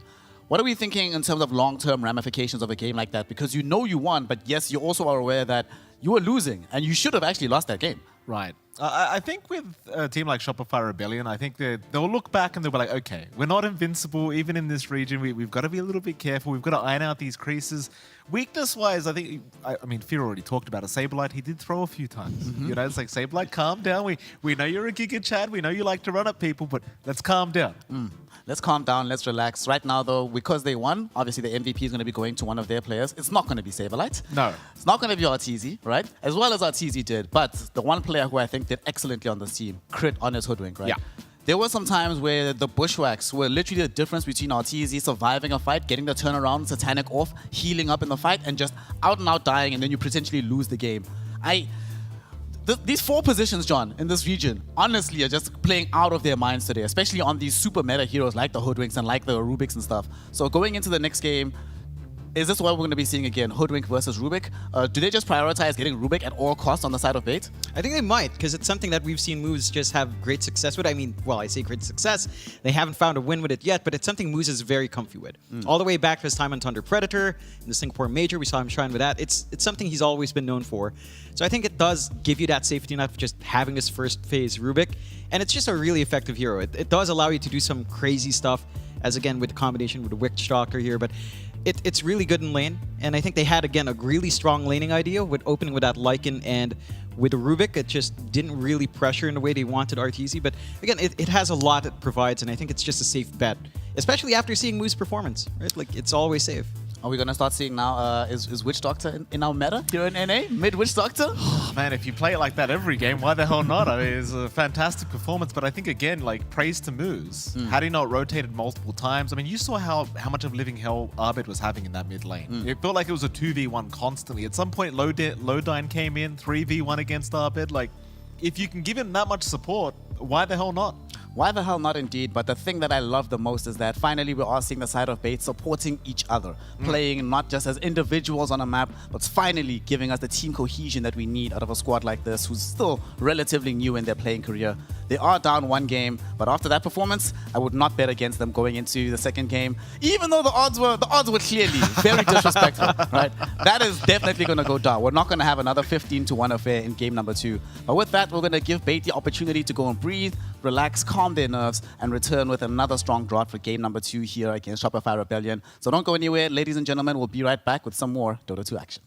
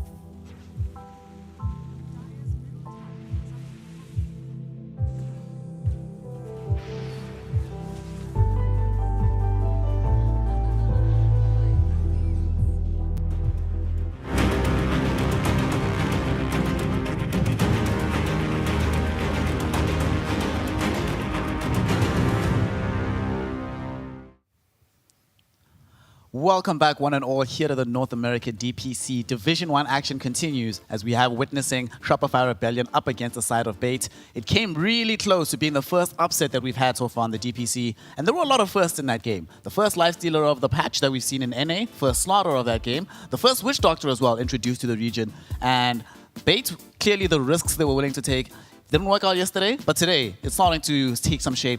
The question I have, though, before we quickly talk about this game, where the hell was this Bait from the beginning? I wish I knew. You know, I mean, we did see a few games where Bait won. They haven't taken the series, but they've had some wins. And in those wins, they did look good. You know, Dandy pops off from mid, Moose gets activity around.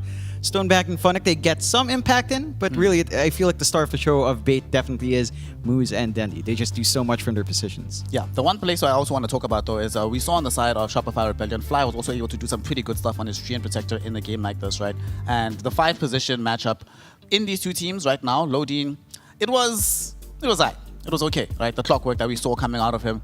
But life gets easier if you do go for a hero like the Treant Protector, maybe stealing that away from the side of Shopify Rebellion. Is that a potential avenue where they're like, we can maybe improve on, because he was okay, but things can still get better, right? Should they try pick him a hero that he's done really well with already? Yeah, I think it wouldn't hurt to just go back to a comfort pick. Like, there was a few situations where the clock did feel almost a little uncomfortable, right? Like a few very easy hooks missed, a few cogs that were, you know, you could have positioned them a little bit better, get some pushbacks. It's fine, like he still did a decent performance, but you can't have those mistakes against a team like Shopify. Yeah, not at all. Shopify Rebellion at this point in time showing that even when they're on the back foot, even when they have to claw back a victory, definitely more than good enough to be able to do it. And now we go into our second draft of the day here, Shopify Rebellion versus Bait. And Albert Tusk is back. All right. Here we go. Yeah, I mean, it's something he's always performed on. It's something Shopify has built around really well. What I do like is the respect ban and the Rubik. Yeah.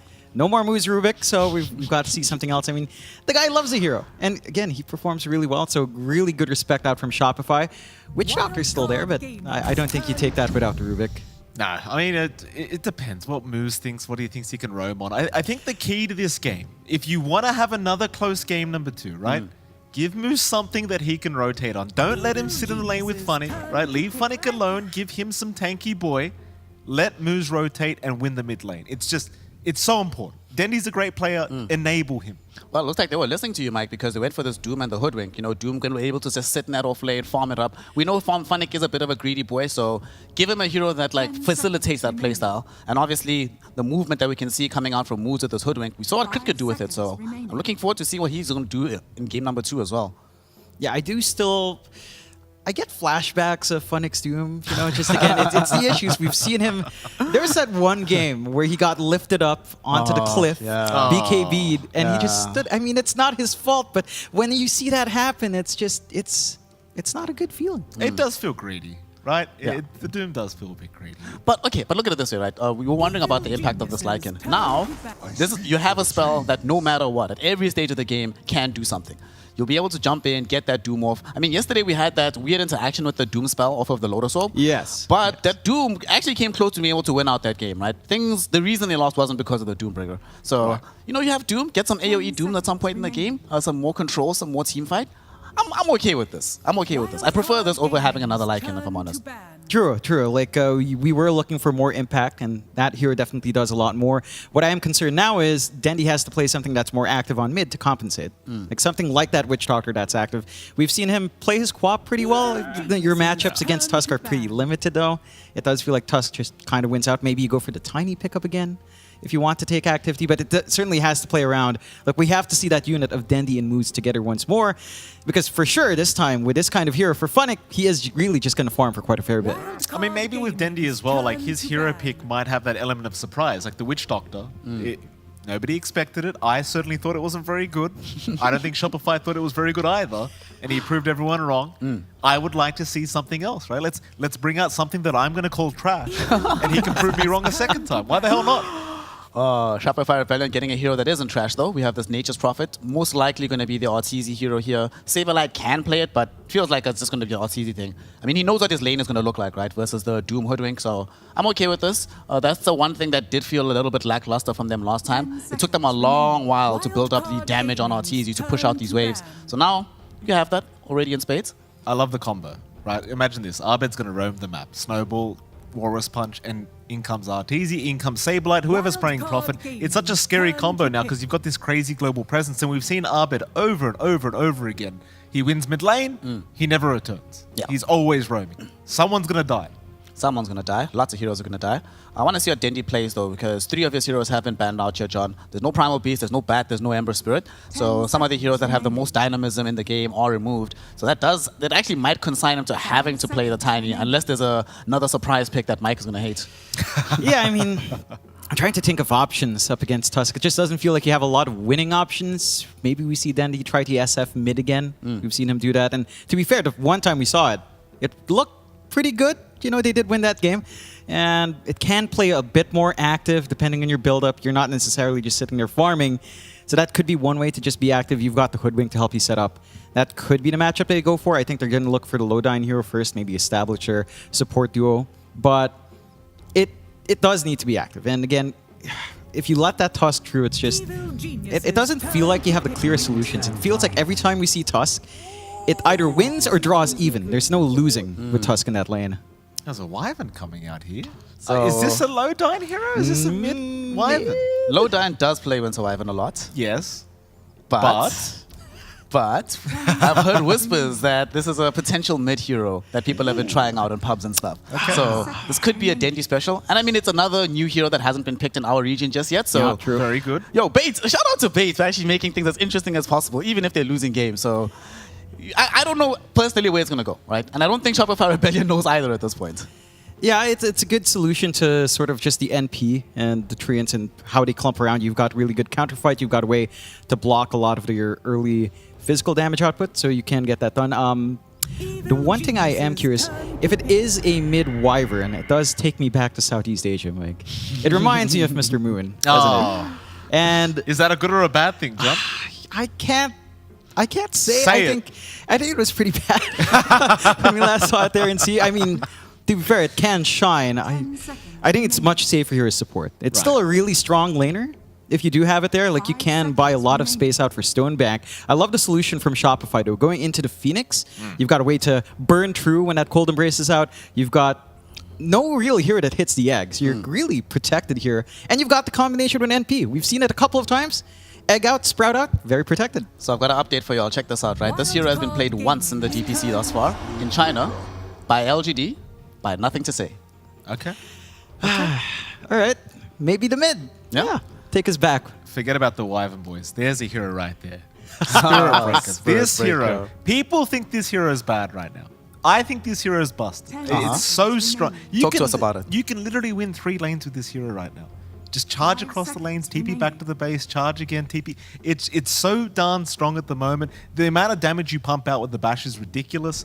They don't really have great answers for it either, right? Like the status resist offered by his W against heroes like Doom and Wyvern, and even the Hoodwink, it's so annoying to play against. 17% is always a very nice number, so I'm looking forward to seeing the Spirit Breaker. I used to spam this hero back in the day when I was a bit more... Well, okay. Looks like it's going to be not the Dendi Winter Wyvern, because there's no way that you pick Pudge with Dendi in the game. And not have him play the Pudge. The matchup is all right, I'd say. It's not the worst thing in the world, although Tusk still feels like it does all right. A little bit better, but as a Pudge, you can kind of sustain that lane by level 3. You can harass back a little bit more. I think rune control is going to be important. The issue is it goes back to that Spirit Breaker. If you actually do decide to play pretty active in that hero, and, you know, let's say Saberlight just decides to charge down mid, not much a Pudge can really do about that. And I think Bait has to be on top with response. Yeah, I don't like Pudge. I'll be frank with you guys. Look, I know it's Dendi. I know Pudge is still strong right now, but I mean, look at it this way, right? There's now additional options against the Treant army, right? Once you get like Blink Dagger Ags, you can blink into the army, slow them down with the help of this Winter Wyvern. You just clear it out really, really fast. And now they have 2 sources of BKB piercing disable between the Winter Wyvern and the Pudge, and they have the Doom going. I don't know. I'm not gonna lie. Okay. T-Governor, I think, has infected me with this hopium. Because I'm looking at this and it's like, it's weird, it's off kilter, but I actually kind of like it. I just don't know how to feel about it, because again, last game around, you put him on this weird hero like Witch Doctor, nobody knows what's going to happen, and he makes magic happen. Pudge, you kind of know what's going to happen, you know? It's a pretty obvious hero to play against right now. I just don't think it's got that element of surprise against Spirit Breaker, against Tusk. How many ways can you stun through the Dismember, right? Like you can just cancel it over and over again. It's kind of rough to actually hold anyone down. And you're picking the Pudge into the Phoenix with Sunray damage. Right. Right. The percent-based damage will just absolutely burn that Pudge. Whether or not he has Flesh Heap on, it doesn't really matter. All right, hear me out, boys. Hear me out. So Dendi's feeling himself right now, right? He's got the fingers all warmed up, right? And in the interview, he was busy talking about how he wishes the game was more skill-based, right? He'll hook you through your charge. He'll hook you out of Icarus style. I mean, you could try to do that. It's not the easiest thing in the world, but it could happen. And we've seen Dendi Pudge already a day past. He actually did lane well, right? Like, all things considered, he actually had a really good lane. So for Bait, I think I just really want to see that Pudge and the Hoodwink connect. Like, again, we have to see Dendi and Moose play together. That's key. If they replicate that early game, maybe now they get a stronger carry for Stonebank, something that just rips through to Phoenix. You can kind of go range. Tusk and Spirit Breaker does make it a little bit awkward to kind of play from the back. You've got a lot of ways to just jump in. But if you find that strong scaling hero, maybe something like, well, Terrorblade's gone. A Drow could work, but it's not really the friendliest game for it because of that jump. How do you feel about Spectre here? We've seen a lot of these games where whenever there's a Nature's Prophet, the Spectre gets banned out at the end of the draft. And in this game, they have the 24 pick, so they can respond to the lane. So, I mean, Spectre wins a Wyvern. That doesn't feel like a weak lane to me. It feels pretty difficult to actually muscle the Spectre out of that lane. You have perpetual spam from a Winter Wyvern. You have some sustain as well. How would you feel about that, Mike, if it emerged for Stonebank? I don't mind it. I don't think he'll get harassed out, but I do think he'll get out CS'd, right? Against the Prophet, he's just going to deny all your creeps away. I don't think it's good enough. In fact, I'd like to see the Spectre on Shopify Rebellion, if anything. Because then you've got even more global presence available on their end of things, and there's not really an answer to it right now. Like, maybe Doom, but it's pretty meh. Yeah, it's pretty meh. I think ideally you'd want to start on Bait, and Shopify have enough ways to back up that Spectre. Like, Spectre plus Phoenix is really good with the Sunray heal, kind of the reverse of the Pudge, so the sustainability is going to be great. It's a bit rough. Like, I think it's rough for me to see because you already have greed on the offlane, right? Like, it's hard to imagine like just another greedy core. And we saw how well Bait was punished in the early game. Outside of those rotations from Dendi and Moose, the lanes were really slow for Stonebank and Funnick. So it's hard to Hear me out. kind of fix that. Underlord. Shopify Rebellion. Okay. Underlord for Saberlight. okay. And that's going to be the most disgusting global presence with the Prophet and Arbet. Never mind, they're going to go Luna. It is going to be an off-lane Prophet. All right. Yeah, it's a lot of aggression out from Shopify. I think they're kind of correcting. They're playing a faster game with push potential coming out.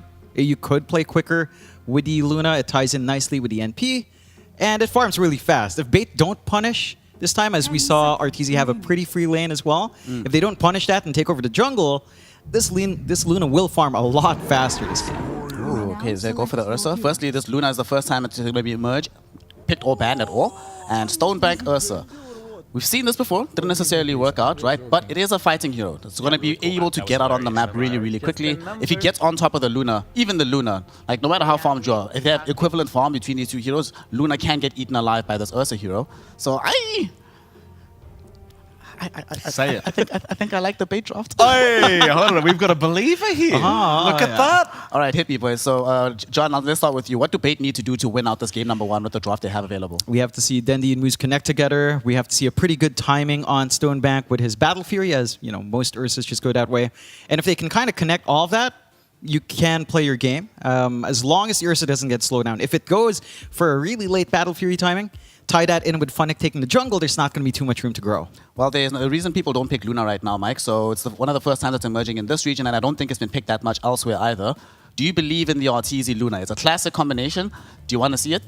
I mean, not really, but I do believe in Shopify Rebellion to make this win happen. I don't like Luna at all, but I still think Arteezy is going to get to a point where he just carries the game anyway.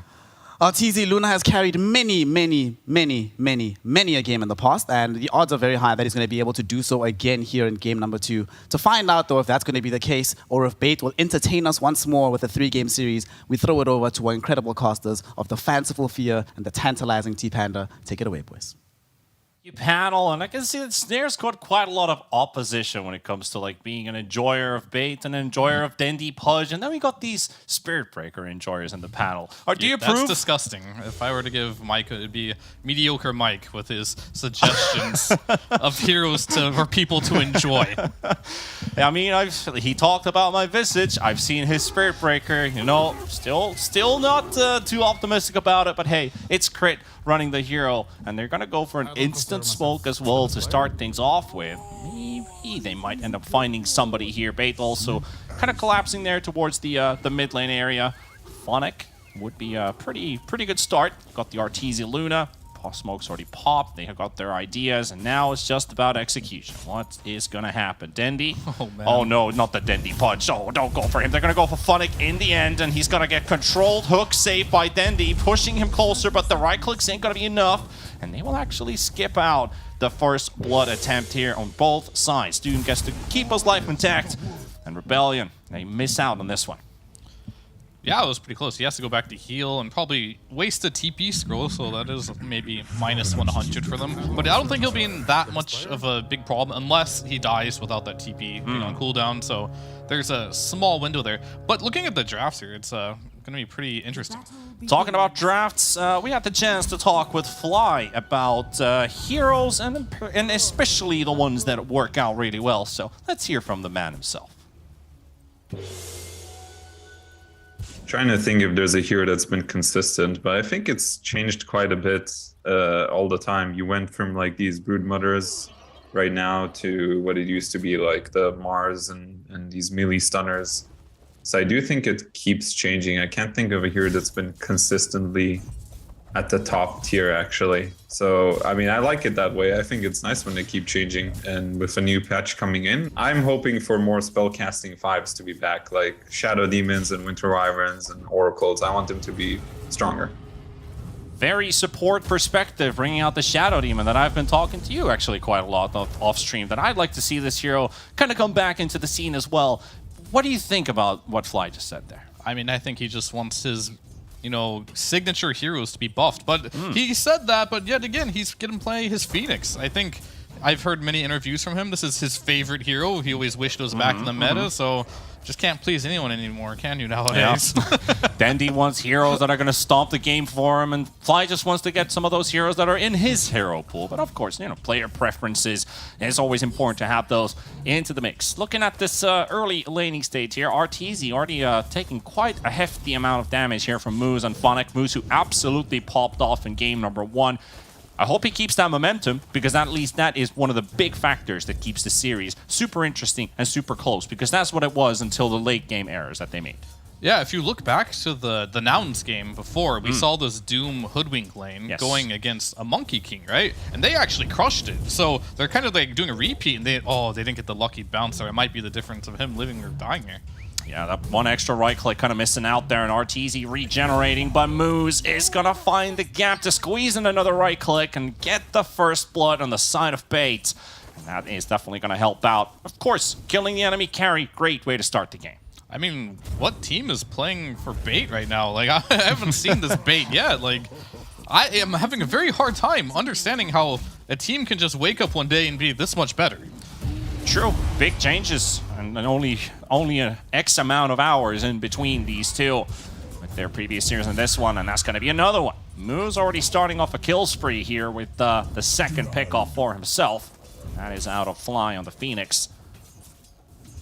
Not a great start for this lane that we've already kind of titled the best in NA. Yeah, and Saberlight on the bottom lane here, looks like they might go on him. He just teleported in as well. He's got no TP scroll either. Bit of crit interruption there on Stonebank. That's going to be the difference between life and death. Saberlight, who did end up giving a couple pickoffs last game for Bates. Doesn't want to keep that trend alive in this game for sure. Yeah, I mean, I saw him sitting there, and he did not look like a happy camper on his webcam, like, during the draft there. Maybe he feels like he could have done a lot better. I would agree with that statement, too. I think he's, like, one of the best players in the world from the offlane position, and it wasn't his best showing, but it looks like they will get some retaliation here and pick up Phonic here in this top lane on Doom. Yeah, important pick off there for Rebellion. Get themselves on the board. And looking at this mid matchup here with Abed at 15 CS, Dendy crushing it, 25-5. I think it was Snare who brought up that Dendy hasn't won a competitive game on Pudge since 2015. 7 years ago. Over 7 years ago. And still looking for that W. I sure hope it's today. Yeah. And again, Luna goes down in the top lane here. Like, you pick Luna to win your lane. It's not a meta hero. We don't see it fly. He might actually die here too, potentially. But, like, they picked this Luna, right? Try to dominate the lane. It's not doing so hot. 8 and 7 CS to the Doom's 14-5. I guess they're both not farming very much. It's like a bloodbath up here. And it's definitely going to slow down Arteezy's timing a lot here. Like these early deaths, the lack of farm, that's going to play into Stonebank's bank. Yeah, I mean, he's playing a hero that can solo carry this game. We've seen these Ursa aspects time and time again, right? Like, he's playing against a Phoenix, he can kill the egg really quickly. He can get on top of Luna. Luna doesn't have a disengage at mid lane. See if Dendy can disengage here. Attempted shard block there, crit. He's going to have to give this one away. And standing between the rage creep, like, who's going to grab this one? He ended up going for the last hit. That could have been an easy hook for Dendy. He knows these situations. He sees these moments. Lowdown can't quite close in the gap onto Saberlight either. But Stonebank already got the early regen coming out from the Ring of Health. We had some discussions. Was it with Arteezy about the mango stacking? Actually, it was in West Europe where they talked about Skeeter, the 9/12 mango strats, which give you a lot of HP regen. It's a good budget option compared to the Ring of Health, but obviously Battle Fury built up coming up for sure on this Ursa. Meanwhile, Dendy getting picked off in mid lane, and this time it works out with a crit rotation. And Fly. Scary low HP here. No Scorched Earth available, though. Is he still going to go for it? Okay, I mean, sure. Just hunt him down. Go for it. Yeah, he's got the Windlace there. Chainmail and backpack. Yeah. How dare he? He'll notice it. He'll notice it. I don't need it, guys. Don't click on it anymore. All right, anyway, this top lane is going really well for them. Well, okay, let's not jinx it. Abed goes down to Dendy with the rotation for Lowdown in mid, as the same time Phonic, fairly low, but will survive, and Scorched Earth pop. They're going to get some damage in, but Bushwhack does not connect.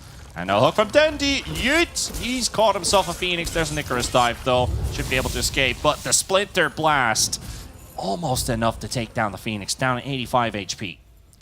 They got the revenge kill in the mid lane. I think Crit Whoa. killing Dindy. What are these esports bet IO odds? I mean, things have Huge changed. change. Huge change. Yeah, they're finally putting some respect on Bait. They earned it after last game, to be fair. Yeah, last They sure game did. was easy 1-0-0 odds for Rebellion, but now it's a different story. Completely different story, and honestly, it's going really well for Bait here. I was mentioning before, this Ursa game, it's pretty free for the most part. It's Spearbreaker's a little bit annoying. Just a We'll see little if bit. Moose can get out of here, but like, if he gets on top of NP, he'll kill him. He can't really escape. Luna can't disengage either. The egg, you got the attack speed. You don't care about the attack speed slow. So, a lot of tools here for Stonebank. The only thing that I do worry about a little bit... Well, a big rotation. That's all 5 heroes of Rebellion. Let's go 5-man this top lane to try to salvage it for Arteezy. So wonder what's going on in comms. Oh, hook attempt, but only catches a friendly little lad. But yeah, 5 heroes to top, get themselves a Doom kill. Yeah, I think they wanted the tower, more heroes than that. That honestly did not go exactly the way Shopify wanted that to go. It is an NP lineup, so he can easily just get back to the lane he came from. I think Crit was not really trying to go down there, regardless, because he can't really do much in that lane. They kind of gave up on it. Stonebank is going to have free farm regardless.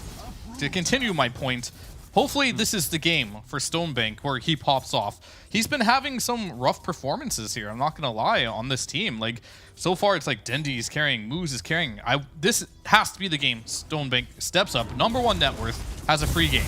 Even a Saberlight kill too. This is where the stars just might align for Bait. Saberlight killed in bottom. Dendy spotted, even saw the Furion ulti flying between. Nice little movement there from Arteezy. Dodges, and Abed with the rotation. Walrus punch to throw Dendy in the air and Crit. He's just there to make sure things will go their way. Funnick looking like a second kill going for Rebellion here in this top scuffle. Bit of a heal coming out from the Wyvern, but that does not look too healthy for Funnick. Raindrops will soak up the loosened beam, but fly, and will burn him down. Double kill for the Phoenix. Get themselves 2 kills, and most importantly, slowing down the Pudge. Yeah, I think Bait should try and slow down a little bit. Like, you see Shopify Rebellion, they are not afraid to bring 5 heroes to these fights. So if you do end up in a position, if you do in a position where you're being a little over-aggressive when you don't need to be, you will get punished for it. And I don't want to see Dindy fall into that trap again where his net worth sinks to the bottom because he's just running around the map too much. Oh, that's a good one from Abed there with the quick quelling blade to cut down the tree. No bushwhack, no hook for Dendy. Have the ward placed down in mid, so he was totally aware of the situation. Just a bit of orb walking movement there to make sure that Moose is going to fall for the bait. Yeah. Oh yeah. See what you did there. Dendy, please hit some creeps. Yeah, this is what we've seen from Dendy quite a lot during the 12 to 20 minute mark is if there's nothing happening around the map, we see Dendy farming, even on heroes like Primal Beast. Just farm. But right now, yeah, you're true. You're absolutely right. Feels like it's a bit of a stale moment where Pudge is trying to hunt for kills, and I think now it finally hit the realization. Finally hit Dendy. Maybe I don't have to actually be super active right now.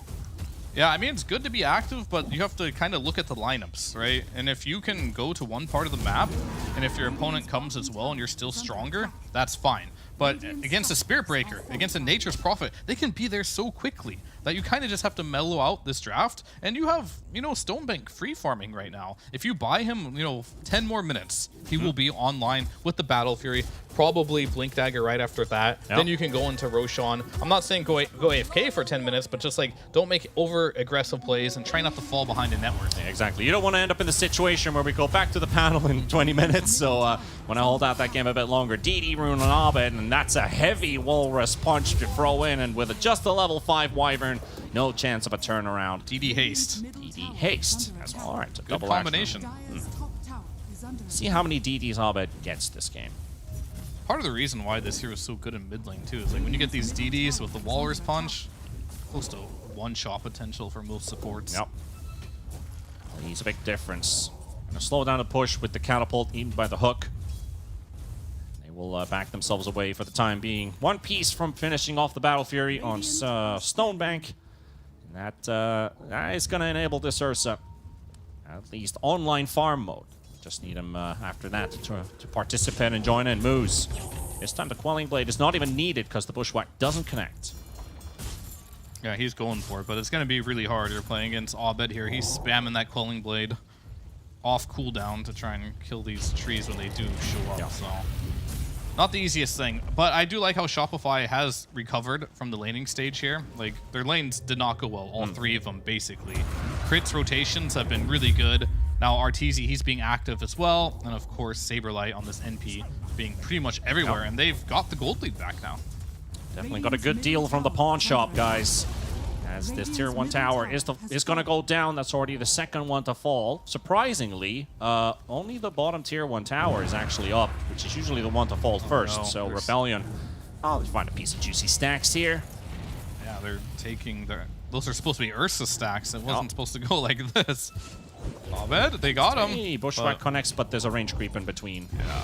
A little bit harder combination this game. If you look at the spells that Dendi and Moose did in the last game, Witch Doctor with Blink Dagger, you had the Lift with Rubik, pretty straightforward spells. Now the Bushwhack, you know, hitting a hook on a Bushwhack target, because it does bring in so many units at once, it's going to be a lot harder, at least until you get to that Blink Dagger. I guess that's what they're really waiting for. Hey, it's like one of those machines when you were a kid, you're trying to get the right toy with a penny put in, so it's a bit of a difficult one. They've got the egg placed down. Funnick definitely going to get stunned up here low down. You've got no chances of destroying this egg, and Saberlight doesn't get the kill. That's a high ground miss and a neutral creep deny, but Dendi finds Fly, and Abed responds with a support kill, making that a 1-for-1 with 1 deny added into the mix. That was really good. Fly and Saberlight there saving Arteezy's life. He was dead for sure. But the egg to slow him down in a perfectly placed Sprout gets Arteezy out of there. And they end up getting a better trade out of that as well. Yeah. Really well done there. And that is good night for Crit. Dominating from Moose, all right. It's like Showing Moose up yet is, again, both games now. Like, Moose has just been like... momentum rolling. Yeah, the MVP, without a doubt, for Bait so far. As the lone Peruvian player for the squad. It's definitely been rising to the occasion today. And one of the big factors as well why Bait has been doing so well in that game 1. Dendi moves, they found the connection. And they find it in this game as well. Haven't been seeing it so far. Maybe the Blink Daggers might be just another tool to fix that problem. But Ursus Battle Fury up at 1330. Fairly fast timing for that too. Absolute free farm. Arteezy still ahead of net worth and now looking to punish the Ursa. But one good thing about having an Ursa against the Tusk is you can always roll away from the shards. Yep. No trapping you. Yeah, Battle Fury's online. I'm waiting for Bait to find an opportunity to get some map back. If you kind of look at the map, they're kind of like suffocated a bit. Arteezy has like a free map to farm everything right now where they're just sitting in one corner behind him. They need to make something happen here with this Ursa Bait. Otherwise, it's just a huge waste of time and you're going to see this net worth advantage continue to go in Shopify's way. Interesting smoke coming up as the Hoodwink is protecting the Ursa. The Lowdown is TPing into mid, so Dendi, at least he doesn't hook the illusion. Could have been very detrimental. Crit could instantly just charge in, have the rest of his boys back him up. There's another DD rune in the bottom of that Tusk. Of course. Of course. What else would it be? These Tusks are breaking the game's code for sure. I mean, Dendi does have his Blink Dagger though, so that's what we're definitely going to have to keep an eye on the side of Bait here if they want to get back.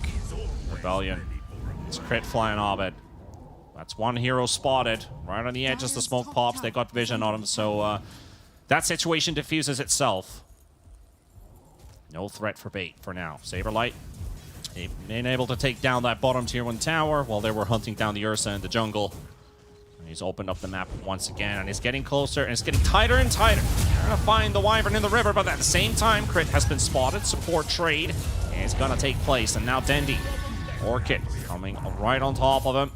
Bit of early damage from that DD on Abed. He's still got Walrus Punch on cooldown. Get the dots in, and Stonebank charging in, but he's inside the Sprout. They can't get to hit the egg. They can't hit it at all.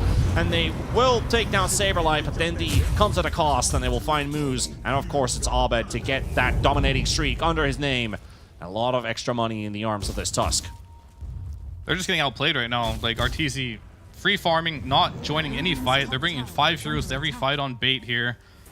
I would really like to see them try and get on the map. Either take back their primary jungle or maybe take a fight around the tier 1 Dire top lane. Funnick. They can actually see him there on the low ground. And they go straight for him, charging in his orbit. The heal comes out. They've got the curse, holding him down. Dendi coming in with the TP, but RTC's right next to him. Doom will be used, but the Lucent Beam finishes him off and into the Sprout, and that's going to be Dendi. Good night, sir. Oh, boy. Optimistic attempt, but that's your initiation. That's pretty much it that they can throw in. Yeah, I mean, the fights that they're taking in this position are just impossible. Like, there's a ward on the Dire. They're just sitting on the high ground, just chilling there. You can't just be going in one by one like this. Like, they're just getting outclassed right now on map movements. They're just getting a course on map movement 101 here. And game number 1, they actually had good map movement in that late game, but these early game map movements, Shopify has got their number if they have a faster lineup. That also means that RTZ is going to be getting that BKB after Roshan is finished off, especially if he gets the last hit off of it. So that's another piece of trouble. And Stonebank has been located. Drops very low on HP in a quick span of time. And with the silence from the Orchid, no enrage for him. And Moose is going to have to back out. They might just hunt down this Hoodwink all the way to the end because Scurry cooldown still down for 20 seconds. Well, 15 now. Are just going to let the squirrel stay in the trees. We'll push out the bot lane. Oh. All right. And the global presence. It's another one. I mean, that was fast fingers from Dendi, but unfortunately he didn't get much distance on that blink dagger there, so really easily to chase him down after it. So it's getting ugly. Not much more to say here. I think they really, on bait side, need to group up as a team, place a ward, play around it, and try to get some map control back. Because we saw Stonebank, bottom lane. He just shows on lap, gets charged, right? They're going to try and make an opening happen here, but this is an Aegis. Yeah, the tank of hope starting to run empty on the side of bait because Rebellion is just showing the superiority on the server. You get the hook save, but is it still going to be enough for the Orchid? Oh, 40 HP, and Saberline wants this one so bad. He goes for the Sprout, finishes him off. The Curse does connect, but it's just not enough damage. They cannot kill off crit. Yet again, another pick off, and that is also your carry falling. Rebellion, they got to take it to the high ground. Yeah, I mean, they are feeling like a little clueless right now on what to do on the map. Until they find that opening where they actually go together. 0 building damage. That is definitely not a good sign, but RTC hooked up. H is going to get burnt up, and Dendi very low on HP right now. Sharpshooter finishes off crit. The explosion will stun up too. Funnick in the trees. He's waiting for him to use the Doom, but he's got nobody with him right now. The Hoodwink's getting pummeled by Abed. And Funnick, he finally gets it off, but the slows are there. Oh boy. That's pretty much it. It is rough for bait. It is super rough right now. I mean, they do have BKB now for the Doom, so he can actually walk into these fights. And we haven't seen a good Doom yet, right? Yep. Like, they're kind of just still waiting. Doomed, and then they just kind of walk away. So maybe when he gets a BKB, he can walk in there, doom them, and chase a little bit. But yet again, as a team, they need to make a play happen. They're making a play on bot. It looks like they're going to play in mid at the same time. So that's going to be a core, but there's no one to be found in the bot lane for bait. So Flonic down. He's going to be up in 30 seconds. And realistically talking, Fear, we talk about they need to make plays happen on bait.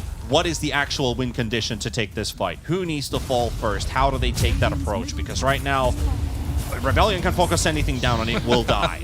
What does bait need to do to have a sliver of hope? I liked what they were doing there. They tried to gank the NP on the side lane, but that's like ultimate despair mode. Like, you're going the side lane to kill this NP, then he just TPs mid, so your gank fails, and then he kills your Doom in the mid lane, and now they're going high ground. So Funnick just like, he needed to be more patient, wait for that play to connect first. I don't personally think the style of them just like making small plays with 2 heroes is even really that good. I really want to see them go as 5 right now, smoke one area, drop a ward, take it, and then Shopify, they will run into you at some point. They are really far ahead, and then you have to take that type of team fight to your advantage. DD, are you kidding me? Please just keep on spawning with these tusks. But I agree, like the situation basically for bait is they're just... Here it is. They can't even find a confidence kill, which they would like to take. Fly, he's in a prime position to pop these smokes. Vision and everything, Sunray in. And he's gonna take this fight to them. He popped his egg instantly and he burns down Lowdown. There goes Phonic. Hook comes in with the DD on Abed. And that Ursa, that's not a fuzzy wuzzy we know. That's some kind of cub just got pummeled when he was a really small pup. And that is gonna be 4 for Rebellion. It's only the Pudge on Dendi to survive that. Yeah, I mean, there's not a whole lot left to say here about like what's going on in this game. It's like it is a demoralizing situation. Yeah, for Bait don't really have any like gas left in the tank here, and I think Shopify do realize that, and they're just gonna go straight for the jugular here. Pushing down from the bottom lane, looking for the clean 2-0 sweep, undefeated in North America. Shopify Rebellion continuing the dominance here. There's no stopping this team at this current pace. No one has come close except Bait out of all teams in game number 1. But it's still not enough for Bait to actually look for a tie, an equalizer, forced to a game 3. A miracle needs to happen. Lowdown, that's not going to work. He's going to get insta-silence, lose some beam to hold him on the spot. Slowly burned down with the dot damage, and now the Sunray from Fly. Here comes Sarteezy, gets that one, pushes Dendi down to the low ground. It's going to be Abed with the kick. And it's going to be the punch to throw it up into the air. Kicked and punched. Yeah, I mean, they just unfortunately didn't have the moves and Dendi magic this time around. Yeah. And Shopify, you got to give it to them. You know, they bounced back really quick in this game. GG. They didn't have the greatest laning stage, but they rectified that really quickly with Saberlight continuously coming to take the advantage in top lane. But that just shows Shopify Rebellion, the dominance is definitely there. Another 2-0 clean sweep. So they take down Bait in this one and march on with yet another victory and just a step more closer towards getting that major spot for themselves. But game 2, I mean, there were small pieces of hope, but not as much as we had in game number 1. It was very hard to believe that this would work out better than it did in game number 1. I mean, their early game went better though, but like maybe winning the early game isn't a recipe for success here, because like they did win the lanes, but then it just got so bad so fast. Difficulties for sure for Bait here, but Shopify Rebellion continuing the undefeated streak. Let's hear what the panel has to say with Snare, MLPD, and John. Take it away. Thank you very much, gentlemen. Game number 2, 5 Rat. Why am I keep saying 5 Rat first up? Shopify Rebellion coming through with the 2-0 sweep here. And game number 2, they were not messing about. They were all business all the way. Despite losing all 3 lanes, they still came back in pretty strong fashion. And MLP, you know, after game 1, I said, when you're wrong, you're wrong. But when you're right, you're right. Spirit Breaker enjoyers, all of them are celebrating in chat right now because that hero looked really, really good this game. What can I say? These idiot casters, Trembling Panda and Foolish Fear. I mean, they challenge me. Fear thinks he wins 1 TI. He knows what he's talking about. This guy has no clue. That's why he's casting and I'm on the panel. SB did everything this game. When Abed wants to hit the shards, he's got the vision from the charge. When RTZ wants to gank, he's got the charge coming. SB did everything this game. Crit is perfect on SB. It was a perfect pickup. I was right as usual. What can I say? Yeah, nice and humble, Mike. And we did As see always. that impact. You know, Shopify Rebellion did play really aggressive this time around. And the performance from Crit was great. I want to say Fly in this little clip, right? He broke the smoke, instant egg. You give Fly his specialty Phoenix, which we don't get treated to too often. It's also just, it reminds us just how good he is in that hero. It's something he's been really good with for years, and it just plays really well into this team fight, right? Like, you pick the Ursa to counteract it because you can kind of wipe it down, but then you're trying to put the Ursa forward up against all of this control. It's not an easy game to set up for Stonebank. Not an easy game whatsoever. And another thing that became very difficult quite quickly was the fact that Saberlight, game number 1, a lot of the rotations from Dendi would go to his side of the map eventually, right? Sort of helping to shut him down. In this game, I remember the first rotation they tried to go onto in the bottom lane. As Dendi arrives, literally as he finishes his TP, Saberlight going onto the other side of the map, continuing to punish Funnick. And unfortunately, he just kept doing that. And there was no punishment available for him. Yes, we know that in principle, you can punish this hero with this Ursa, but Saberlight was just allowed to just be everywhere on the map, just having that additional presence. We were talking about it when we first saw the heroes, before we knew Arteezy would be playing this Luna. And you were mentioning, Mike, that having access to a hero like that, that full global strat, at some point, for a team like Bait especially, they find it very difficult to deal with because they rely on this interplay of Dendi and Moose. The rest of the squad, sometimes a little bit off kilter, and a hero like the Nature's Prophet can really throw off that balance, especially when paired with the Spirit Breaker, just charging over the map all the time. Absolutely, and I guarantee Sableye asked for this hero. I guarantee after that game one, he's like, "All right, boys, I threw the game. He got that Giga Chat energy. Let me pick profit. I'll take care of it. I'll make these guys run around the whole map," and he did. He did, and he's always got the backup. Again, this SB charge is always going to be there to set up for him. You can't lose vision on the heroes because they're being charged constantly. Such an easy game for Sableye. Just enables him, and what can you do? It happens. Yeah, and it's a really good comparison, again, going back to the point of the off lanes. Right, Saberlight has this huge impact, and Funnick has a slower game. You know, he's playing Doom, he's devouring creeps, he's getting Midas, BKB, and it's just that pacing from the off that I feel like Bait really struggles with. We've seen it from Funnick. Even his Beastmaster ate up a lot of farm when we saw it come out. So I'd like to see a shake-up for Bait in that sense. Right? Like, the off lane just feels like the activity has to come out. Yes, you're getting impact from Dendy Moose, although in this game it wasn't quite there. Yeah. But that duo works so well, you want to tie that in with a little bit more activity from the off lane as well. One thing that I also saw about this particular combo of Dendy and Moose here, because it wasn't working out as well as in the prior game, we had a lot of impact from this Phoenix, right? And I'm hearing he's actually going to be getting the dub on this MVP. And I think, you know, one might ask themselves, why is Fly getting this on the Phoenix? But the heals that came out consistently, disabling the ability for them, he'd wait for the sharpshooter to come out, and often he'd wait for the spells first before he goes in with the Sunray. Then he's like, all right, sweet, now I know exactly what to do. His positioning as well was, when you're playing against an Ursa can never realistically get towards your Supernova, you know you're doing a phenomenal job. Of course, he buys us forced off early on, keeps repositioning RTZ when necessary. It was a much crisper performance just in pretty much every respect for the side here of the Shopify Rebellion.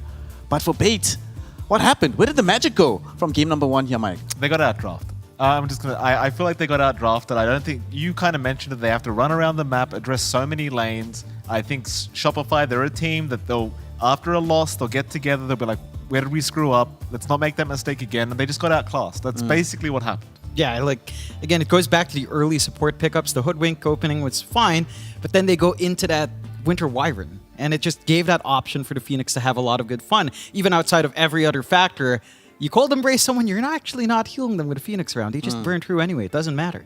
You just burn through them, and the Fire Spirit's usage in this game was also really, really good, reliably. We still only had an issue with, because Thornbank was the only person that was capable of carrying this game. The hero that Dendy's playing, it's a lot more setup, right? Game number one was like out and out damage. He could run around with moves, and they were killing heroes reliably. This time we saw a lot of, all right, we can maybe reposition them, we'll eat them for a while. Hopefully the sharpshooter lands, but we don't have that guarantee. This hero will die if we catch them in the combination. So for Bait, a rough game in game number two, but there were so many shining lights that came from game number one that I'm hoping we get to see it continue going down the stretch. But for the side of Shopify Rebellion, they are now 5-0. 5-0. If this was another region that had 4 slots, they'd be guaranteed going to the major, no matter what. It is NA, so they still have to win the next 2 series, and they're still playing TSM, which is, at this point in time, if you'd asked me yesterday, right, what is it possible for TSM to beat them, I'd say Shopify Rebellion, best in the world, no chance, or best in NA right now. But from what we saw in game one of Bait, if TSM was in that same position as what we saw in game one, they probably would have been able to close that one out. So even gods can bleed, it turns out, and Shopify Rebellion needs to clean things up a little bit. They did so in game number 2, but it shouldn't have had to be that close in the first place, John. Yeah, I think it shows a sign of light for the other top contenders for NA, right? Like the top 3, which can shuffle around. And it just shows a really good shine for Bait. Like, if you can make Shopify Rebellion look uncomfy like that, then a lot of other teams can too. And I think it's, again, for Bait, this series, the odds 1-15. But that game 1, I mean, it still defied those odds, even though it was a loss. So this is a team that's still maybe not climb up to major at this point, but you know, they might be able to find a few more wins and stay in Div 1, perhaps, if they manage to continue that Game 1 sort of performance. Well, a team that is certainly on track to go to the major so far is Shopify Rebellion, who took this W, and we're going to have a quick interview with the coach of Shopify Rebellion, Balba. Can you hear us? Congratulations on the win. I have to ask, how sweaty was the team atmosphere after game number 1? Who did you have to yell at to be like, let's clean this up and going into game 2, boys? It was just like no one really expected it. I think everyone kind of expected the easier game. The game was definitely going well. I think we just talked about what we need to fix for the next one. Because if we did a little bit of things cleaner, I think that game would have been a lot easier. but game 1 definitely wasn't really clean. And then I think for game 2 we definitely fixed it for the most part. So yeah, I probably just woke us all up, including myself. So. Oh, what kind? If you're allowed to reveal, what kind of adjustments did you make draft-wise that you feel made the difference between game 1 and game 2? That made the game look so much cleaner, despite the fact that the laning phase wasn't like an out-and-out stomp in your direction.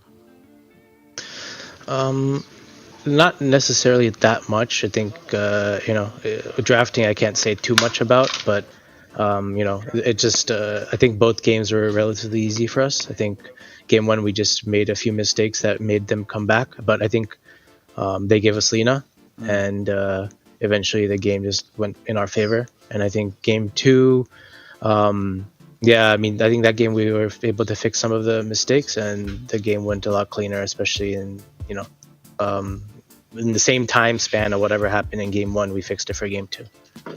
Boba, talk to me about the drafting dynamic now with Saberlight in the roster. Like, you had Nightfall earlier. Obviously, I think it was a bit harder to draft. Maybe the hero pool not as big. With Saberlight, do you find it easier? Do you enjoy drafting more here for this roster? I think it was definitely more challenging last year at the start, especially. I think Saberlight is definitely he's an offlaner. He's this idiot.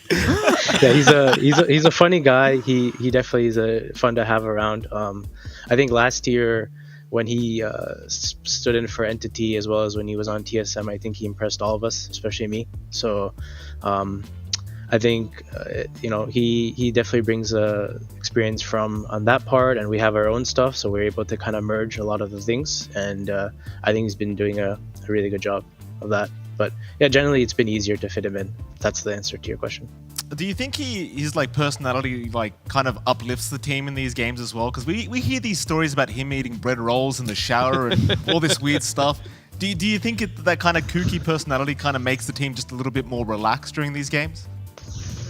Yeah, for sure. I think definitely.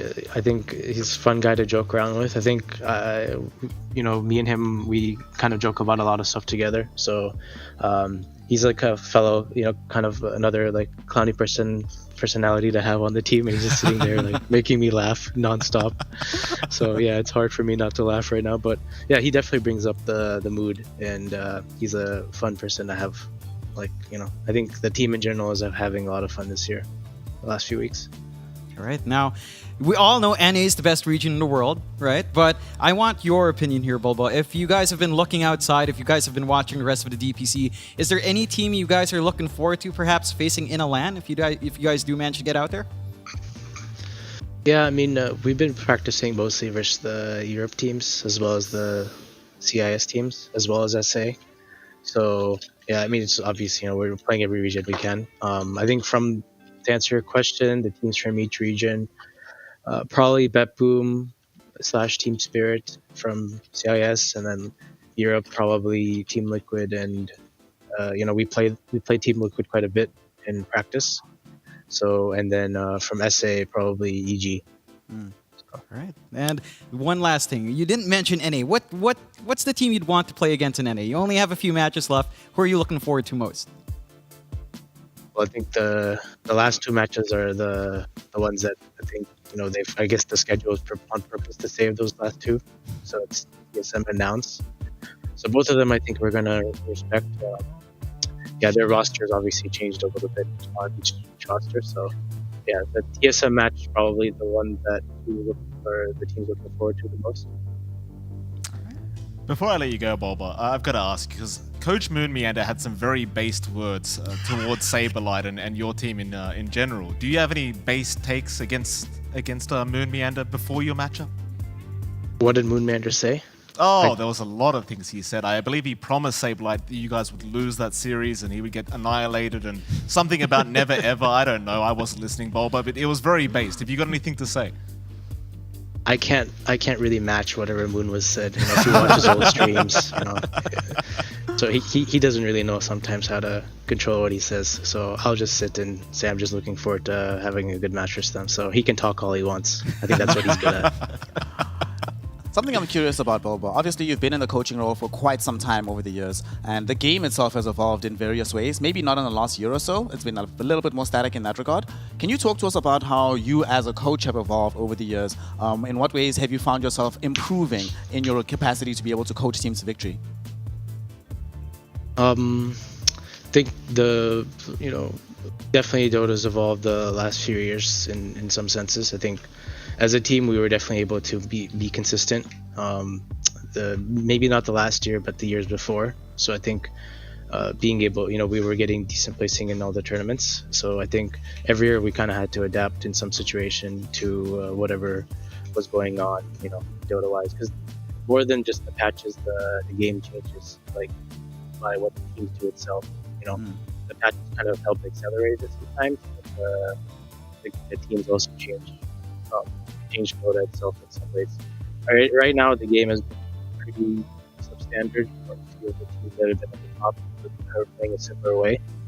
I think, so and you can kind of maybe put some causation to that, but otherwise, it's important to kind of see what people are doing and what the good teams that are at least winning the tournaments are doing, and also decipher for yourself what is like actually good that they do, what to take, or maybe something that you think you can beat. Vice versa, just having that kind of studying their games, watching the replays, things like that. Okay. I have one more question before we let you go back to practicing and getting ready for your upcoming series. As one of the premier minds in Dota, obviously people would love to know how you think in general. So can you recommend a good book for us that we should peruse get closer to how you feel about things? A good book? I'll be honest, I haven't read in a while. My last book that I really liked, most of my books were in college, in high school. Probably my favorite book of all time was Of Mice and Men. So I've read that book a lot of times. So yeah, that was probably my favorite book growing up. And then there's some ones fantasy and stuff. But yeah, Of Mice and Men probably my favorite.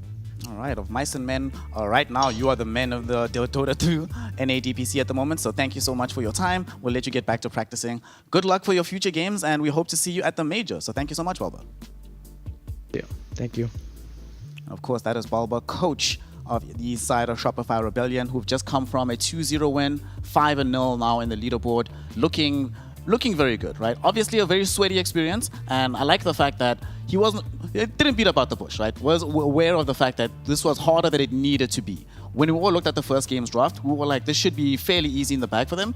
And they made the adjustments though going into game 2. And the thing I liked about it was not just that they made the adjustments in execution, but they were willing to also bust out some unique things in the draft, right? So it's good to see that they're not afraid of showing that their own ideas are worth implementing, despite the fact that there's a very set meta right now. Yeah, I agree. Look, I'm going to say it right here and now. I think this roster, this iteration of Shopify Rebellion is one of the best ones we've seen so far. And I think they're going to have a great crack at the major. I know it's a little bit early. I know they haven't qualified yet. I know people have been saying to me, of course they look good, they're in NA, blah, blah. They're going to have a great time at the major. I'm saying it right here, right now. I think this is a great roster. So how do you feel about this, John? If the major was tomorrow, right? We heard from Fly a couple of weeks ago, or last week rather, that he felt that if the major was shortly and soon, that they would place top 6. So do you agree with that assessment, or do you have a little bit more faith in them, or maybe even less faith? Where do you think they would rank relative to the rest of the world? I'd agree, and NA is the best region, obviously, because we're here casting. Of course, we've got the best panel, the best casters. Of course. It's the best region. We've got the best team. Tell them, John. And, Shopify Rebellion, this lineup just looks really good. They've got a great lineup. They have a good offlane, a very solid offlane, an actual offlaner, I think, as what Bulba was maybe implying or something there. He kind of had a bit of a giggle, right? But this lineup's very stable. And we heard it. Their preparation, their practice, they're playing teams from all over that they can reach by ping. It's probably the most versatile region to practice in from NA. You have access to almost 3 regions if you want to play it compared to anywhere else. So you have a lot of ideas that can flow in there. That certainly is the case, and these ideas have been working out so far for the side of Shopify Rebellion. With that, though, they have themselves a 2-0 win, of course, and let's look at what this means for the leaderboard. Obviously, this means that they are still going to be staying at the very top, but he made mention of the fact that the 2 teams right beneath them, those 2 games are reserved for the end of the DPC run, for a good reason, not just for the hype, but legitimately, that is the major qualification, right? That's pretty much just that, what it always comes down to in NA. Shopify Rebellion, TSM, Nouns, and these are the games that we round out the tour with. So looking forward, Mike, What are you feeling? Is this going to change at all? Are you looking for any surprises going forward? Oh, look, I'm a sicko. I love tiebreakers. I love the pressure. I want to see Bulbous sweating. You saw he was nervous just then. I need to see more. I need to see panic in his eyes. I want to see Moon Meander sweating a little bit, you know? Nouns, I mean, they've got Neff. I'm not going to talk about Neff. It's a waste of time. It is. It's not even worth mentioning. But these two teams left for a shop favorable. Anything can happen, you know? After that game 1 performance again from Bait, if Bait can do it, these two teams can too. And they can do it for more than one game. So they are going to be tested, and that's where we'll see who exactly will shift in there. Of course, at the other end of the bracket, we do have teams like Theath Gaming who just managed to eke out their first victory, climbing the leaderboard a little bit, and a wildcard gaming squad who none of us are still really sure exactly where they rank relative to the rest of the field, and they'll be playing next in a little bit of time here. What are we expecting from this matchup? Theath Gaming clearly have gotten better, almost immediately, right? Like way better, just with the inclusion of Sunset. And Wildcard Gaming, still a wildcard team. We still aren't exactly sure what to make of them. So, John, what do you make of this? Give me a tail of the tape for this upcoming series tonight. I think it's going to be wacky. I expect Sammy Boy to all chat at some point. You know, Sammy Boy, you can always rely on him to do something in game. And I think Theath's the kind of team that he would want to all chat in for whatever reason. Maybe they run into pubs, maybe not, you know, but it doesn't matter for Sammy. Even when he's not playing, he was in the Twitch chat during the 5-rat 4-staff game, and he was just trash talking Speed every time Speed died. And everyone was trash talking. Speed was doing a great job, and Sammy was just giving it to him. And now he's going to play. I hope Sammy's ready, because I just hope Speed's there. Speed should be in Twitch chat right now, giving trash to Sammy every single time. We love Sammy in this region, but he deserves a bit of trash talk too. He deserves a little bit of trash talk, maybe, you know. But one thing that we all deserve is to watch some really good Dota. And that next series, despite the fact that it's on the lower end of the card, is still going to be extremely exciting. Theath Gaming are on the come up. Wildcard Gaming trying to bounce back from some difficult performances, even though they have won out their last series. So we're going to be throwing it to a break here. And as usual, go outside, get some fresh air, drink some water, call someone you love, let them know you love them, and return to us in about 30 minutes to continue the day of Dota 2 action to round out the second week of the DPC. We'll see you shortly. From myself and the panel and the casters, we'll see you just now.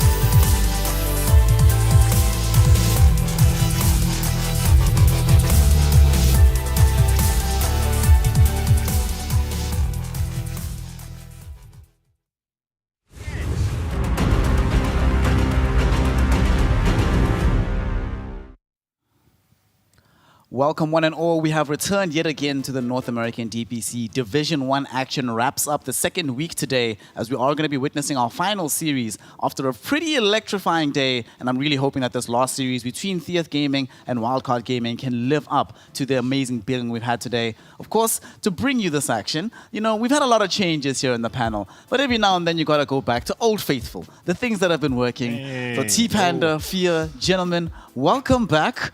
We've had a very wild day, T-Panda. For sure. No? Aren't you glad to be back on the panel? It's going to be a little bit more back quiet. with the OG squad. I mean, can it be better? We're right here with Fear, ready to come into this one from the last, which was a pretty exhilarating game 1, which was actually a blast to cast. Game 2, not so much, but hey, Rebellion showing dominance. I think we've earned it. We've earned it to see that we have this at least one super dominant team in NA, just proving why they're at the top. They're the real contender to the world, and hopefully they can keep that running. 10-0 right now. Can they pull off a clean 14-0? 2 more series to go. Looking forward to it, but we're putting our sights towards Wildcard and Theath, which is... We're looking at the middle areas, of course. And for Theath, they could escape with a victory. They could stay in Div 1 with just a series victory here. I mean, they did win their last series, so it's no longer a team that has no wins, right? They did beat Alpha, so hopefully they can carry that momentum to maybe they won't win the series. Maybe they can win a game. It's possible. Anything's possible. But I really just want to see them put on a good show, not get stomped, you know, delay the games out, learn more, and just, you know, hopefully when you go against like Bait, we can have like a nice tiebreaker. I'd like to see that personally. I'm down for that. I mean, we've normally had these tiebreakers happening at the top of the leaderboard, right? Between a Shopify Rebellion, TSM and Nouns, or a Quincy Crew, or whatever the case might be over the years. Would be nice if the bottom end of the spectrum was also a little bit more tightly contested. Yeah. You know, not nice for the teams involved, but from an entertainment perspective, would be pretty nice for us.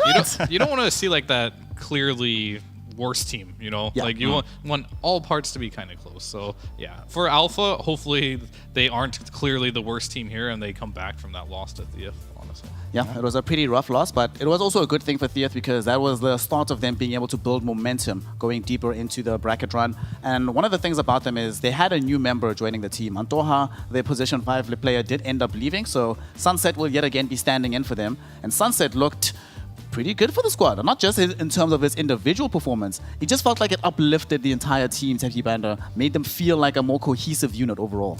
Which is a surprising thing to say because, you know, they've been living in this chaos for the last month, basically. You haven't had the roster that's going to be all the way from the start. Already 2 players changed. Then you rely on a stand-in, on new players to Division 1, basically, like a full-on roster, and with just one experienced player, Esk. So that is not an easy position to be in. So if Sunset is actually going to... It's funny that we have Sunset versus Sunlight, to be honest here. So where does the sun shine this time?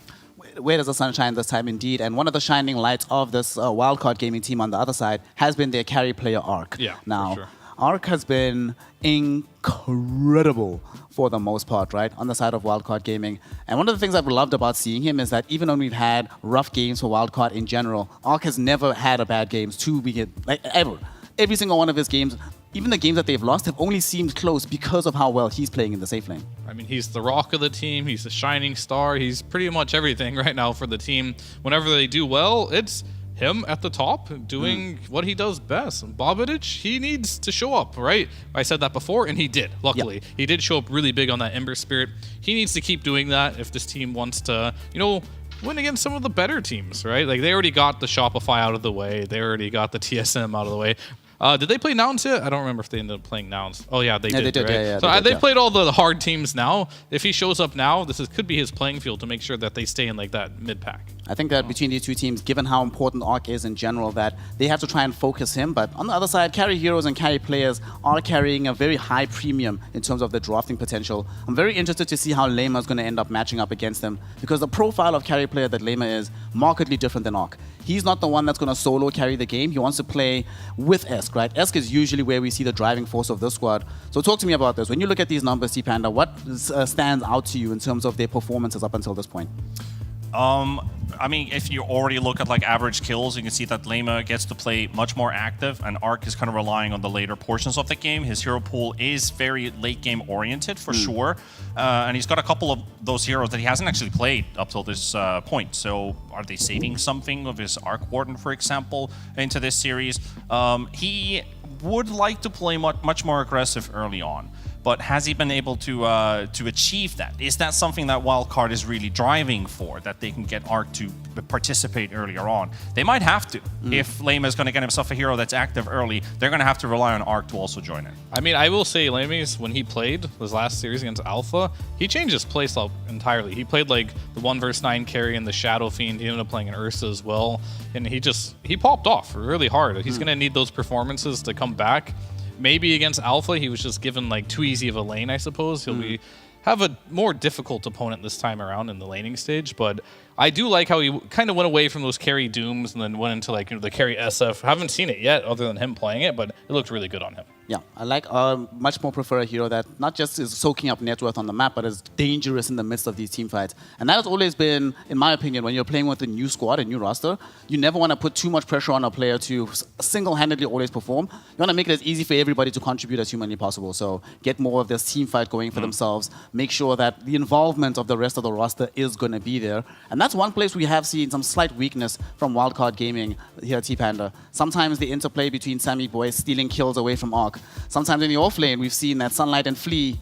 It's not always the hottest thing in the world. Do you think that they would have had some time to go back and reflect on that in the time that they've had off?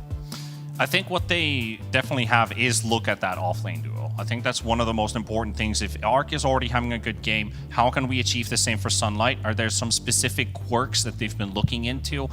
Is it the lane balance? Is it how they exit the laning stage? And what kind of hero is Sunlight actually playing? Does he have a hero that has a lot of impact that is required from him early on in the game? Or is it super just basic Beastmaster? You're sitting in this lane for 15 minutes, getting your Helm of the Overlords and just pushing, where his hero pool has been all over the place. You've got team fighters, you've got objective pushers, and then you also have like a lot of crowd control added into the mix. And he's even played these burst damage type heroes, the Shrek, the Timbersaw, very like all over the place. So I want to see if Wildcard is now going to stick to what Sunlight's played this right now.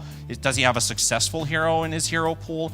Or do they want to drive another strat in, basically? So I want to keep an eye open. Have they done some changes into that offlane? I mean, speaking of actually having them be a wild card and doing a lot of different things, Sammy Boy has also played a bevy of different heroes, right? Has yet to play a single hero twice in a row, has played very few of them twice overall. So what do you make of that, Fear? Given that right now, the meta seems to be extremely solid when it comes to the 5-position players. We see the trees pretty much every other game. Not a lot of other teams are deviating too much from their 5-position strat. So what does it tell you about where Wildcard is right now, that on two different sides, but on both side lanes, they pretty much have extremely high variance in terms of how they approach them? I feel like it has a lot to do with like the teams they've played. Like they tried a lot of things, it didn't work because they're playing into their TSMs, Shopify. It didn't work, so they went back to the drawing board and came back with new stuff. So I still think he's still finding himself. We saw like the support Naga. I'd scrap that one. It didn't look so good, right? Then he went to the Mirana, which is a little more meta. Then maybe he's just finding a more comfort now in where he wants to be and how he wants to play his position. I want to see exactly how it's going to pan out today. And we have seen that today, drafting in particular has been extremely important, especially considering which support heroes that you're able to find for yourself in the first phase. We've seen how instrumental Rubik can be. We've seen how instrumental Treant Protector can be. But for these particular squads, I feel like the heroes that we're probably going to end up inhabiting the most contestation around is going to be probably this Batrider, probably this Ember Spirit. Like the mid lane matchup is going to be very important before the early laning phase, because the couple of games that we've seen Esk playing, when things have gone very poorly for Theath Gaming, it's when Esk pretty much got rolled in the laning phase. And the times when it goes a bit better for them is when Esk is capable of actually having an impact in the laning phase. So what are we anticipating hero-wise from that mid lane right now? It's a lot easier to play around your mid player if he's having a good game. So when you look at heroes like the Ember Spirit, that's going to be all around the map looking for kills, hunting. That activates your supports. That puts pressure off of your side lanes. And then it also gives you clarity of coordination, basically. You know that stuff is constantly happening. You don't have to worry about the fact that, are we supposed to be making a move right now? When the hero is already enabling you to actually push the advantage. Like if you see Esk on this Ember Spirit, for example, I'd expect Theath to be very aggressive early on. Yeah, I mean, definitely. I think that's going to be a highly contested hero. Babatich, his Ember Spirit, has been the most impressive hero that he's played by far. So for Esk in this mid lane matchup, I mean, Babatich has kind of been struggling as far as like having good performances in the mid lane. So he might have an opportunity to kind of expose him, right? So right now, all eyes on me are for, does Babatich get his Ember? And if he doesn't get his Ember, he needs to show up with a new hero. Because we've seen his Ember twice now, 100% win rate.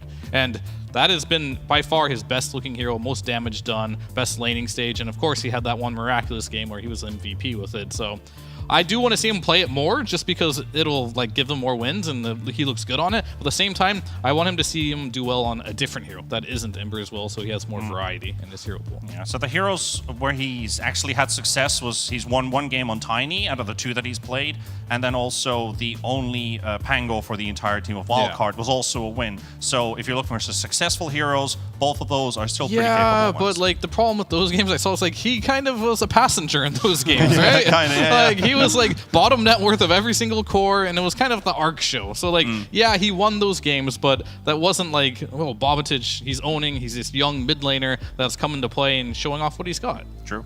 I mean, Daniel was talking earlier about how he wants the mid lane to go back into a skill-based matchup, and earlier today he showed us what can happen when you believe and back yourself as a mid player, and especially when you have good interplay with one of your supports. So I'm hoping that Babatich also gets a little bit more help to try and ensure that he has a decent game for himself.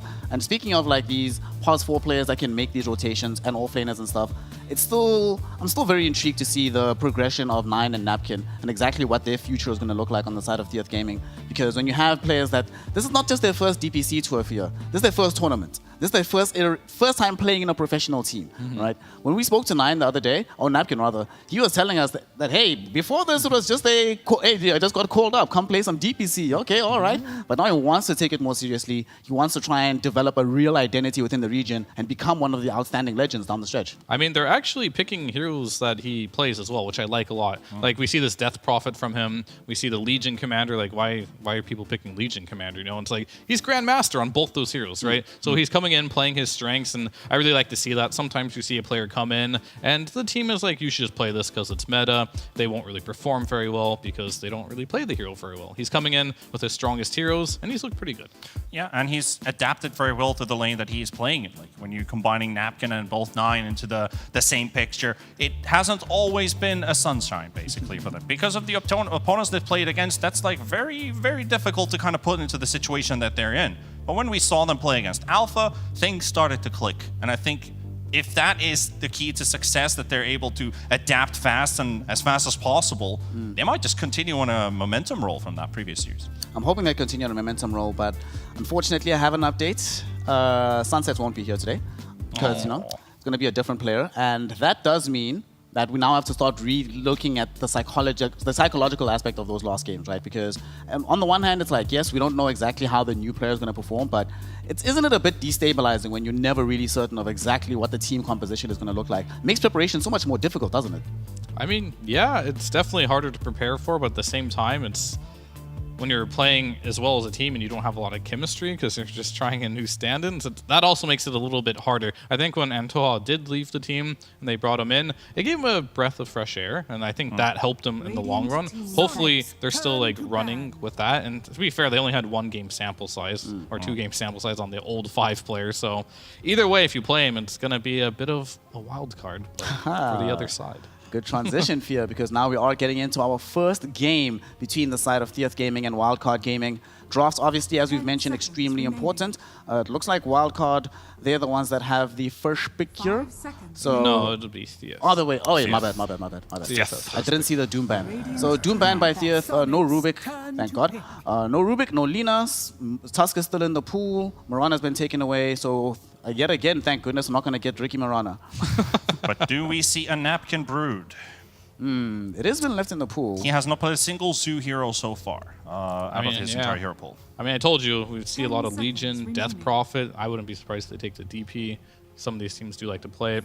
And, you know, those are his Grandmaster heroes, and maybe he'll stick with those until they start losing. But we don't know him all that well yet. Maybe he has a lot more heroes in store for us. Potentially. They go for the Tusk first pick. So this is our 2, 3, 4, maybe even 5 flex, basically. Easy way to start off the draft. Looking at the amount of Tusk games they've played, we have 9 on 1, And then we had Sunset also play, who was the stand-in for the previous series, who's not with us now.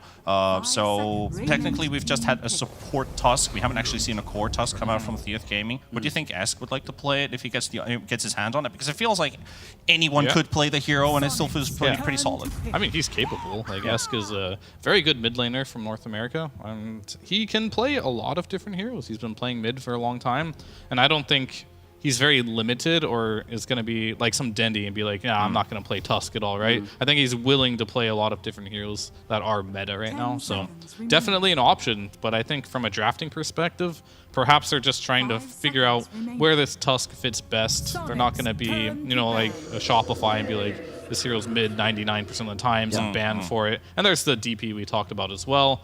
So we'll see what they want to do here. Anything is possible. Yeah. It's interesting that the DP comes out where it does, because Wildcard obviously go for the Snapfire, which has usually been played by Sunlight on the squad. But we've seen this Death Prophet, Tree and Protector duo be extremely strong, and they had the availability of it. Why do you think that they decided to rather stick to the Sunlight Snapfire instead of going for the DP pick here, Panda? Not necessarily Sunlight Snap. Flea actually has the most games, so it could be 4. Samson or Semiboy, he's also got 1 game of that Snapfire under the belt. So it's an easy flex pick, which we've actually seen a lot in the second phase, right? And that kind of solidifies if they have an offlane pick in the first phase, a Snap will obviously be a support in the second. But since you start off with this hero, you don't really know where this hero is necessarily going to be going. You remove the fact of the Phoenix heal. Phoenix is something you don't really want to pick against this hero, and that would make Tusk and Death Prophet really difficult targets to kill with the Sunray heal. An extra piece of Teamfight too, so that's already countered. A couple other heroes kind of fall off the pool too when the Snapfire comes in. But then there are these niche heroes that kind of also get added in as a contestant when you see the Snapfire. Yeah, I mean, I just generally see him picked just because it's, you know, ranged pos 4, does a lot of damage, right? That's like the main purpose. I mean, it can shut down the Phoenix. As we saw in the previous series, if you don't shut down the Phoenix, that hero can be like really a big off, problem. So that kind of like, maybe that's why we don't see a lot of Phoenix, because Snapfire is so popular, and that kind of covers your bases as well here. But it's just the combination. You just need some damage. It'll potentially help their offlaner get a lot of farm into the game. And yeah, the overgrowth and 5 seconds what is it called? Mortimer's Kisses. Mortimer's Kisses. Yes. Those spells put together. Chef's Kisses. Very high damage output for the mid game. There's the Ember ban coming out from the side of Theoth, so neither Esk nor Babatich get to play it. Babatich is one of already highlighted, one of his best heroes that he's had so far. The one of his most successful heroes. So we're definitely going to see something different come out from the mid lane for Wildcard. With Theoth, Esk's hero pool is actually a lot smaller than Babatich, who's played 7 heroes. Esk has only played 5, and there's a Caudle added into the mix in there, which is a pretty interesting one, because we're not really playing the Caudle meta these days. Yeah, I remember that game. It didn't necessarily inspire much confidence, especially when they decided to shift it to a Caudle. But here we get the Tiny, so this could easily just be the mid option for them. Most likely is going to be the case. Yeah. So. Yeah, another flex pick, but yeah, this could be Babatich with the mid Tiny. And Theoth is now pondering, do we answer this right away? Do we put the DP into mid, or does Napkid end up playing the Death Prophet? And we go for our own mid pick here, which is where Esk, who hasn't actually had last phase picks, I'm pretty sure they're going to pick their mid now. So there's the Batrider. Yeah.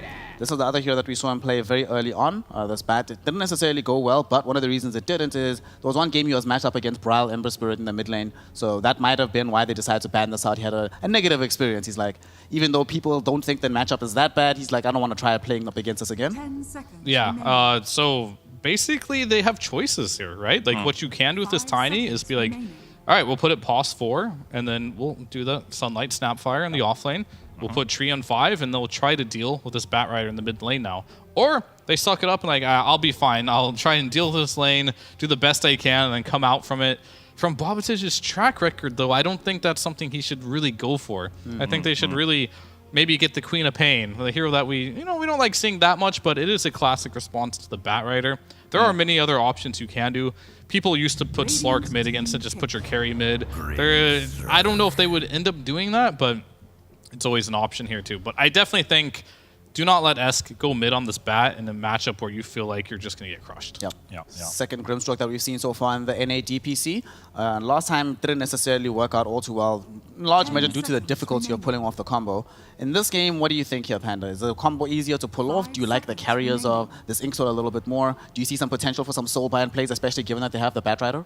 Well, great synergy with getting this Batrider to initiate quickly, because when you got the Boots of Travel, you've got that extra movement speed helping you out, and Inkswell adds even more on top, so it's going to help with gap closing for sure. Finding the snap in the backlines and preventing the Mortimer's Kisses from being utilized perfectly. He's going to have to reposition the snap if the bat's going to be chasing, DP causing havoc in the front line, and of course, the double ulti combos here. Tusk benefits from this Grimstroke, but the bat really gets a big synergy buff from this, well, basically how the heroes work together. So it does help initiation, but it also provides a pretty strong support for the lane. Like, they've got a lot of burst damage and you've got a lot of catch. If you go for Grimstroke plus a melee core, say Ursa, for example, great, Ursa's banned this game, but for example, like, that would be a great chasing tool. You've got the slow from Earthshock, guaranteed stun from Inkswell, and allows you to get those overpower hits. So you would like something on the lines of that.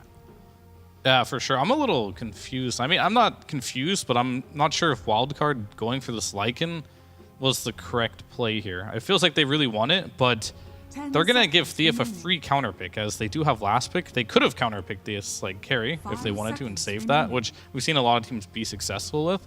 But they will have the last pick carry matchup here, but the carry already sees this matchup. Is this like all in Arc? Like, we're going to give you the best hero for the game. You guys kind of just, you know, suck it up in the laning stage, but we're going to make sure Arc has the hardest carry possible and he wins the carry matchup. It might be their logic here, because they would have picked their carry there, because you see what you're going against for sure here. Yeah. It's a Tusk and it's a DP lane, right?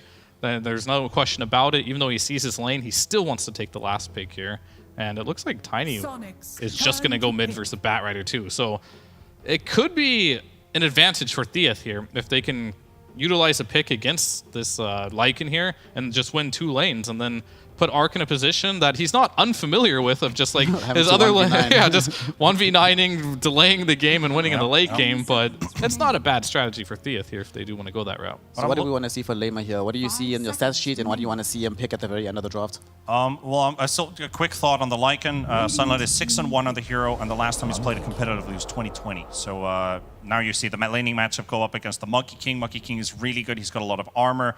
He doesn't feel threatened by this Lycan at all. It goes the other way around. Monkey King should be winning this lane, technically. Yeah. So that's a great pickup for Theath. And now with Wildcard having the last pick, that means we need a carry pick for Mr. Arc.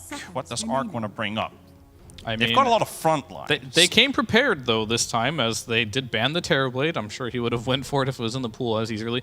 Illusion heroes are good here, but they really is on Theath. So it could be an Arc Warden game, technically, if you do want to see it. Like, he does like Illusion heroes. Kind of wants to play something ranged against the Death Prophet Sniper if possible. Arc is Sniper, yeah, Sniper's fine. You know, he can go the Drow Ranger route if he wants. First Bat, a little bit scary. He has some options. Slark is actually banned. Honestly, some of the best heroes I can think of are banned here. So he's not going to have like the freest last pick of all time unless I just get really surprised here and feel dumb and he picks something and I'm just like, wow, should have thought of that. But we'll see soon. I kind of went through all the things that I think are really good here. Has he played Morphling? I'm thinking a Manta Bio would be decent in a game like this. I thought about Morphling as well too, but like the laning stage isn't going to be the easiest, but it's not necessarily the hardest either. I don't hate it. You've got a Treant. Something they could definitely look towards if he does actually play that here. I haven't seen him play it, though. I'm pretty confident about the Sniper, but also feel like... Whoa! Well, okay. I don't say anything. I was going to say he could pull off a Lone Druid because he does play these micro heroes. They're just not picking Arc, Lycan, and carry. Yeah, all right, so they're just...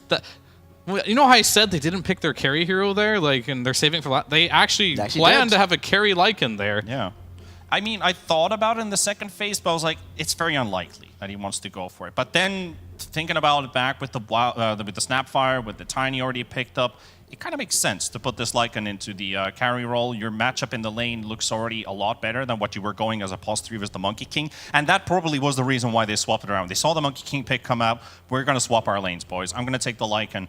What do you want for your final pick? Let's just win this game. Let's go Viper.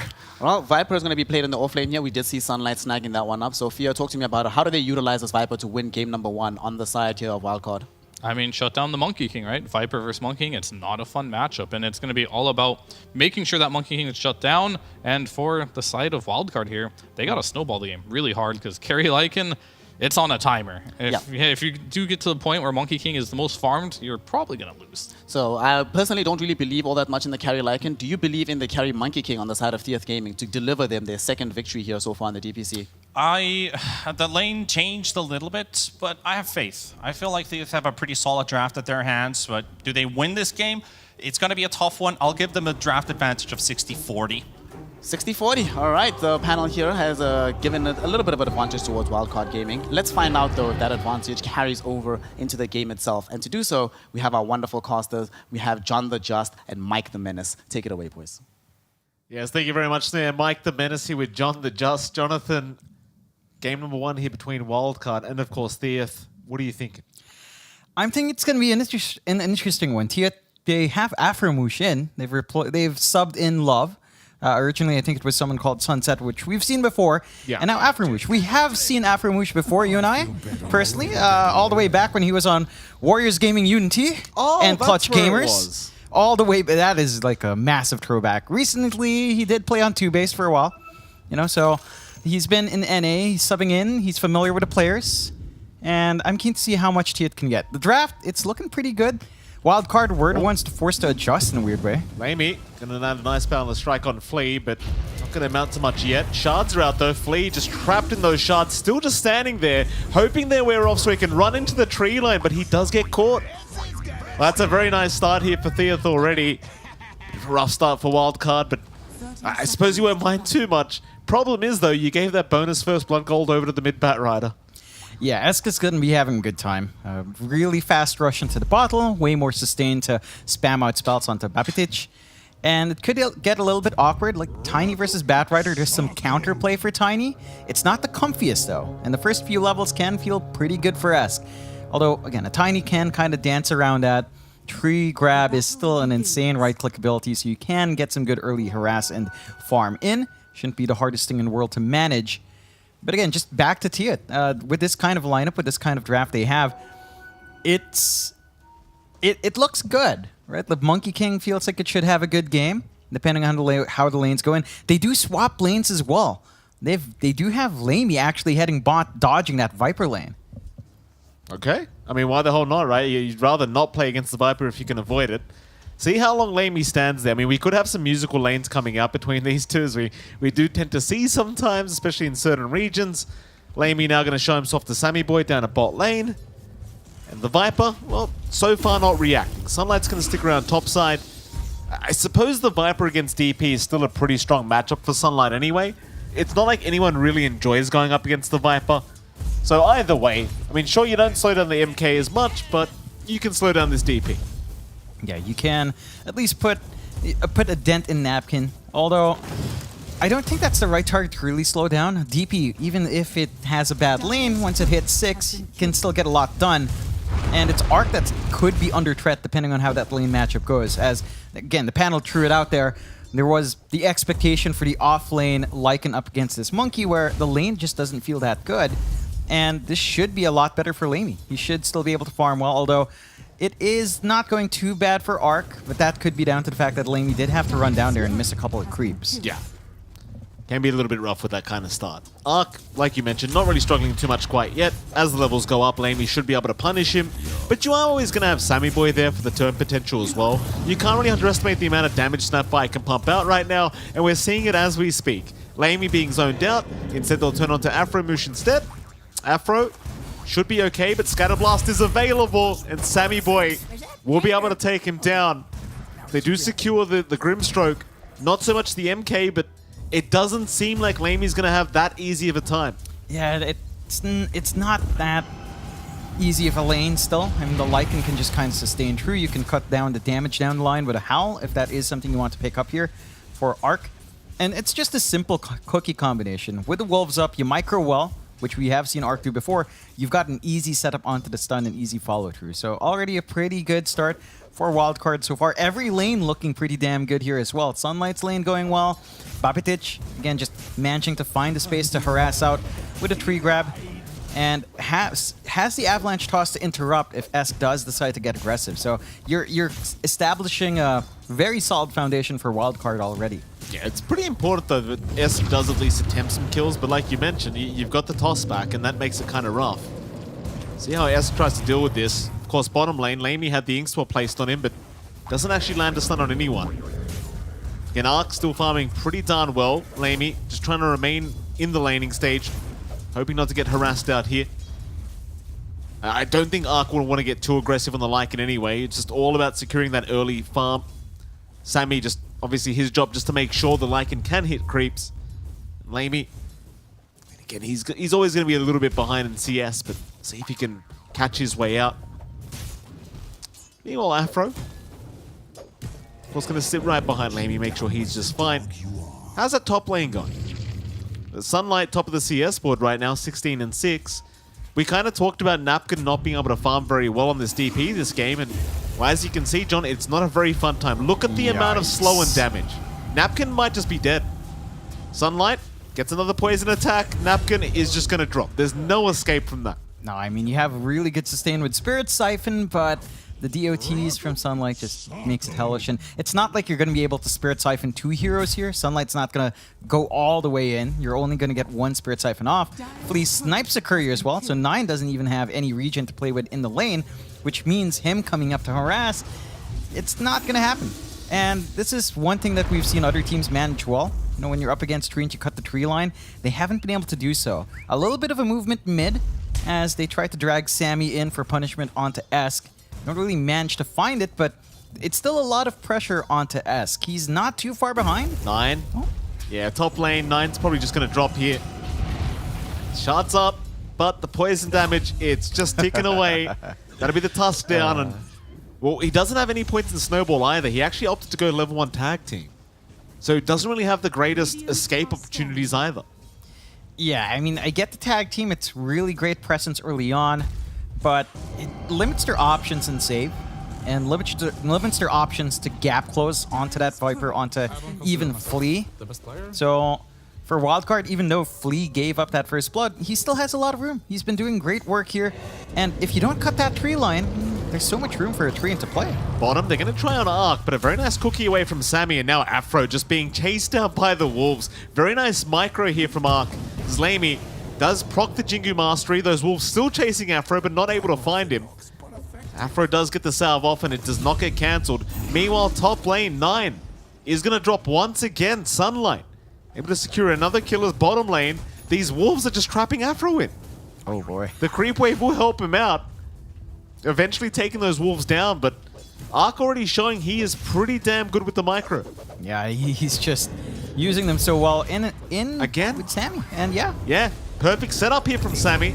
Afro's gonna drop. Lamey's gonna try and chase him down and punish. Thing is, it's gonna be a 2v1 scenario. He'll keep going to Sammy with the Boundless, and Lamey does at least find himself a nice trade. Yeah, it's decent enough. You're happy that your core gets a kill. You're trying to get Lamey back in the game. He is slightly ahead in CS, so you can kind of manage himself. And at level 5 now in the Monkey, it's a lot harder to contest him and to have the Lycan run up to him until that level 6 is up for Ark. So you've got a lot of room now for the Monkey King to feel a little bit more relaxed, but you still have to respect that snap combo just with the Wolves. And that should still give Ark a decent enough timing onto the Dominator, into that Overlord, have that impact he'd want, maybe try to connect with his team to get a push going, which is really what you'd want to do. Lamey, bottom lane, gotta be careful. Flea has rotated. Cookie will land. Afro trying to help out. A nice balance strike. Lamey's still trying to run, but it's not gonna be enough. Flea is there with the final right click. I appreciate how much Wildcard are kind of investing in this bottom lane just to make sure Ark is uncontested. And they've done a great job. He's almost got the Helm of the Dominator up. In fact, Afro trying to run. Sammy's got a cookie back up. Goes for the Wolf, and that's going to be another. Ark will take that one with the Wolves. The Wildcard so far playing this game 1 to perfection. You know what reminds me of seeing this kind of focus on linking up your spells with the minions with Lycan? It reminds me of good old Lil Gun when they'd go Lycan Grimstroke. Yeah. I mean, it's not a Grimstroke, but Snapfire with Cookie does the same thing with the minions. You get a good AoE stun, you get some good damage, you can follow through really well. I love that Fleas here because it's a Viper, you can leave it alone. Lamey, he might be making the walk of shame here, John. High fives up from Ark. You gotta wave goodbye. You're not gonna see that man for quite a while now. Yeah, and it just goes back to this lane swapping, right? You've got Viper versus DP. You can just leave the Viper alone. He doesn't care for the DP, so you can apply that pressure bot. So much damage onto that tier 1 bot as well. For Tiet, they're grouping up mid. You know, they're trying to maybe play around the threat of Esk level 7, pocketing that skill point for the lasso. So they could try to play with it, and they've got the regen up. So Esk is going to be feeling good. The issue is, it does feel like your supports are pretty underleveled. You've got the value point in the snowball up now on 9. So you can kind of set up for his team. And they can just play off the back of that. The difference right now for Tiet is they're not the ones being aggressive. And I think this lineup, it is a little bit harder to be aggressive. You've got Batrider who wants travels, who wants Aetherlens, BKB, all of those good stuff. And that does take time. And with the tower gone for Lamy, he's not very secure down here bot. Can't switch up top yet because Napkin is still soaking that up. So you're kind of stuck in a situation where you don't have too much room to grow here. Absolutely, and look at this, mid-rotation coming in. They want to keep this aggression up. Flea does get spotted now. Theath, or in fact, they didn't spot him. That was a Radiant Observer ward. 9, he's going to get the snowball off, but he is probably just set to melt. In fact, never mind, they ignore him for now. Babbage even just walking right past. They want Esk instead with this wolf form, and they might just have the bat. Esk is forced to lasso up, a bit of damage. In comes Lamy, but Ark is just going to walk away as Babbage is there with the follow-up. Esk is somehow still running. Leech Seed is out. Flea with the Nature's Grasp as well, but Esk is somehow alive. Still Sunlight in the meantime, killing off Napkin. And they can't punish anyone. No, you're so happy right now if you're wild card. You managed to break the smoke. You don't lose any heroes. They might try here, though. They'll try onto Babbage. Nice cookie away from Sammy. It's going to avoid the Inkswall stun, but the Balance Strike is there. Still the runaway. Here comes Sunlight, ready to back up his Tiny, and this could be a disaster for the side of Theath. They are melting one by one. Sunlight is too much to deal with. Lamy is forced to man up, but it's not enough. Afro now, can we get an Ultra? We may just. Afro goes down, perhaps a Rampage. It could be the first one of the NA DPC. Napkin's on the run. Can they hand the Rampage over? Oh, No! Sammy! Oh, Bammy Soy! It's always Sammy! Oh, Sammy, why'd you do that? Tips out for Sunlight. That would have been the first one. He ruins it. He's like, if I'm not doing the Rampage, no one is. You know, he's vicious, you know. Sammy does go on a Rampage in Twitch chat, Rampage on Twitter. You know, the guy has a rep to live up to. And he takes it away from his team. Still, how dare he? I mean, even losing out in that Rampage, Wildcard are in full control of this game. Like, 15-2, 6k up. All the lanes for Tiet just didn't go the way they'd want. That's Exorcism wasted on mid. That's rough. Now they can't push. Where do you farm out if you're this Monkey King? You tell me, John. I mean, you've got to hit the jungle. They are fairly well protected. Wildcard hasn't really put out aggressive wards, but they're already invading top jungle. And as soon as that mid tier 1 falls, I mean, your jungle just opens up in a massive way. Oh, here we go again. Avalanche toss combo, Afro. Welcome to NA Dota, sir. He's gone. Mid lane, tier 1 tower, not going to last very long. 16-2, 6k advantage here for Wildcard. It is a very rough affair so far for Theath. Yeah, it's not an easy game. They might lose more. Yeah, if it's Nine's not over. Careful. 9's going to be okay. Juke out Babbage, but it's not going to matter. Tier 1 tower's still going to drop. That's going to open up the map now. And in goes the smoke. They are not done. Wildcard, they understand how powerful they are at the moment. They'll head up towards that top side. Babbage and Sammy. No kisses available for another 15 seconds, but quite frankly, John, with the way they've been playing, it doesn't feel like they even need it. Mid lane Afro, he could be targeted again. Scans out, Sammy, they'll see 9 instead. They'd rather the Tusk anyway. Toss right back into Sunlight. Give it to the Viper. Sammy, he'll take it once again. Yeah, Sammy's just cleaning up. You know, he's doing his job. You're happy enough? I do love, and I have to point this out, this build on Sunlight, rushing the Urn into Spirit Vessel. You just remove that durability that Napkin has, and even the durability Lamy has with his lifesteal. So as long as Sunlight's there and these BKBs aren't up, you don't have a way of dispelling, Sunlight will just milk you. You have no clear solution for this Viper just yet. And it just goes back to this draft of Tiet. You're farming on a Monkey King, you're farming on this Batrider until these heroes get their initial items up. Wildcard have complete control of the game. That they do. I mean, it's so rough now. Like, where do you find the space for this Monkey King to farm? He's going Echo Saber and he's just nowhere near it. We're almost 13 minutes in. He's got no farm right now. 4.2k net worth. We'll see what he does. Wildcard, they just don't need to slow down. And the thing is as well, even if you do, like mid lane, okay, Sunlight, kisses, though. this is an opening, but the kisses are very, very painful, and Sunlight is a tanky boy. He hasn't dropped yet. In comes Napkin. He wants a bit of revenge on this Viper, but Sunlight, he is gonna survive. Oh my god. That's so rough, man. That doesn't feel good at all. You drag literally everyone for one Viper, Oh. and you don't find that kill. That is, that's pretty demoralizing. You know, that's not a good feeling if you're Tiet. And the instant smoke out from Wildcard as well. They don't have kisses, but Esk run. They see the fire Esk. yeah. It's a tough game, Mike. You know, it's not getting any easier for Tiet. Even the timing. Babatich has a DD on. I mean, the game, it feels like it's actively working against you at this point.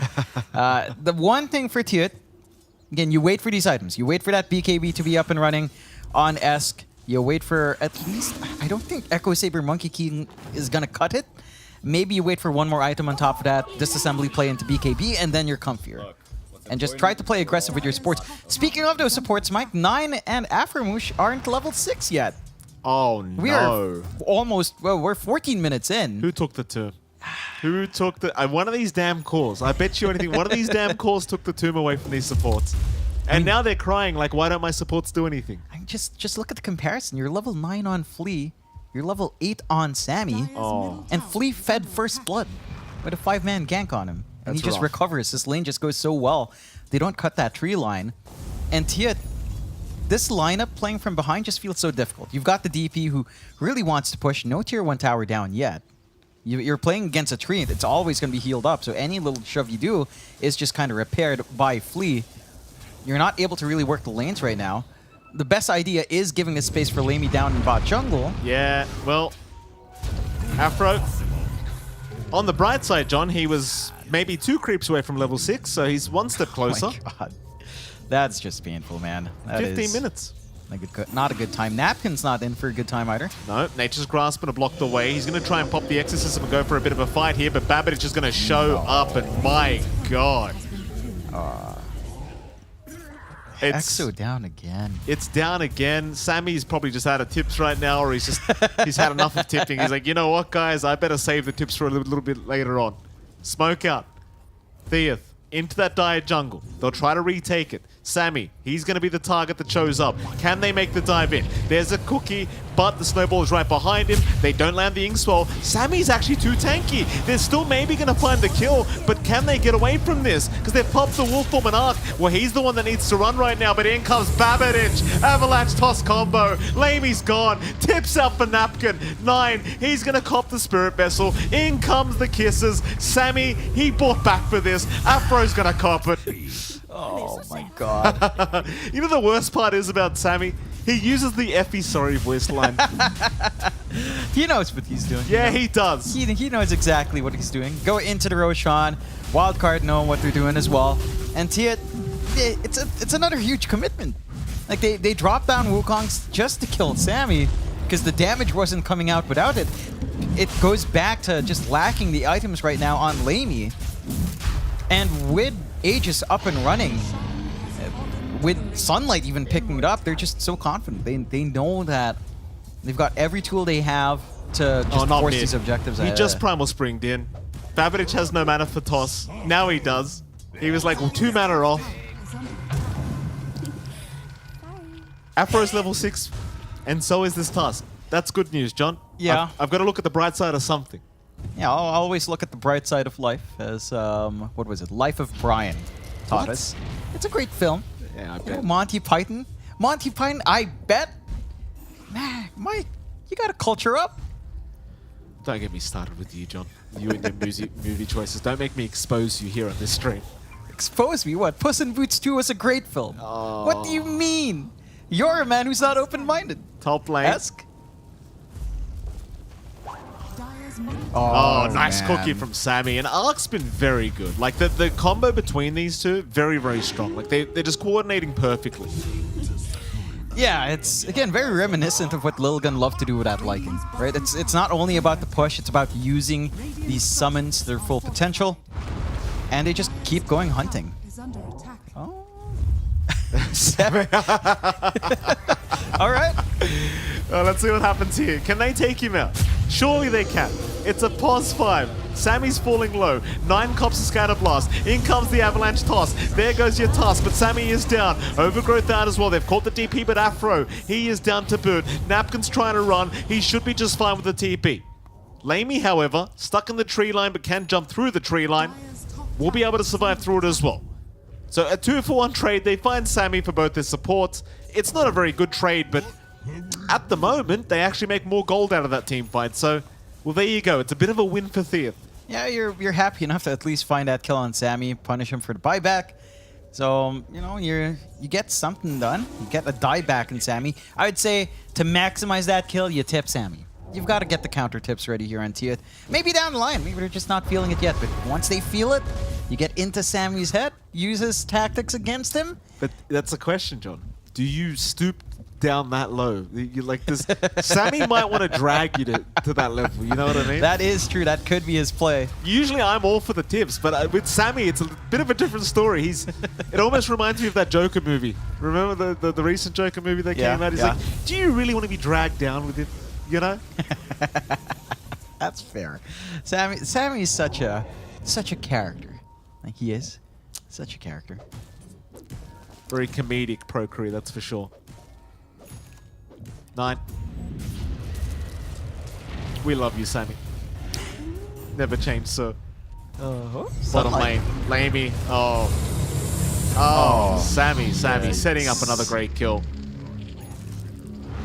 Yeah, I mean, what can you do? You know, your combination with Monkey King Grimstroke doesn't work out.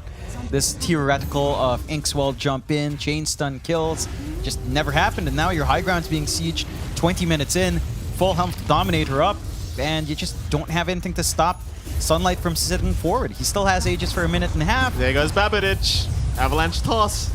That's a level 7 task. Half his levels. It just doesn't seem fair, does it?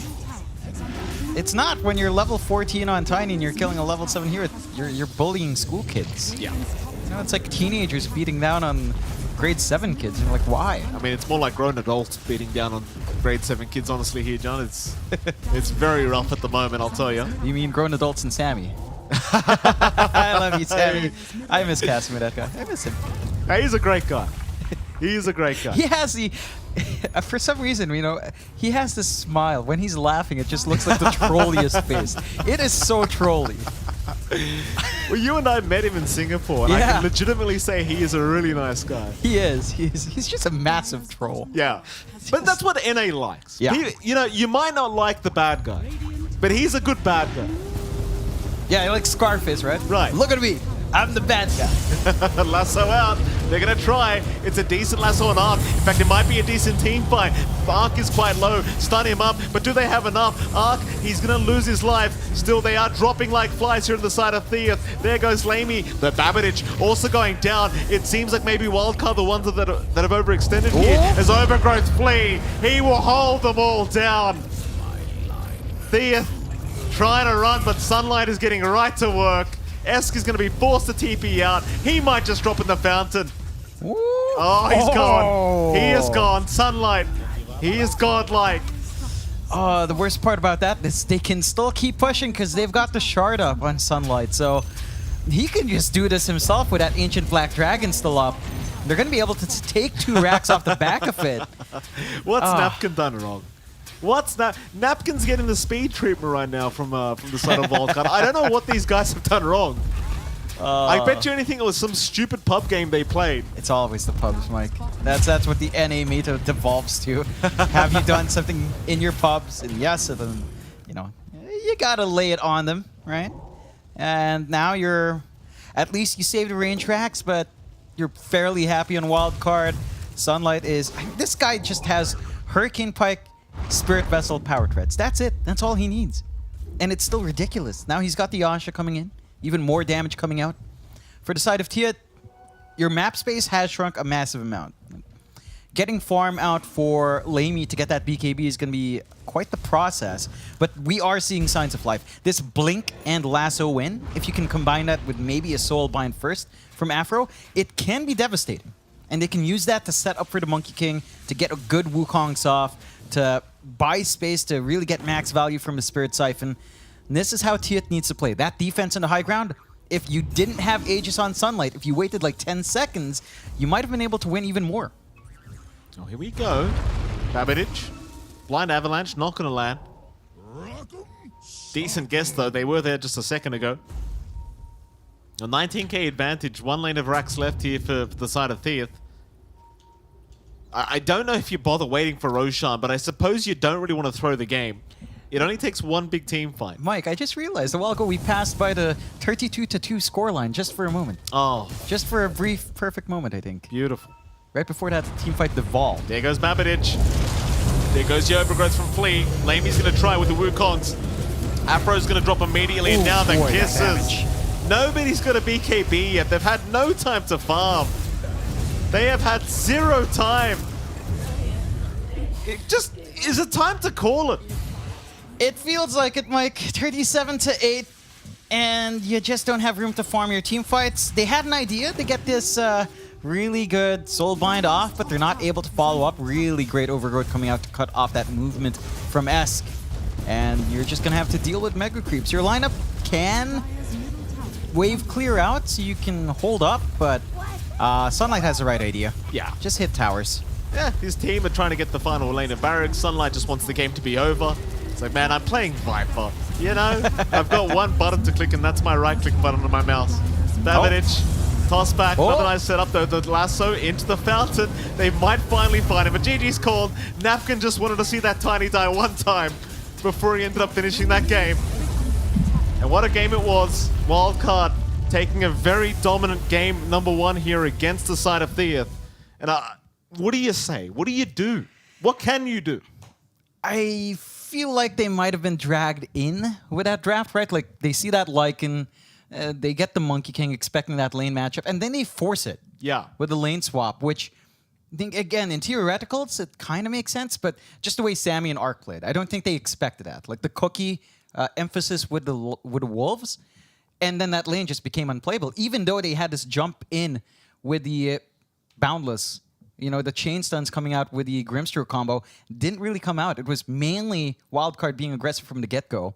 And I think they've got to be able to get that aggression out themselves. Just, you can't adjust like that because, well, Wildcard did the adjusting, but it worked out much better for them. Absolutely. And with that, we'll throw it back to our #2 panel here, and I'll leave them with a question, John. What can you do?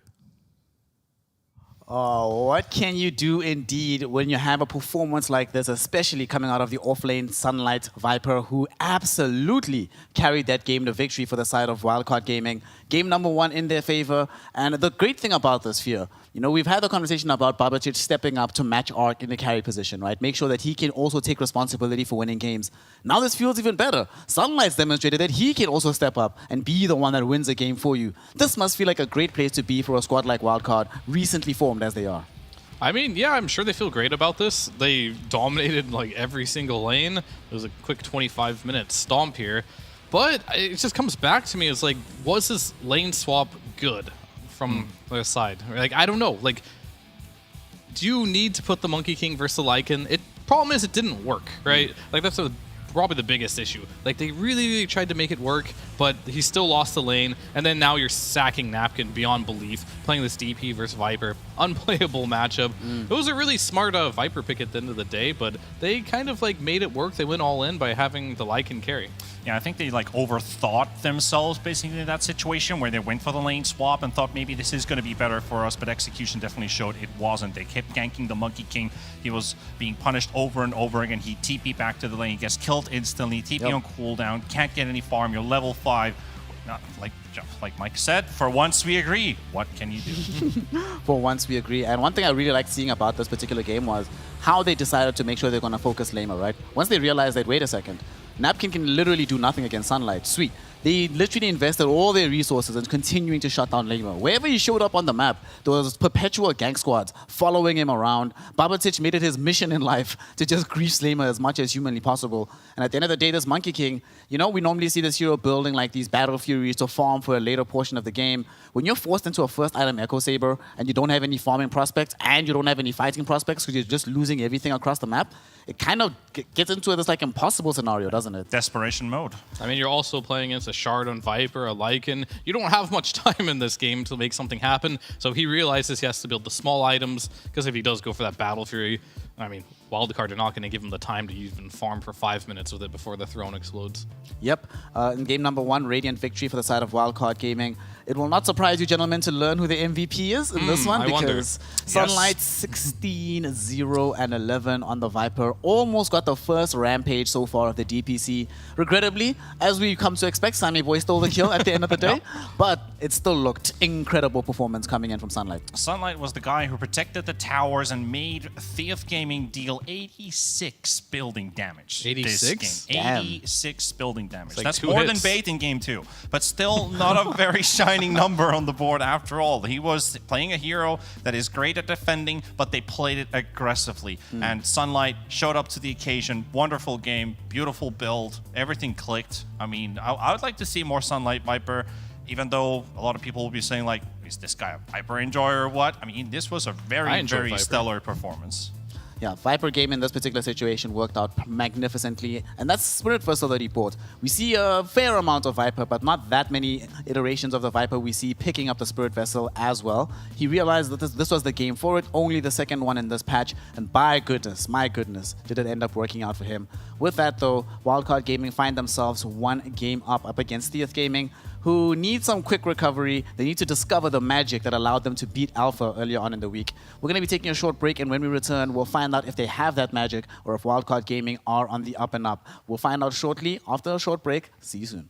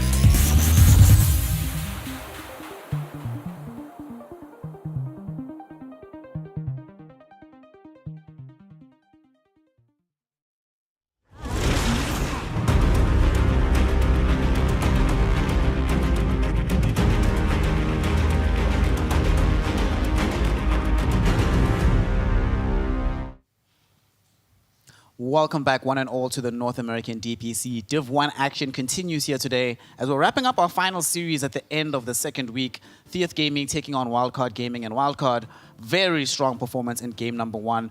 It feels like it's a bit of a vindicating performance for them here, Fear, because they found themselves on the opposite end of a pretty absurd stomp playing up against Shopify Rebellion. This must be really good for their confidence going forward that they're capable of doing the same to another team as well.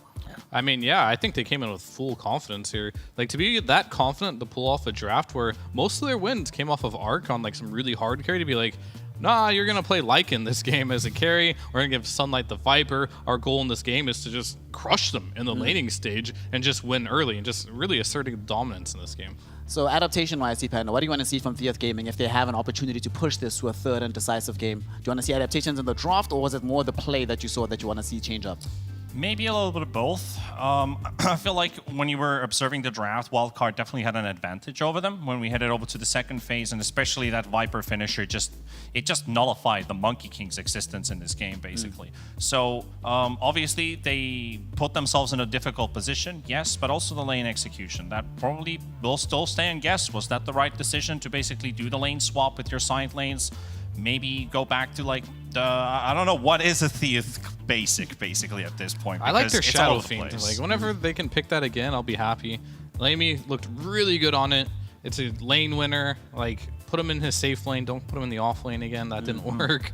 Even though they didn't have the matchup, it was supposed to go better. It didn't go very well for him. But give him something that can farm fast, be active early. So speaking of this witch, or something about the laning phase as well, we saw in that game that Flea did an amazing job on his Treant Protector. On the other side, Nine wasn't really able to influence the game on his Tusk. And maybe this is one of the reasons we don't necessarily see the pos 4 Tusk all that much. But I think between these two players, this can be where things can change for them, right? Nine at this point, we have seen at least one good laning phase happen between himself and Napkin. But that last game, that was not the game for it. Do we have to just see him go back to the Tiny rather than the Tusk, given how much more successful Tusk is in the mid lane rather than support? It's always an option. Really depends on what the drafting order is going to be. Do they have first pick? Are they going to let it through the first phase? And do they get the flex value? This Tiny can still be put to 2, can be put to 4. So do you want to start your draft with this hero? I don't think you necessarily want to prioritize it, but you can definitely add on to it.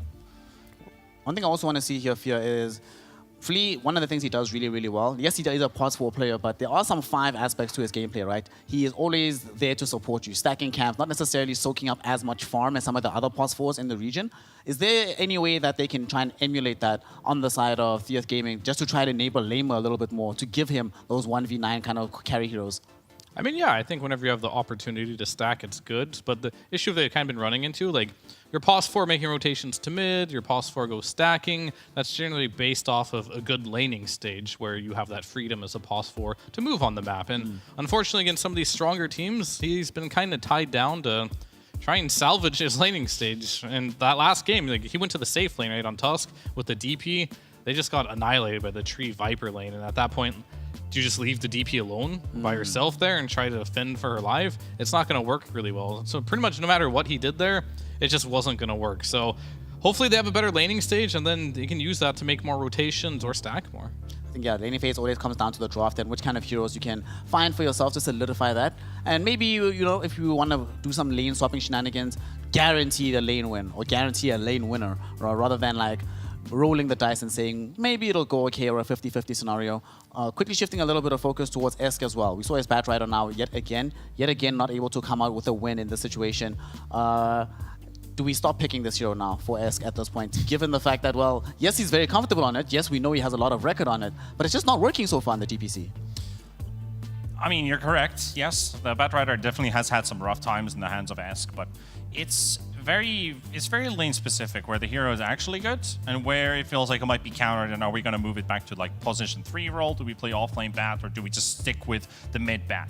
I think they can still definitely go with it. I think Esk has a lot of promise still as a talented mid player. He's already seen the region. He's fought against worse mid players, and he's come out with shining colors. So I feel like Batrider is obviously one of the strengths that this guy gives into the team. So I think just play around maybe the Batrider, draft around this hero more, get yourself a pick-off lineup that allows you to play more aggressively, because it really comes down to that laning stage. The first 8 minutes are super crucial currently in today's Dota. I mean, I'm gonna like flip it a little bit too there. It's like, Sure. is it just like the Batrider is Babatic starting to step up. You know, in his previous performance, he did really well. I was a little worried for him going into this matchup, but he held his own. Yeah. We'll see if it's the Bat Rider is just really weak, or is Babatic just stepping up? I mean, Babatic normally was prioritized at the very beginning of the draft. Now they're giving it a bit later, and now it's starting to work out. So we'll see in the second draft of the day if that's going to be the case once more, because the draft is about to go live here.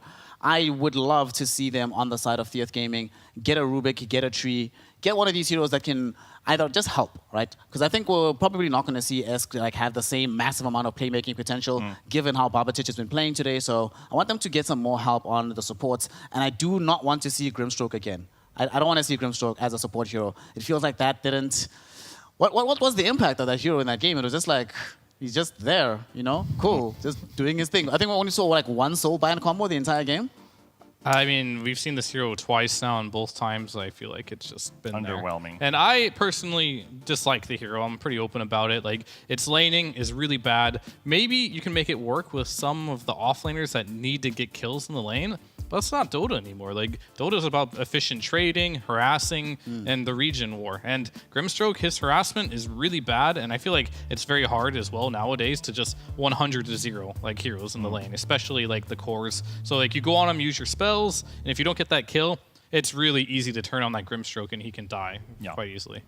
Well, speaking of heroes that can die, obviously Treant Protector helps to mitigate that somewhat as we are into our second draft of the day between Theath Gaming and Wildcard Gaming. Treant Protector was the first overall pick. Theath Gaming responding, thankfully, with Tusk, but I'm hoping that this goes mid. I think that they get something else potentially for 9, or at the very least, leave it flexible for as late in the draft as humanly possible before deciding where this hero should go. Yeah, Theath has opened 3 times with the first phase Tusk. I was looking at them picking second pick for themselves, so they want to have a surprise element to the end of the draft. What heroes do you ban in the first phase? They left the Ember open for Wildcard to grab for themselves, which they might just do right now. They don't want to let Theath ban the hero necessarily in the second phase unless they've got some answer figured out to it. The CM is already like it's not a counter, but it's one answer. It's a tool, right? It's a tool. Yeah, so, I mean, I think Wildcard after that game are not in the mentality of being like, we're just going to get this hero into the game, it's decent, and it's stable. I think they want to crush. I think they want to be like, you know, after they're feeling themselves out of that game 1, they're going into game 2, you know, that was a 25-minute game, let's make this one 20. And like they pick NP. You know, we saw Shopify play this. Whenever Shopify gets this hero, we're always in for some very, very short games. So it looks like they're going to try and emulate that in this game. Are they going to do it by emulating the positioning of how Shopify played it as well, putting the Nature's Prophet into the off lane and then getting something that has additional pace on the safe lane as well? Oh, they could. I think Arc probably can play it too. If you can play Lycan, you can play NP. That's what I always say. You know, any of those Zoo heroes are pretty similar, and they can just like put the hero wherever it makes the most sense to get the better counter pick later in the draft. So I think that's just like it's a piece that they're not going to reveal quite yet where it's going. Looking at the the draft order for the second phase, where Wildcard has actually been picking Snapfire the most. They've got 4 second phase picks out of the 7 total picks on this hero, and it's 3 and 1 when it's been picked in the second part. While Theath has looked at heroes like Treant, Ember, Doom, and DP. We've got a lot of singular picks here, all the way to like the Invokers, the Morphlings, the Coddles, kind of all these attempts that they've tried to pull off. So very different types of heroes. Like I think the first phase was super crucial for Wildcard to survive through, which I think they've already done. They've got themselves a solid opener. They've got rid of the worst heroes throughout every stage of the game. The Rubik, the Hoodwink, they have great scaling. They're always important no matter what. The Hoodwink may be less. And I think this is where you start to look at: are we gonna focus ourselves around more team fight? Do we look for pick off on the side of Theath? Tusk is already enabling you towards that direction.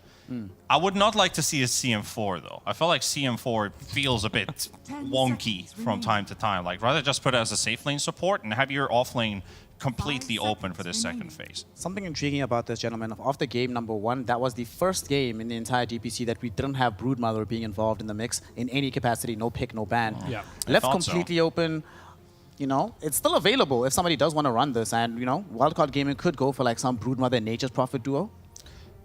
Yeah, I mean, it always comes down to, do you have a Broodmother player? And does Sunlight play the hero? That's the question. I'm not entirely sure. I don't think he's played it yet, right? And Napkin seems like he has his hero pool, and it doesn't look like Broodmother is one of them. So I personally think Dieth will just ignore the hero. But the question is, does Sunlight play Broodmother? I feel like if he was a Brood spammer, they would have played it at least once already, right? So doesn't look like it. 39 games of Brood, 64% win rate. So the last he played it actually 9 days ago. Yeah. So All right. that is a very big potential. So I think Sunlight also has a somewhat large offlane pool. We Yeah, haven't he really does. seen this Broodmother, but I think there's potential that they could still bring it up because now Theus is thinking, game one, okay, well, I think we can just ignore this hero. They've already forgotten about it. So I think that might just slip through and Wildcard could snatch it for themselves, unless they want to play the offlane Fury. I mean, I think he's like a Brood last pick type of player, and he's You not. think it, yeah. He's not like your 33s or something. Right? I'm just so good at this hero. I'm gonna first pick it. It's OP, and then we're gonna make it work. He needs to see his matchup and probably just I think he just needs more information before he's willing to pick it.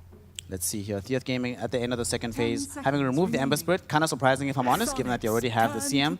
But they now take out an Illusion hero from Arc, so he's not allowed to play his Naga. Feels like everybody just keeps banning this Naga Siren against him, not going to allow him to play it. Yeah. So for Theath, now we have to reveal a bit more information, right? Which of these, we have to at least reveal the offlane pick here.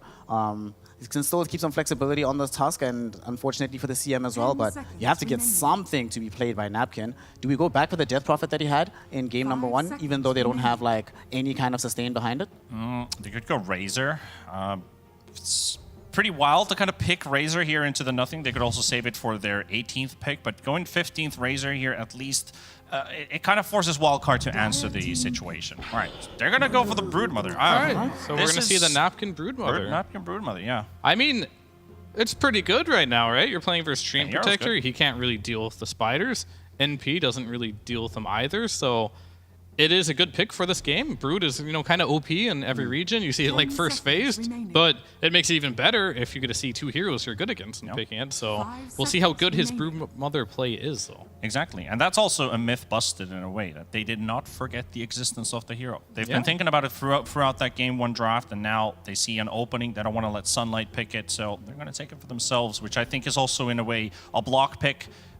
We don't know what to say about Napkin Broodmother. We don't know. We simply just don't know. There's no stats about tape. this, so show us. Show us Napkin. At this point in time, right, just given how strong the hero is, and given how strong the Zoom meta overall is, there's no way that he hasn't at least thought about it or at least practiced it in a scrim or 2 here or there. So we're going to see this Broodmother. We needed some auras as well, because last game they really did feel a little light in terms of their sustain during these team fights. And that's especially prevalent when you're playing against a Treant Protector. So for Wildcard, what do we want to see here now, gentlemen? We're probably going to get the 4 position, unless Flea is going to be playing this tree and they keep it flexible. Do they maybe go back for the Snapfire again for Sammy Boy? It's banned first phase this time That's around. banned? Oh, yeah, my bad. so there's going to be no Snapfire here. Sammy Boy, he could play the tree, right? But then again, Flea was on it.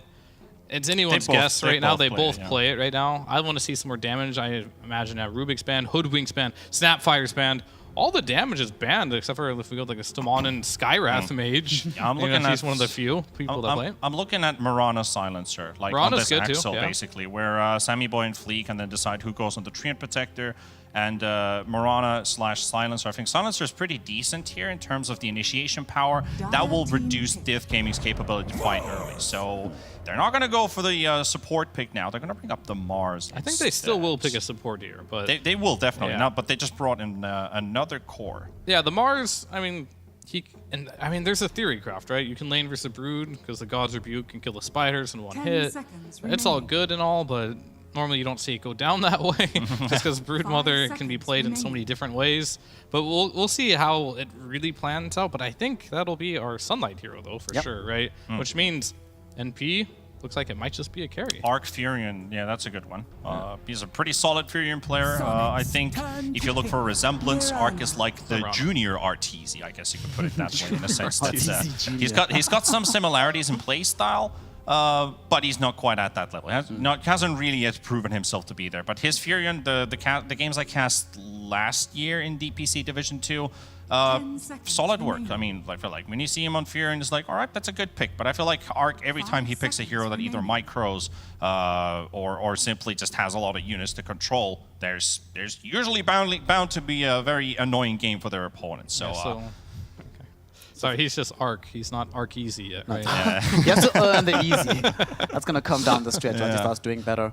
For Theoth Gaming, what do we... I mean, imagine that this is we're going to be picking a hero for Yesk. Oh, no. It's actually going to be the carry hero. Slog comes into the mix. I guess this is a way to be able to get close to the Nature's Prophet. It's a way to be able to do decently well in the lane against this Mars hero. Scales magnificently in this game if things do start going well for them. I like this Slog pick, actually, at the spot that it is. And it doesn't feel like right now Wildcard has that much burst damage, right? So the Slog doesn't feel uber threatened as he might be in other games. Yeah, I mean, they definitely, like, it's very hard to spear, like, a Slark, right? Because especially when it gets Ags, he's jumping around, dark packing everything. Can also easily get out of Sprouts until the Leash talent, of course. And then, of course, you can also get rid of the tree and root. So a very slippery hero in this game, for sure. Very slippery hero, but I do have some fears about this Broodmother and Slark both in the same team. How do you actually approach fights with this? Because they're both kind of finding isolated, not full-on 5v5 team fights, basically.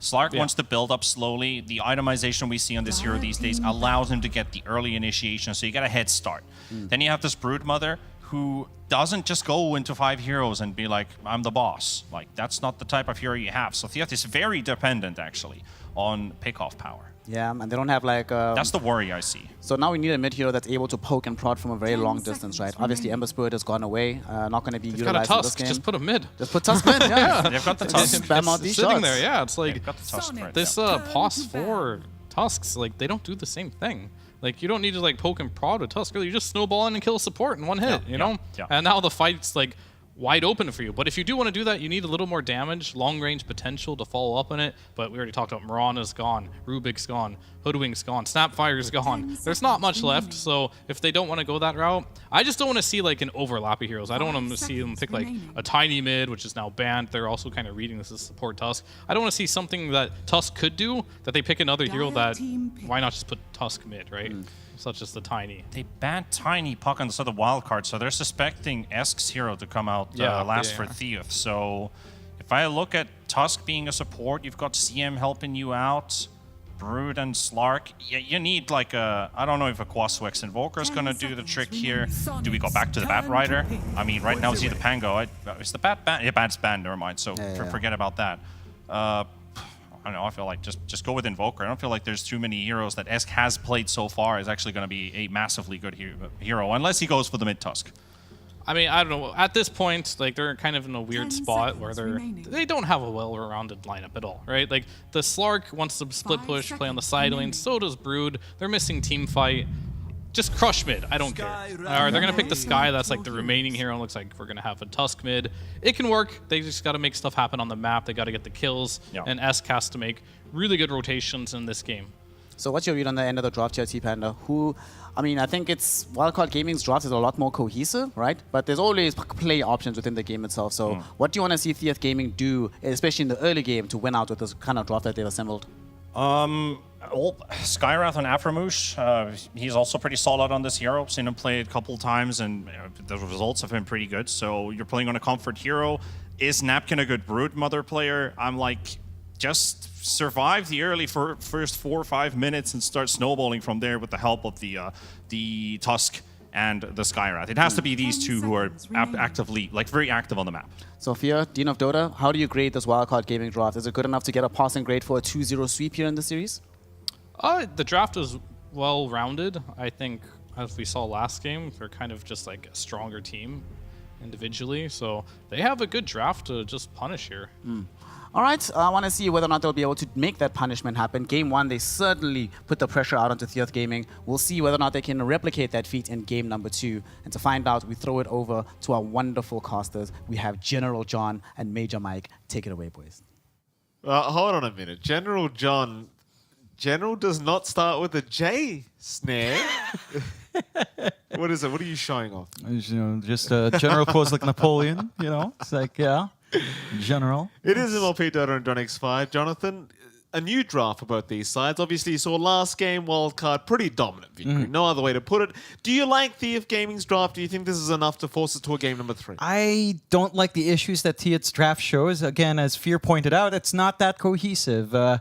You've got a Brood and a Slark, which both kind of want to take up space on the map. until they're pretty farmed up. Your main playmaker is going to be the Tusk. And you do have good supports to play with that. Like CM plus Skyrat Mage can tie into the Tusk ganks really well. But once you drag more than one hero you're ganking, it gets really awkward. Your AoE control just isn't there. And I think that's my biggest issue. The team fight just doesn't feel that smooth for Tiet. All right, well, we'll see how it pans out as we are going to get into game number 2. I just hope it's a closer matchup, right? Because game 1 was a very rough affair here for the side of Theath, and at the very least, they're not against that damn Viper again, right? Like, it shouldn't be as dominant, as lane dominant. And in fact, you know, considering you do have the Brood, you kind of expect to be the dominant one. So, see how it pans out. I appreciate the fact that they do go for the Mars pick anyway to kind of counter out that Brood, because one nice God's Rebuke and suddenly all the Spiderlings just die. I don't think the Prophet's going to suffer too much either against the Broodmother, but we'll have to wait and see. Oh, look at this move. Uh-oh. Hold on a minute. A bit of a wraparound already from Wildcard. They do see 9. Sammy's going to have his smoke broken. Ping's coming out here from 9, but he's not backing off in time. Nature's Grasp is there. Arrow is not going to connect, but they should be able to dive, and they will. Arc secures the kill. That's a perfect start here for Wildcard, handing the POS 1 the first blood gold. And of all heroes for it to be on, it's a Nature's Prophet. Yeah, you're just going to feel great now for Arc. I mean, he already has that Blightstone. He's going to be able to just right-click through just fine in that lane, get his last hits, get his farm, and pretty good harassment out as well. Going to be fairly annoying for the side of Tia to gap close onto him. The one thing with Broodmother, in most lane matchups, you don't feel the best up against something like the NP, it feels like, because you can just run, and they're keeping that aggression on Wildcard. Arrow, Lamey! Oh, he doesn't see it! Sunlight has the rebuke, tips up. Oh, boy. That is really rough. And you know it's rough when Sammy's not the one tipping. Yeah. Yeah, I mean, he's not even tipping at all. You know, he's waiting for that perfect moment, and they get the... He's using voice lines, though. Rough start for Tiet already. Again, these first 2 kills, maybe not the biggest deals in the world, but giving these kinds of starts out to a team that, like Wildcard, that did just have a really good game against you, it doesn't set a good tone. And again, we've got to see what Tiet can do from these side lanes, because it does feel like you get this Broodmother out from Napkin, you want it to really start to apply pressure. That tends to shine by level 3, level 4 on the Brood. I don't know if Afromush has enough room to really be effective in the sky, though. They haven't cut the tree line. Sammy has an angle to just work around, jump into Afro, and make it awkward. Yeah. Well, have a look at this mid lane. Babbage having a very good time. It's currently 4-0. Against the Tusk, should be a very, very even kind of matchup here between these two. Of course, we did glance at the top lane as well. Napkin has a lot of pressure on him on this Broodmother this game to really dominate the map as much as humanly possible. Again, you and Fear both pointed out the fact that with the Broodmother and the Slark, it's going to be a bit problematic trying to find enough farm, which is why I think Napkin's got to get off to an amazing start. Because if he gets an amazing start, he just takes the other side of the map, lets the Slark farm safely on their side of the map, and that way Wildcard just kind of get pushed into a corner where they've got no farm going and they just escalate net worth on the side of Theath. But we are speaking into the future now. I mean, it's a long time till we see that. Yeah, it's going to be a while. And so far, Napkin is doing a pretty decent job of at least just getting his own farm up. Arc's not able to really get as much done. And funny enough, there's some counter synergy with what Sammy would want to do. He does take away the tree line that the Treant would be very comfy with trading hits in and trying to jump Afromush. So he still manages to get a good career snipe at the very least, taking away some regen on Afromush, so he can harass a lot better. The one thing though is Napkin is fairly durable in the web, although once you do get the Blightstone buff up, Sammy can do a ton of damage. That is something you have to watch out for and kind of just zone them out just a little bit. As long as Sammy doesn't get to follow through, you can hold this lane fine and Napkin. Certainly so. That bot lane as well. Like you can, oh, Arrow, not going to land this time. Flea just going for the range creep. It's a bit of a rough affair here for Lamia 9 though. Like against the Mars Mirana, it doesn't feel like there's much a CM can do. And you get caught by a rogue arrow or a rogue spear, the CM's just as good as dead. You know, 9 is doing a decent job of just securing range creeps for his Slark. But apart from that, it does feel like for 9, his options are kind of limited here. Yeah, there's just not too much play with the CM Slark lane. You theoretically can get aggressive, slow into Pounce, then just follow up control with Frostbite. You can kind of run from there or just use Frostbite to set up. Top lane, Sammy may just drop and does. Napkin really enjoys that, and there you go, Napkin. I was waiting for it. Napkin, no hesitation. Yeah, they've got to tip back. You know, we talk about it in game 1. If you find that kill on Sammy, yeah, you send it right back. That's what you have to do. But then that question's still there, Mike. Maybe Sammy just wants that. You know, maybe he enjoys getting tipped because he's going to tip harder. You know, he's going to all chat at some point, use the voice lines. I think somewhere inside Sammy's soul, he really likes it. I think he's a bit of a masochist, this man. He's just a bit off kilter, Sammy. You know, we love him, but there's something up with that guy. There really is. Oh, you gotta love it though. Mid lane, bit of aggression coming out. Esk trying to chase down Babbage. There is going to be a rotation out from Afro. Arrow is way off the mark, just trying to zone them out. Babbage still running, very low on mana. Will stick charge and Fairy Fire up, and it's still not enough. Afro, able to secure the kill. Sammy, at the very least, is going to be able to take the water rune away here from Esk. Still, though, nice trades happening across the map for Thea. And that's exactly what the lineup needs to do. Capitalize on the Tusk, kind of just get the kill opportunities out with his hero, which is your primary burst with your supports, and get off to that strong start. Babitic is sort of struggling in that lane matchup, which again, we have seen Tusk kind of win out on for the most part. So it's going to be a little bit longer for him to get that initial defusal, start making some action on the map. And it's harder for them to connect onto Babitic. You've got Mirana plus Treant. It's not exactly the best, especially since you don't have setup for the Mirana to just get the arrow off. And they've got really good defensive wards here from Tia to watch Flea's movement. I thought they were going to make a jump on Sunlight there for a moment. They had the Frostbite set up, but I suppose underneath the tier 1 tower, the Mars is just a little bit too tanky to try and dive into. Meanwhile, top lane, Arc, he is not so tanky right now in that Prophet. He is trying to fight back against Napkin, but it's looking pretty rough as Afro will continue chasing him down and eventually finds the kill. Sammy's trying to trade, but the Fairy Fire is going to give enough HP. Though Sammy, he'll go for a time in with the Leaf Cheat now. I don't know about this, Sammy. Afro is still running. Sammy, oh, Sammy, he'll get the kill. It's going to cost his life. I mean, he gets it. He gets it. You know, you find a trade that it's a lot of EXP for Napkin though. And that's the one concern. Napkin is going to have his level 6 up. He's going to be able to hold that top lane, invade the jungle. Napkin's done a fantastic job to just get on top of Arc and just ensure that Sammy's not there to follow through. And it's very vulnerable, the NP at this moment in the game. It just doesn't have much to protect itself from all of this physical output and the missed chances that Napkin is pumping out. Babbage, Rolling Thunder, immediate silence. Afro there, ready to protect the day. Esk trying, shield crash, not enough. Another nice kill onto Babbage. Afro's been very good in this mid lane, just hanging around, making life a living hell for this mid Pango, and really setting up Esk on this mid Tusk. Yeah, again, just playing off the hero that they really want to enable, that has all of that initial burst and presence out.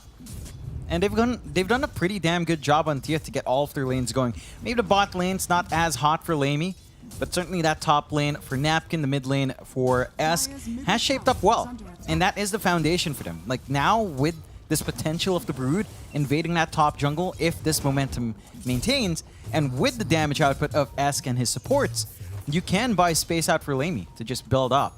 We've got to see whether or not Wildcard can take the initiative at some point.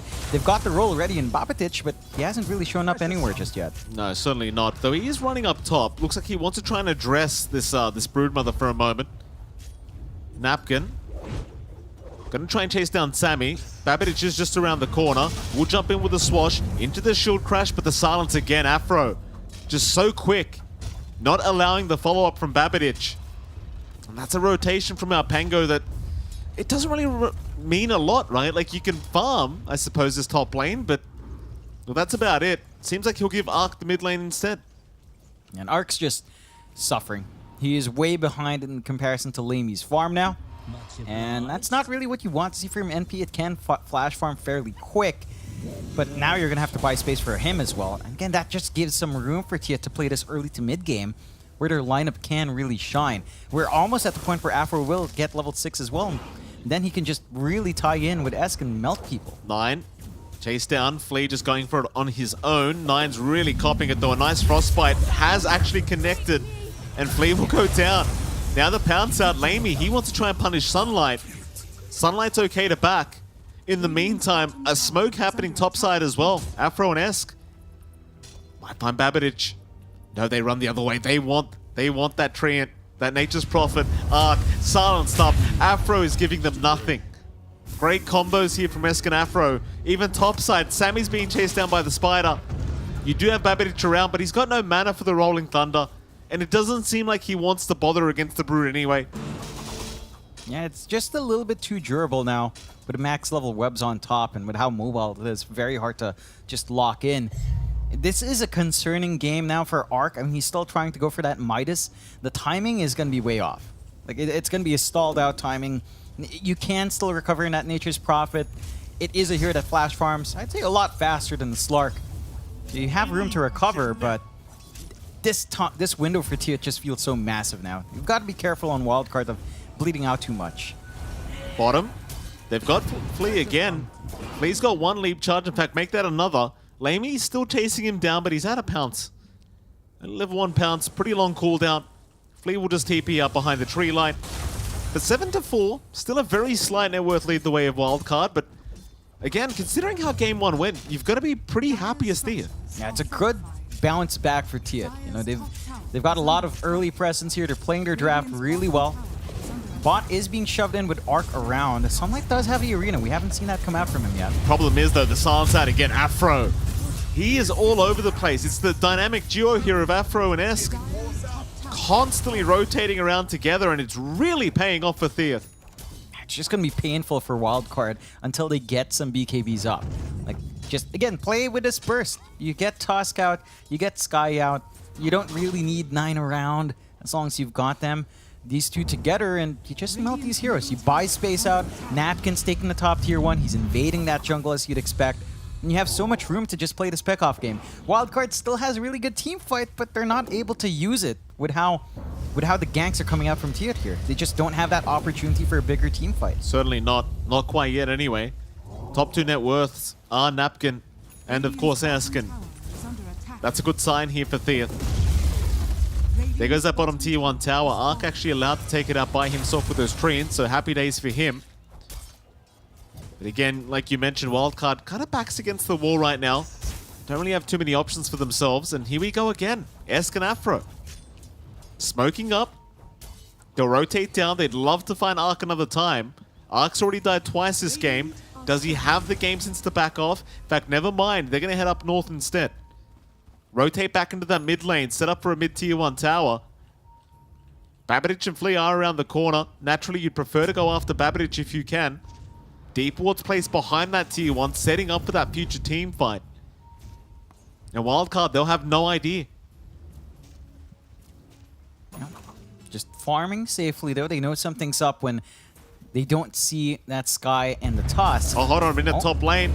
Napkin has been caught. Arena with the spear will land. Arrow to follow up as well. They should have enough damage, but that is a tanky Broodmother. Eventually she does drop. Just very durable. And Wildcard does not really have a lineup that bursts that well. So that is one thing that is making it challenging to find these kills. They at least managed to get a successful arena. Immediate smoke right after as well. Looking to swing. They still have that Rolling Thunder if they find a lineup. Oh, Esk, he used the snowball. Grass will be there, but does have that invisibility rune available, so Esk is going to be okay.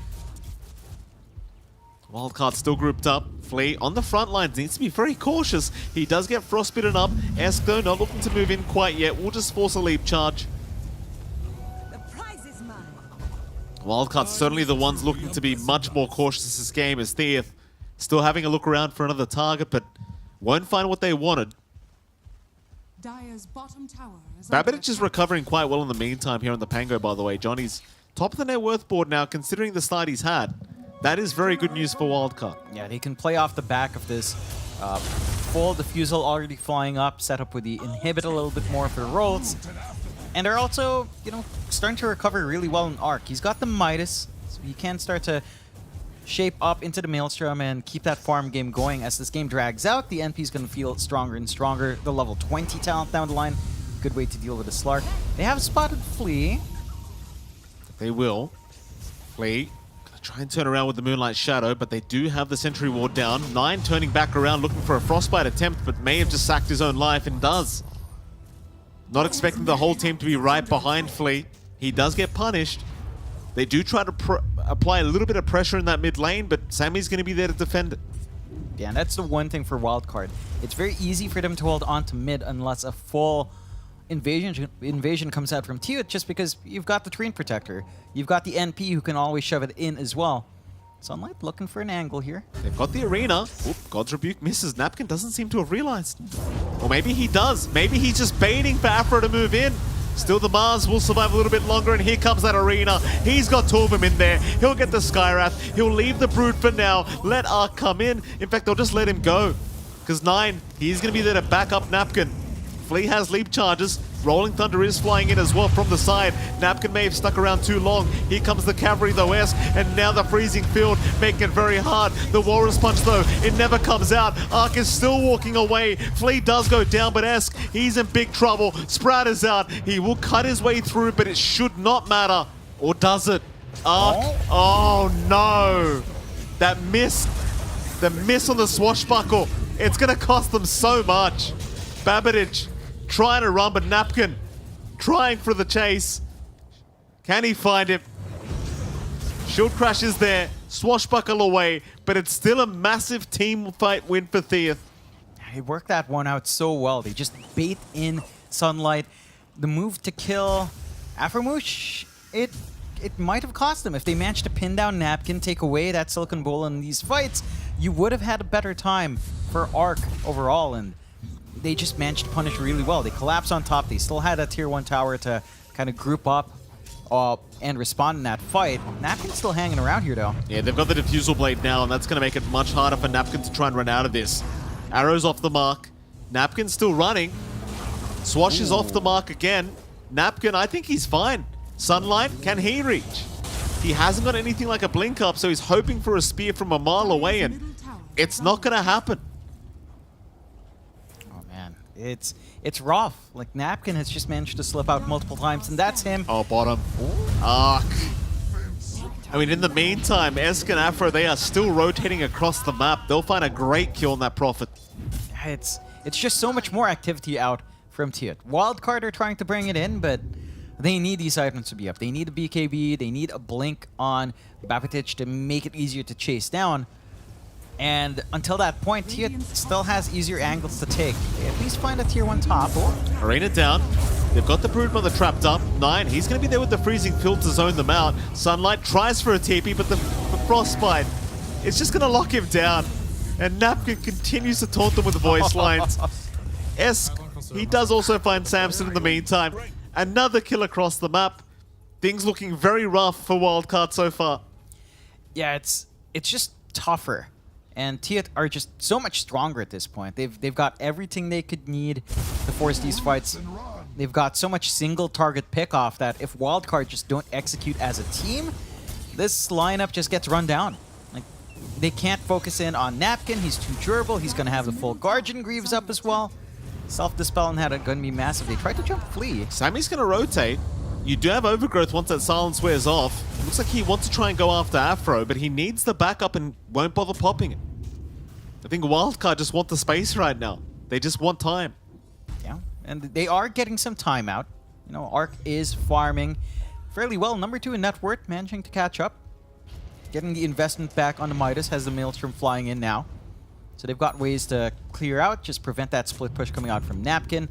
They still have the wave clear. They've got the blink finally up on Babatich. So you do have a good way of jumping in now. I think ideally you'd want the blink up in Sunlight as well, but it's kind of useless without the BKB. You just have to wait for 2,000 more gold until you're ready to really go with that Mars Arena initiation. Still, you are smoked up here, and that blink reveal from Babatich is going to be a big siren call for Wildcard to kind of group around with. And even Ark is about to be ready. Once you have these BKBs up, you are set to go. Arena committed. They just want 9. They want to make sure they get everything they can right now. I thought mid lane, maybe they apply a bit of pressure, but Sammy's there to defend, though I say that. Afro going to move in with the concussive shot. Shards, they are on the mark. Mystic Flare not proving to be enough damage. Sammy barely going to survive. Eski won't try to even dive in. He'll leave it be. Yeah, and I think the one concern right now for Teot is the fact that they got all this aggression out. They kind of shut out the top jungle, although there is still good control from Wildcard there. the mid-tier one still standing, I think, at 18 minutes is a bit of a touchy point. That's just enabling this farm to come out from Arc, from Bapetic, from Sunlight. While that mid-tier one stands, it's a little bit more awkward to invade that rear part of the top jungle. And while that stands, you still have a steady flow of gold. Wildcard are still allowed to hit these item beats, where Tiet, again, these BKBs will just remove Afromush as a factor. Like, you are not going to care about the sky as much. You're not going to care even about the ways that Napkin has of slowing down your output with the Silken Bola. You can just run them down at that point with the initiation. You can clear out these spiderlings. You can retake your jungle. And Tiet, that is a mild concern. They maintain a lead, but it's a really close game. Like, you look at that net worth distribution graph, it's rather even top to bottom across the course. It certainly is. A much more even game than last time around. That's for sure, and that's what we love to see. Top side, they've got the Mars. They did drop that Mystic Flare. Esk jumps in, but the arena is out. Sunlight, he's perfectly fine. There's now Napkin trapped between a rock and a hard place. They even land the spear onto the Tusk now, and it's a lot of damage flying in onto the side of Theath. This is not the fight they wanted. Lamy needs to run. Do they have a stun? No, they do not. He will barely survive, but the rest of his team, they do fall apart. At least two of them do, but they're both cores. Your mid and your off lane are going down, and now Wildcard, they can start to pressure the map a little bit. It's just that timing. BKB plus Blink, Bapetic can just find a way to go on top. He manages to get the roll going on Lamy while Shadow Dance was there. So it just interrupted this moment for him where he could have focused in on Arc. And now Wildcard's the one to go for the mid-tier one first. They were the ones behind. They're going to be able to get some good map control, maybe invade that bot jungle, cut off the triangle, find an angle into that area to just prevent the farm game from happening for Tiet. And now they come out with a 2k lead. For Tiet, they still have power left, but this is the point where you might ask yourself, do you really have enough team fight? Because you've got this off-lane Brood, you've got single target supports, for the most part, you know, Freezing Field's there, but you're not going to be able to reliably channel it for 9. You just don't have anything to set up to hold these heroes down, to fight them in their own 5v5. And this is starting to be the point as well, where a lot of your burst damage being the Skywrath Mage doesn't feel like it does anything, right? Because the BKBs are starting to come out. You saw it on Sunlight, he just pops his BKB through the Mystic Flare. Doesn't care whatsoever anymore. Gets the arena off. Speaking of BKBs though, very nice timing here for Lamy. He does have his own. Problem is he's not with his team right now, so can't really use it effectively as he would like to, I'm sure. There is going to be a smoke up top side. Theath looking for somebody. Sunlight seemingly reading the map movement very, very well. Has drawn out the line as to where they are. And for now, at the very least, won't get caught out, though does show himself at the top lane. Instead, though, Theath will rotate it down to the mid lane. But Wildcard, they're the ones to pop a smoke. They see Afro, but they want S. They want the Tusk. That mid-Tusk, so tasty, is 9. Also getting caught out here by Bapetic, and they've even got the Skywrath trapped in a corner. Afro's got nowhere to go. Arena down. They've got Napkin on that Broodmother. Speared up to the walls of the arena. Nowhere for Napkin to run. They even root him up with the Shards of Sammy. 3 down once again for Theath, and it's such a shame after such an amazing start. They are slowly falling apart. Yeah, it's just this timing for Wildcard. Like a couple of BKBs to protect their cores, and your magical burst, as you mentioned, it's gone. Your Skywrath Mage does nothing. Of course, that does give us a second as well, Jonathan, to bring up the betting odds from our betting partners, of course, esportsbet.io. Did you happen to have the betting odds? I think I do have them on me here, maybe? I didn't manage to glimpse. I expect it's a little bit closer, maybe something like, I'm going to do a guessing game. Maybe around 1.4, I'm going to guess. I didn't quite see it. There you go. Well, if you wanted to know, esportsbet.io, there you go. Yeah, it's, I mean, Wildcard's favorite. You know, Tiet has had a rougher time. It's been a little bit harder for them to look for those wins. And Wildcard have maybe been less consistent than a lot of other teams, but they're still up there. These are still really strong players coming out, and they are going for a smoke play now. Oh, they love Napkin. They remember the voice lines. They remember the tips. They will remember Napkin to die every time they see him. Any tips? No, don't hold out. Yeah, Sammy doesn't even bother. Just save it for bigger mind moments, bigger value moments to demoralize the enemy team. Yeah. Oh. Sunlight, I mean, he's a pretty tanky boy. Like, he's got his BKB still available. In goes Arc, and he forces the Shadow Dance. Yeah, that's really preemptive coming out from Lamey. So he's not going to be comfy joining any fights. That's a big opportunity for them to look for the Roshan here. And without BKB on Lamey, it doesn't feel like a fight you'd really even try to contest. Mid lane, Flea at least does get caught out, so Theath do find something for their trouble. In fact, that was a gem handed back their way. So there you go. A bit of a donation here from Wildcard. Not too bad. Of course, you are going to lose Roshan for this, but at least you get a little bit of compensation for your trouble. I'd say the gem is actually a good trade-off, because you're up against the Mirana. You're going to be able to maybe spot out some of their forward wards, which they will want to use with a Moonlight Shadow. So it's going to take away a lot of information Wildcard need for these successful ganks, and just makes it a little bit tougher for them to be kind of sneaky with the Moonlight. So it's not the worst trade in the world. That's like 900 gold you got back for losing Roshan. It's pretty all right, as long as you can play around with that. So we'll see if Tiet can kind of maximize that. Still, Wildcard are scaling more and more. Gleipnir fully up now on Arc. So they've got more control, they've got more routes, they've got more ways to keep these heroes down. And you've already got the Lotus Orb up on Bapetich, so he doesn't care for the Skyrat Silence even without a BKB. He's going to be able to just stand his ground, get the damage out, and he is working towards the Basher to have that extra hold for Lamey down the line. Oh, 9. Ooh. Woo. Barely avoids that arrow. In comes Wildcard. I mean, they've got the vision. Nature's Wrath will fly through. Babadich, he will just pump fake the Rolling Thunder. See Theath making it very hard, hiding in that left side tree line. Wildcard immediately out of there. Lines being drawn back down towards the bottom side of the map. And why not, right? Like, if you can't push top lane, let's just push bot lane. No problem. Though they say that with those lines. Wildcard back into the Radiant Triangle. Theath see this.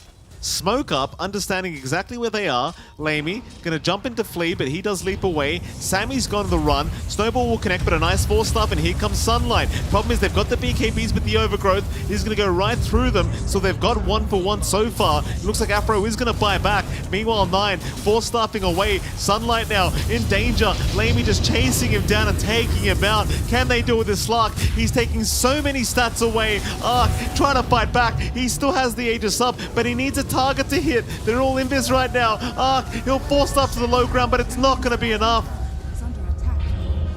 That'll be 1 life. Arc needs help, but they've got the lockdown. Lotus Orb, it'll buy him a little bit of time. He'll try for a TP play, but it's not enough either. And suddenly, the side of Theath fight back. And they managed to find really everything. This is the big difference when you can drag in Lamey with that BKB. The Slark can do a lot of work with his own BKB. We're not at that level 20 spike yet for Arc, so he doesn't have that leash to kind of hold him back despite the spell immunity. And it just wasn't the ideal angle for Wildcard. Really good smoke play coming out from Tiet. Wildcard had vision. They must have felt confident coming in, but they get punished severely. And the Aegis just doesn't give them much. They are still grouping around, playing tag, maybe looking for a counter fight. They do have to roll back up on Bapetich, so they could look for a pickoff play. Arrow's not going to... Oh, it does land onto 9.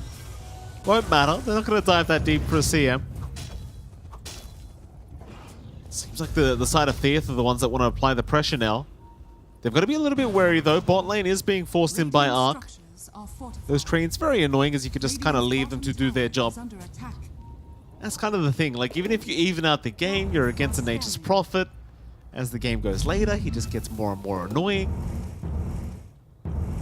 Still, Babich still pump faking this Rolling Thunder. It's a fun thing to do, you know. That sound effect is great. I'm surprised Sammy isn't just pump faking his Overgrowth. Best base drop, along with, you know, Warlock Golem. Very satisfying to just animation cancel. They'll try for the Mars. He will be forced to BKB, and it seems like that's all they wanted. Just force the BKB out, back out of there, maybe go for a smoke straight after, and at least, you know, the Mars is not going to have a good time in the next fight. We'll see, though. I mean, they are still very grouped up on the top side of the map here, Theo. Question is, what are they really doing here? I suppose trying to establish dominance in that dire jungle, but there's no Roshan to play for quite a while. Yeah, it's a little bit longer. Maybe they feel like it's closer than it is because they killed off Arc really quick on those 2 lives. I mean, it's just not something you'd expect there for wildcard. So, you're still in a good position for wildcard. You're finding that farm. You're 5k up, 19 to 17. You are giving Tiot angles back in. This timing for Lamey to get the Ags is massive. The double pounce, his mobility in these fights. He's already got the shard. With the depth shroud, he can save his team. And Napkin is now just doing what Broodmothers love to do. Micro Alder creeps away with a tab and just get Jump in. They've got Afro. That'll be the Skywrath, surely to drop, though he is making it life a little bit hard here for this Mars. He's almost down. Sunlight's trying to run. Barely makes it out. At the very least, they find 9 as well. Both supports going down here for Wildcard. 6k advantage their way. Issue is that Wildcard, or rather Theath, have bought enough time now that Lamey does have the Aghanim Scepter up. And that's a pretty big power spike for the Slug. Yeah, it's massive. He's just going to be able to basically bypass most of your control, get around anywhere in these fights, jump the backline, jump onto Arc, focus in on the NP. At the least, Arc isn't too far off from the level 20 talent. So once that's up, you've got a little bit of counterplay with your own leash. Although, again, you can just kind of cut the tree line, maybe ask for a Force Staff, get pulled out, or even just get the snowball off from Esk, and it's not a big worry. Wildcard, though, smoked up. They've got the BKB back up on Sunlight, but no Arena. So it can be a little bit harder. And they're also checking Roche, which is still 2 minutes off from seeing that timer up. It certainly is. Very long time away. Double damage room going to be scattered out down bot. I'll give that to Arc. The Arc. I thought they might have tried to bait Esk in with that. They won't bother though. Thing is, it's very hard to smoke against the Broodmother because you've got these damn Spiderlings just completely scattering across the map. And it's like, if they're not in this jungle, then chances are they're smoked at the moment. It's just lots of information coming out from Napkin now. And now Tiot's the one to go for the smoke play. And they've still got this really good single target disable if they manage to bait out some early BKB uses here. Well, Sammy's going to be in position to break the smoke. They'll get a ward down. The Treant does get caught out. Esk will be there, and that'll be 1. Wildcard, of course, naturally not going to want to fight now. 4v5, still back off immediately. And Theath, I mean, it is a 5-man smoke for just a position 5 Treant Protector. Suppose they'll take what they can get for now. Trying even for a D ward out. Flea making it as hard as possible and eventually just denies it off. And in goes Sunlight. He does find Afro, and at least they find a trade for themselves. Babbage wanting a little bit more, does run into 9. Diffusal blade out. But Babbage, realizing maybe he's gone a bit too far, will back himself out of it. Yeah, that's a pretty massive commitment out from Wildcard. BKB plus Arena down for Sunlight. You don't have those tools in the next team fight. You're going to have to rely on Sammy with Overgrowth. A lot harder to set up. But on the side of Tiot, at least you don't have to worry about just the Skywrath Mage kind of ruining you. And you have stalled out long enough that you do have AC up and running. So you can have him... Oh. Jump in. They have got Arc, but Arc rather, or rather 9, is the one to drop. Napkin. They try to deal with the Nature's Prophet, but the problem is with the double damage rune, it's like not very safe to try for that. Ah, the Sprout leash Napkin just walked right out under a web. It said leashed, but then he wasn't. Okay. Interesting. No problem. Yeah, so I guess this is not going to be as impactful, this game, the Sprout leash. You can't really leash a spider onto a tree, John. That's where they live. Yeah, but, you know, it's well, maybe, you know what? You're right. Yeah, Australia has proven time and time and again, spiders live everywhere, Mike. That's very true. Flea, mid lane. Going to be a sacrifice, I think, because they have the double pounce available. Flea will drop mid lane. Wildcard have grouped up without their Mirana. Even a Hex up now on Sunlight. Not something I was expecting here from the Mars, but why the hell not? Great lockdown, that's for sure. Yeah, that's what they need. They just need a solid way to catch out the Slark and then chain stun off the back of it. Or heck, even Napkin at this point. Or Esk. They're all sort of slippery and getting harder and harder to pin down. I die jungle. Once again, a point of contention between these two teams.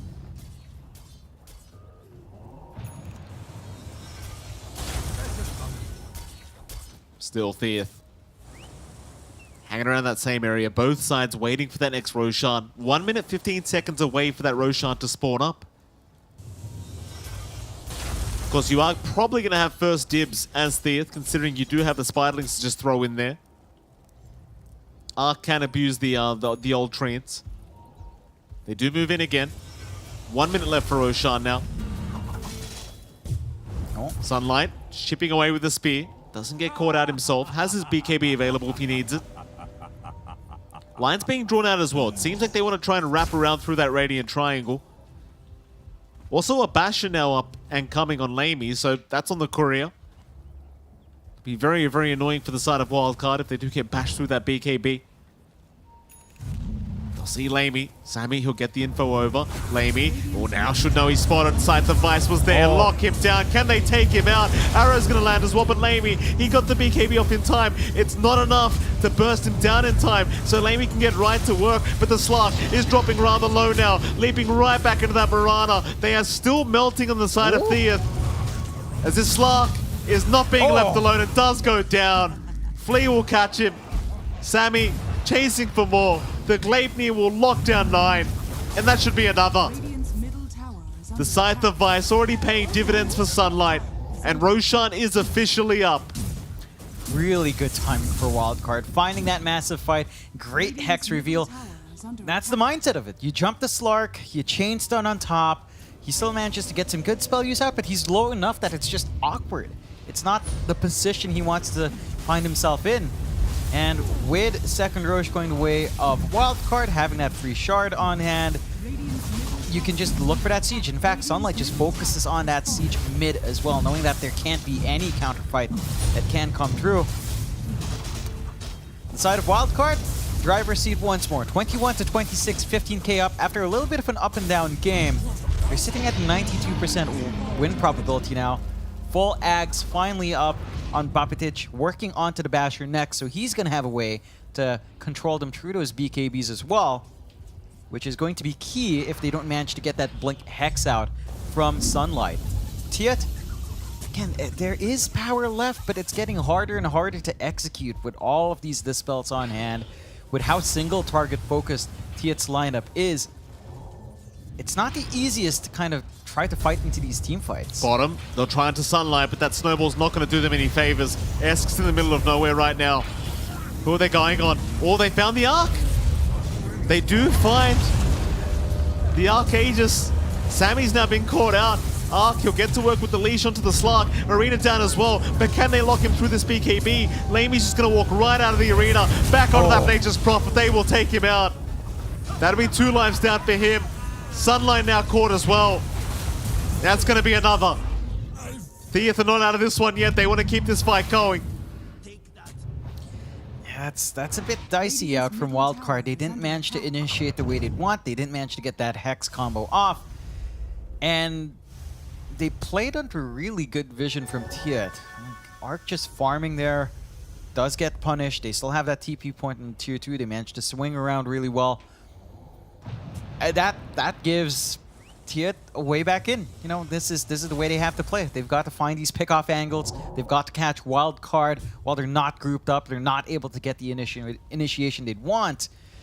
And Wildcard have to play as a unit. Every time they're kind of just going around, trying to farm up, trying to be efficient on the map, they can get punished really fast.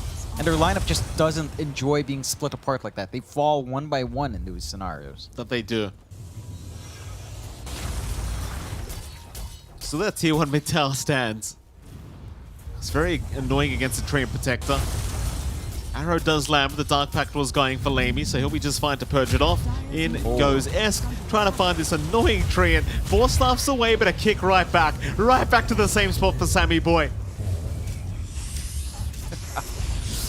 I mean, they can play football now. They've had that Ags up on Esk. It's been massive in repositioning Arc especially. They've even got a Basher fully up on Napkin, so the BKBs are still important for Wildcard, but means less and less. They've got to be able to just get control first in these fights. They have to be the ones in the initiative on Wildcard's end.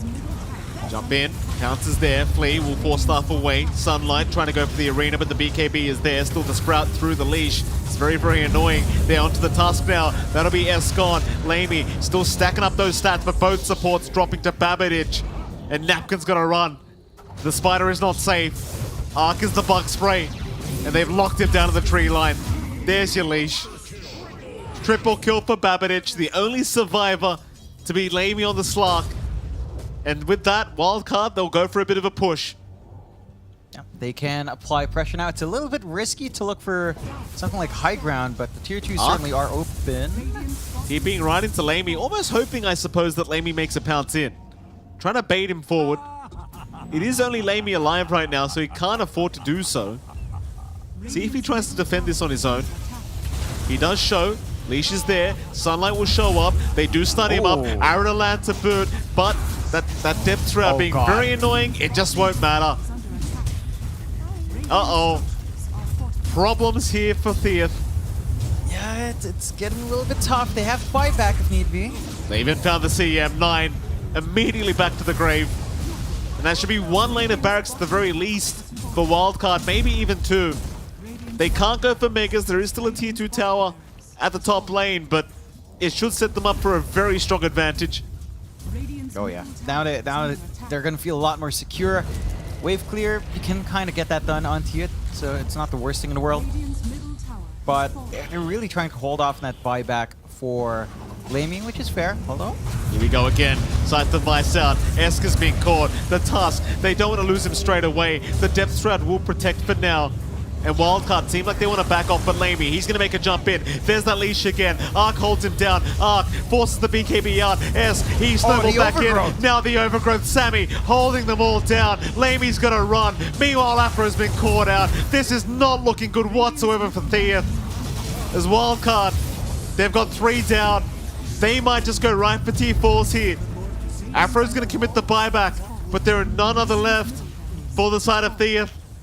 It's a 3v5 scenario. I don't see how you can fight this one out. Sunlight, they'll jump forward, but they have the Lotus. They'll purge off the silence. Tier 4's going down. Wildcard have had enough of this game. A final smoke from Theath. They might try one more time. Glyph out. Surely they can't buy enough time for their Tusk to be back up. They'll wrap around, but who do they want first? It'll be Sunlight with the sight, the Vice. Right away on Lamey. Freezing Field is there doing a fair bit of damage. Sunlight still on the run, but Arc, he takes down Afro for the tieback. They've got 9 as well. That'll be a secondary tieback. They find the Mars, but what does it matter? Ancient is exposed. It's all over. It is all over. Arc takes care of it. And that'll be a 2-0 victory here for Wildcard. I mean, a nice attempt from Theath to try and force this to a 3rd game, but ultimately not enough. Yeah, I did like it. Like, they play around this single target pickoff really well with a Tusk, with a Skywrath Mage. Napkin had a pretty decent time up top, but the moment Arc started going elsewhere, they didn't manage to really punish him as much. Yeah. They were getting that aggression off, but they were killing mainly supports. You know, Sammy was comping it, not the biggest targets, and that still allowed that bounce back for Wildcard. Well, props to the boys from Wildcard. Of course, we'll throw back to our panel. We'll see what they've got to say about this game, number 2. Thank you, General, and thank you, Major. Game number 2, of course, going the way of Wildcard Gaming as well. A bit more of a topsy-turvy affair than game number 1 was, because there were some moments in the game where it really felt like the lamer Slark might be able to come back into it, but unfortunately, that is not the case. And Wildcard, you know, where I think the game was really turned around properly in their favor, because it was a bit wishy-washy, but Sunlight makes the excellent decision. Buys the Hex, eschews the normal item build-up that we see on the Mars, immediately uses it on the Slark. Immediately, the entire game is different. I mean, yeah, I thought that was a great adaptation to his item build. I mean, overall, he played amazingly. He was making all the rotations. His item build was good. He went for BKB first, just so he could run in the fights. He made every single initiation, it felt like, in this game. And yeah, the Hex pickup, very, very smart. We don't see it super often where he'll get right after a BKB blink right into the Hex. Very unconventional build, but he made it work great. Yeah, he made it work really well, and this is one of these situations where it's a comfort pick for him. This is his most played hero, Panda, and there's a reason why they prioritize making sure that he is on the most comfortable hero as humanly possible, because across both games, both when he was prioritized lost in the draft on the Viper, and now when he was given his Mars, he delivered results for his team here on Wildcard. Yes, he definitely did. Throughout the entire series, Game 1, pretty solid performance. In Game 2, continues where he left off. And we didn't get to see those Magnus mishaps happen, which he probably was told about by his team a lot. Like maybe had a rough day, or the series didn't go quite how we expected it to go. Maybe a few mistakes here. We don't see too many of that today, which is a positive sign. And I think that also gives, not only from just Sunlight's perspective, but from the entire perspective of a wildcard, how well they're slowly coming together. This was a series they were expected to win, yes. But we were expecting a big battle coming out from Thief, because they know if they can win one more series, they might just avoid elimination. They're not going to be an easy opponent to face, but Wildcard definitely made them look like a somewhat easy opponent in the end, because they were a unified force. They were a unified force, and we need to also talk about the supporting duo here on the side of Wildcard Gaming. Unfortunately, Theath Gaming weren't able to necessarily use the full strength of Crystal Maiden and the Skywrath Mage for two reasons, in my opinion. Firstly, a replete amount of BKBs on the side of Wildcard, but secondly, Sammy Boy on the Strian Protector, willing to put his body on the line here. And all the time, you know, we've sometimes seen his plays when he's playing like a Snapfire or something. That play is not always the most useful, but when you're playing the Strian Protector, you drop Overgrowth, you drop a couple of heals with the Living Armor, one Leech Seed, suddenly killing you is fine, because the amount of resources it takes to do so suddenly leaves the entire field of the teamfight open for the damage dealers to actually do their work. I mean, Sammy Boy is not afraid to be in the forefront of the fights, right? So play to his strengths. Give him the heroes that want to be there. Tree is great. He had so many good overgrowths in the team fights here, too. So, like, yeah, MVP. I don't mind this MVP at all. I feel like the amount of overgrowths he got in the team fights was, like, it got them the wins in multiple fights, yeah. And look at how many wards he placed out. 50 wards being dropped down. Yeah, we don't look Sammy at Boy. that. Support stuff. I think there was an interesting storyline from last year's North American Division 2, where there was this player called Mali Burgos Razbiac. There was a theme. It's not a Mali Burgos game if he doesn't die at least 10 times. I think Sammy Boy is onto something with somewhat of a same theme, that he still will dominate the game in a sense, even though he will die a lot. But he's only at 7 deaths here, so something's changed in terms of the averages, at least for Sammy Boy. So, because the game was a lot closer than game number 1 was, one of the things that we also look towards for Wildcard Gaming is they're capable of winning games that are stompy, and they're capable of sort of slowing things down and being like, okay, it's not an easy win. What do we need to do to ensure we get the victory? Because I was terrified, I'll be honest, of seeing the slog slowly but surely get so much more farm, like net worth creeping up and up and up. Unfortunately, Lema was not able to carry things forward on that slog. Fortunately for Wildcard Gaming, Arc was able to do so on the Nature's Prophet, helped of course by our MVP Sammy. And speaking of Sammy Boy, we have him available for a quick interview. Sammy Boy, can you hear us this time around? How's it going? And yeah, I got you. Hey, wonderful. Hey. So something that we've been wondering about, talk to us about this, right? Wildcard Gaming, you've sort of lived up to your name as being a wildcard team, right? Somewhat very decent ceiling, and the floor can be a bit odd, right? Talk to us about the decision making that happens in sort of games like this, where things could actually go either way, but clutch decisions are what ends up winning the game in the end. Yeah, I mean, I think the better. There's a Jokic quote. I'm a Nuggets fan, so I guess I'll use his quote. But where he basically says, like, good teams will always like find a way to win, and bad teams will always find a way to lose. I think that's a good quote. I think it applies to Dota as well. You know, when we get to the late game, we're just more experienced, so we're gonna play closer together. We're gonna execute better. I mean, we didn't actually play very well in the second game. We didn't realize that we were pretty weak in the early game, that we can't fight. We need to farm more items, and we fed a lot. And we play on the wrong parts of the map, and we like overextend and take too much land. But eventually, we just talked about the execution. At some point in the game, I said that we needed to deal with the Slark, and then Mars was like, "I'm gonna queue up a sheep stick so we can start from fog." And then once we knew, like at some point, we're gonna have a condition to just kill the Slark. Obviously, they have snowball save, so you have to factor other things in. But at some point, you're gonna play for a condition to just fucking, excuse me, sorry, like blink sheep arena this guy, and you'll be able to progress from there. It's just about finding a dynamic way to win the fights in the mid game. Talk about if you need vision, talk about if you need to hold the wards, talk about how the team fight will actually play. And I think the more experienced teams are better at doing that.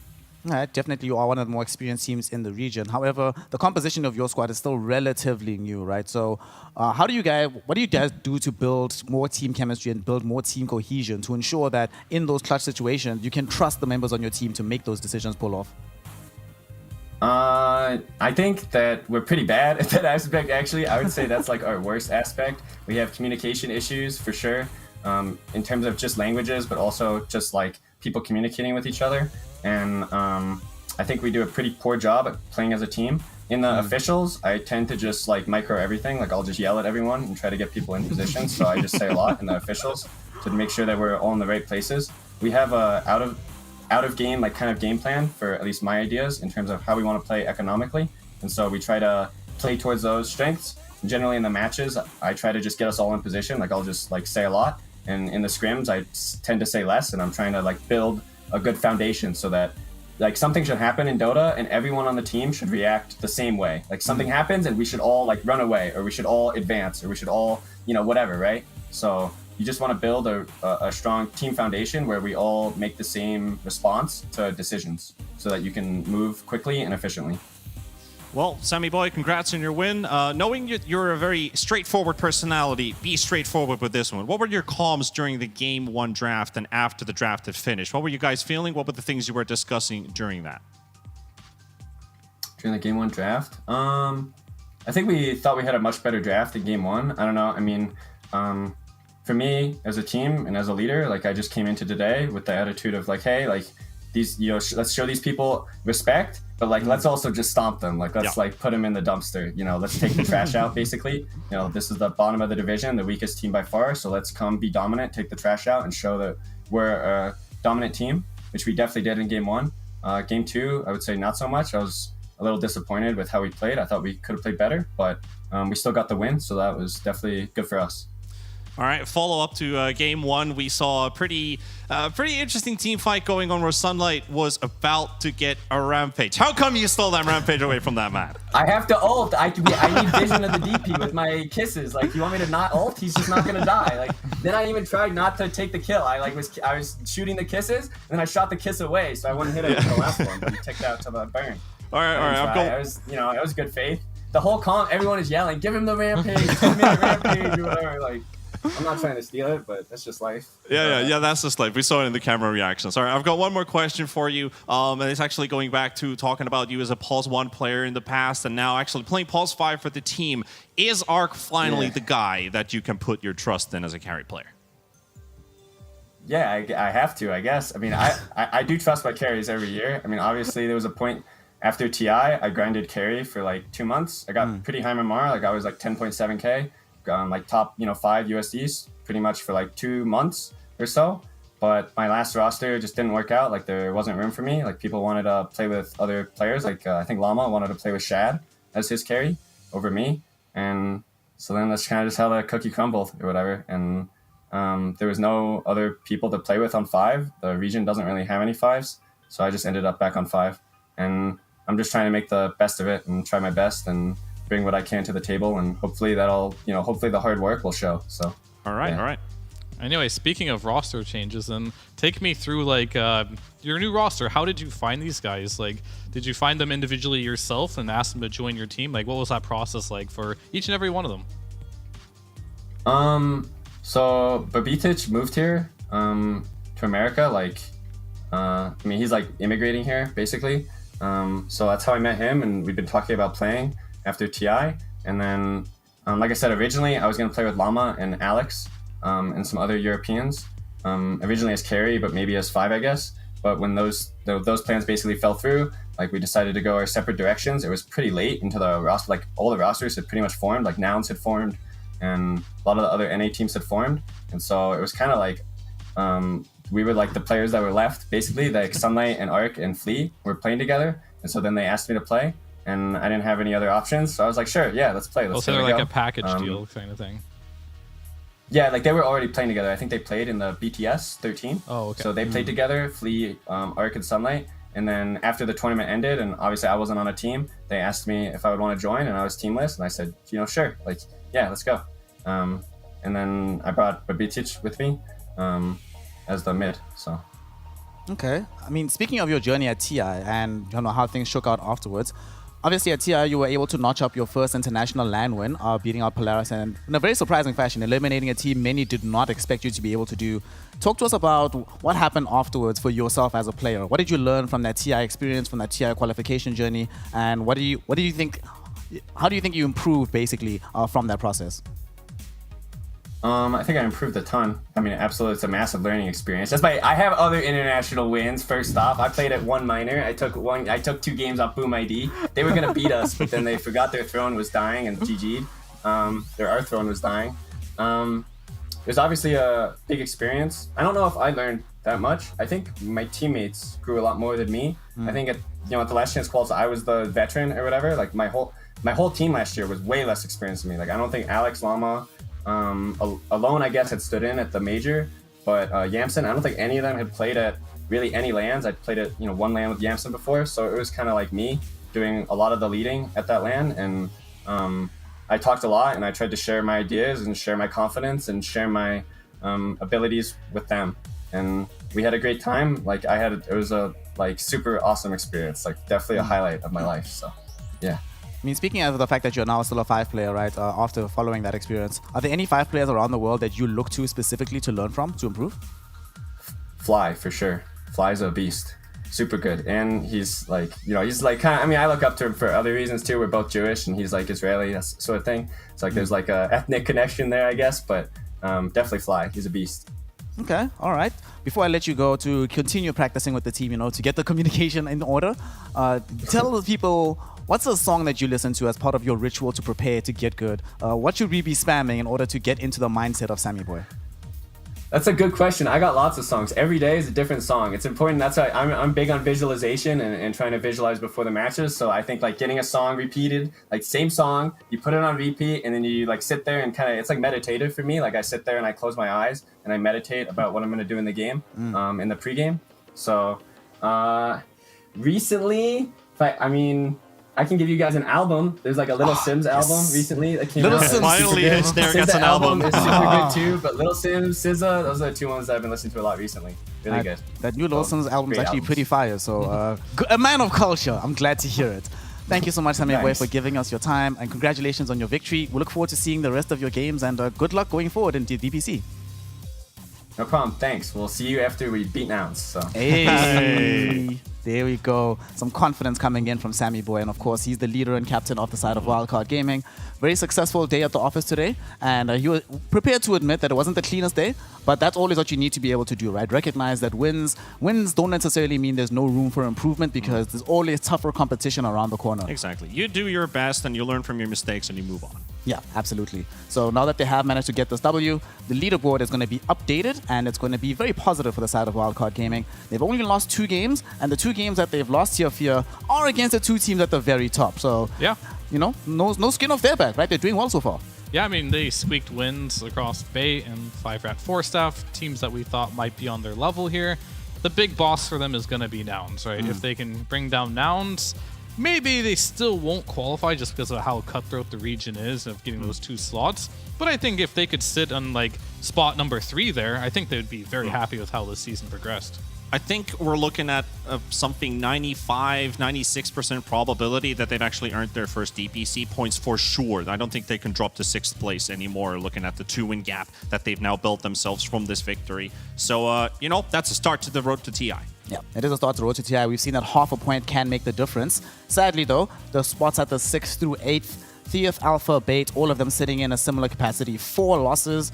For Bait, they still have at least a couple of extra games against these teams around them. But the Theoth Gaming in particular, I'm worried about them, guys. Because a loss like this, I think it's one thing to lose against Wildcard Gaming. It's another when you lose a stomp in game 1, and then you lose a game 2 situation where you actually had the potential to eke out a victory, and then you end up losing. That can be demoralizing for sure, especially for a squad that isn't really solidified just yet in the DPC. I mean, it's probably going to come down to Bait versus Theoth, right? In that match, in a lot of ways, for who might get relegated.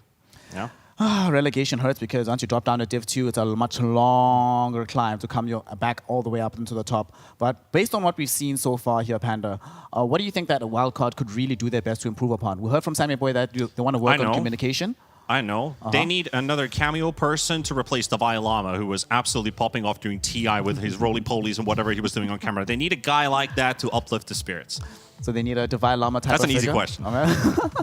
I mean, he wanted to play with Devi. It sounds like Devi didn't want to play with him. So what can you do? What can you do? Basically, what we did is that we did an exchange program. We brought Europeans to us. We sent Yeah. Devi Lama all the way out into Europe. Yes. So after this, though, that is going to be concluding the second week of the DPC action. And remember, this tour is a condensed 3 weeks versus the 6 of last season. So we only have 1 more week of action left to go. So to let you know what the next day of is going to look like to begin week number 3, we're going to be having some 2 series back into the 2 series hustle. Theath versus 5 Red 4 Staff. Theath already struggling. 5 Red 4 Staff, if they win that series, pretty much guaranteed they're going to get DPC points, maybe for themselves as well. And Theath just trying to avoid relegation, or at the very least learn enough so that when they get into the matchup against Bait, they'll be able to challenge enough to get into a tiebreaker type of situation. But that first series here, TSM and Alpha. TSM, I kind of think that TSM is, at this point in time, the matchup looks simple, but we've had surprises today. Bait almost upset Shopify Rebellion, right? That's not good news for a team like TSM, knowing that that's possible. We didn't have any surprising results, but we had some surprising games, yeah. So it could be something where Alpha, Alpha actually made a run for Shopify Rebellion too in one of those games in the early game. So we might have ourselves an interesting game or two, but do I expect them to take a series? Probably not. Yeah, and the thing about TSM at this point, Panda, is that they legitimately cannot afford to drop any games, right? They're probably anticipating dropping a game against Shopify Rebellion, but anything else beyond that can jeopardize a potential major slot, which could be huge for their qualification to TI. Potentially, yeah. They're 4-0 currently, but 8-1 in map victory. So that 1 map loss might end up still haunting them, potentially. But you're absolutely right. Like TSM, they need to go with a clean slate all the way to the end. And at the second last day when they actually face against Rebellion, that's the build-up. That's the build-up of this 3-week division for TSM, where you just blast it all away. So you gotta keep that momentum going. You gotta keep increasing your capability, your strengths, and your readiness level up to that climax. Up to the very last day, it's going to remain competitive here in the DPC. And of course, it's not just competitive for the players involved, it's also competitive for us as talent, because we came into this with some predictions, having our own ideas as to what the leaderboard should look like. I'm chilled, y'all. I'm pretty happy. I'm relaxed about mine, but let's see who's in shambles here. Panda, hey, talk to me, bro.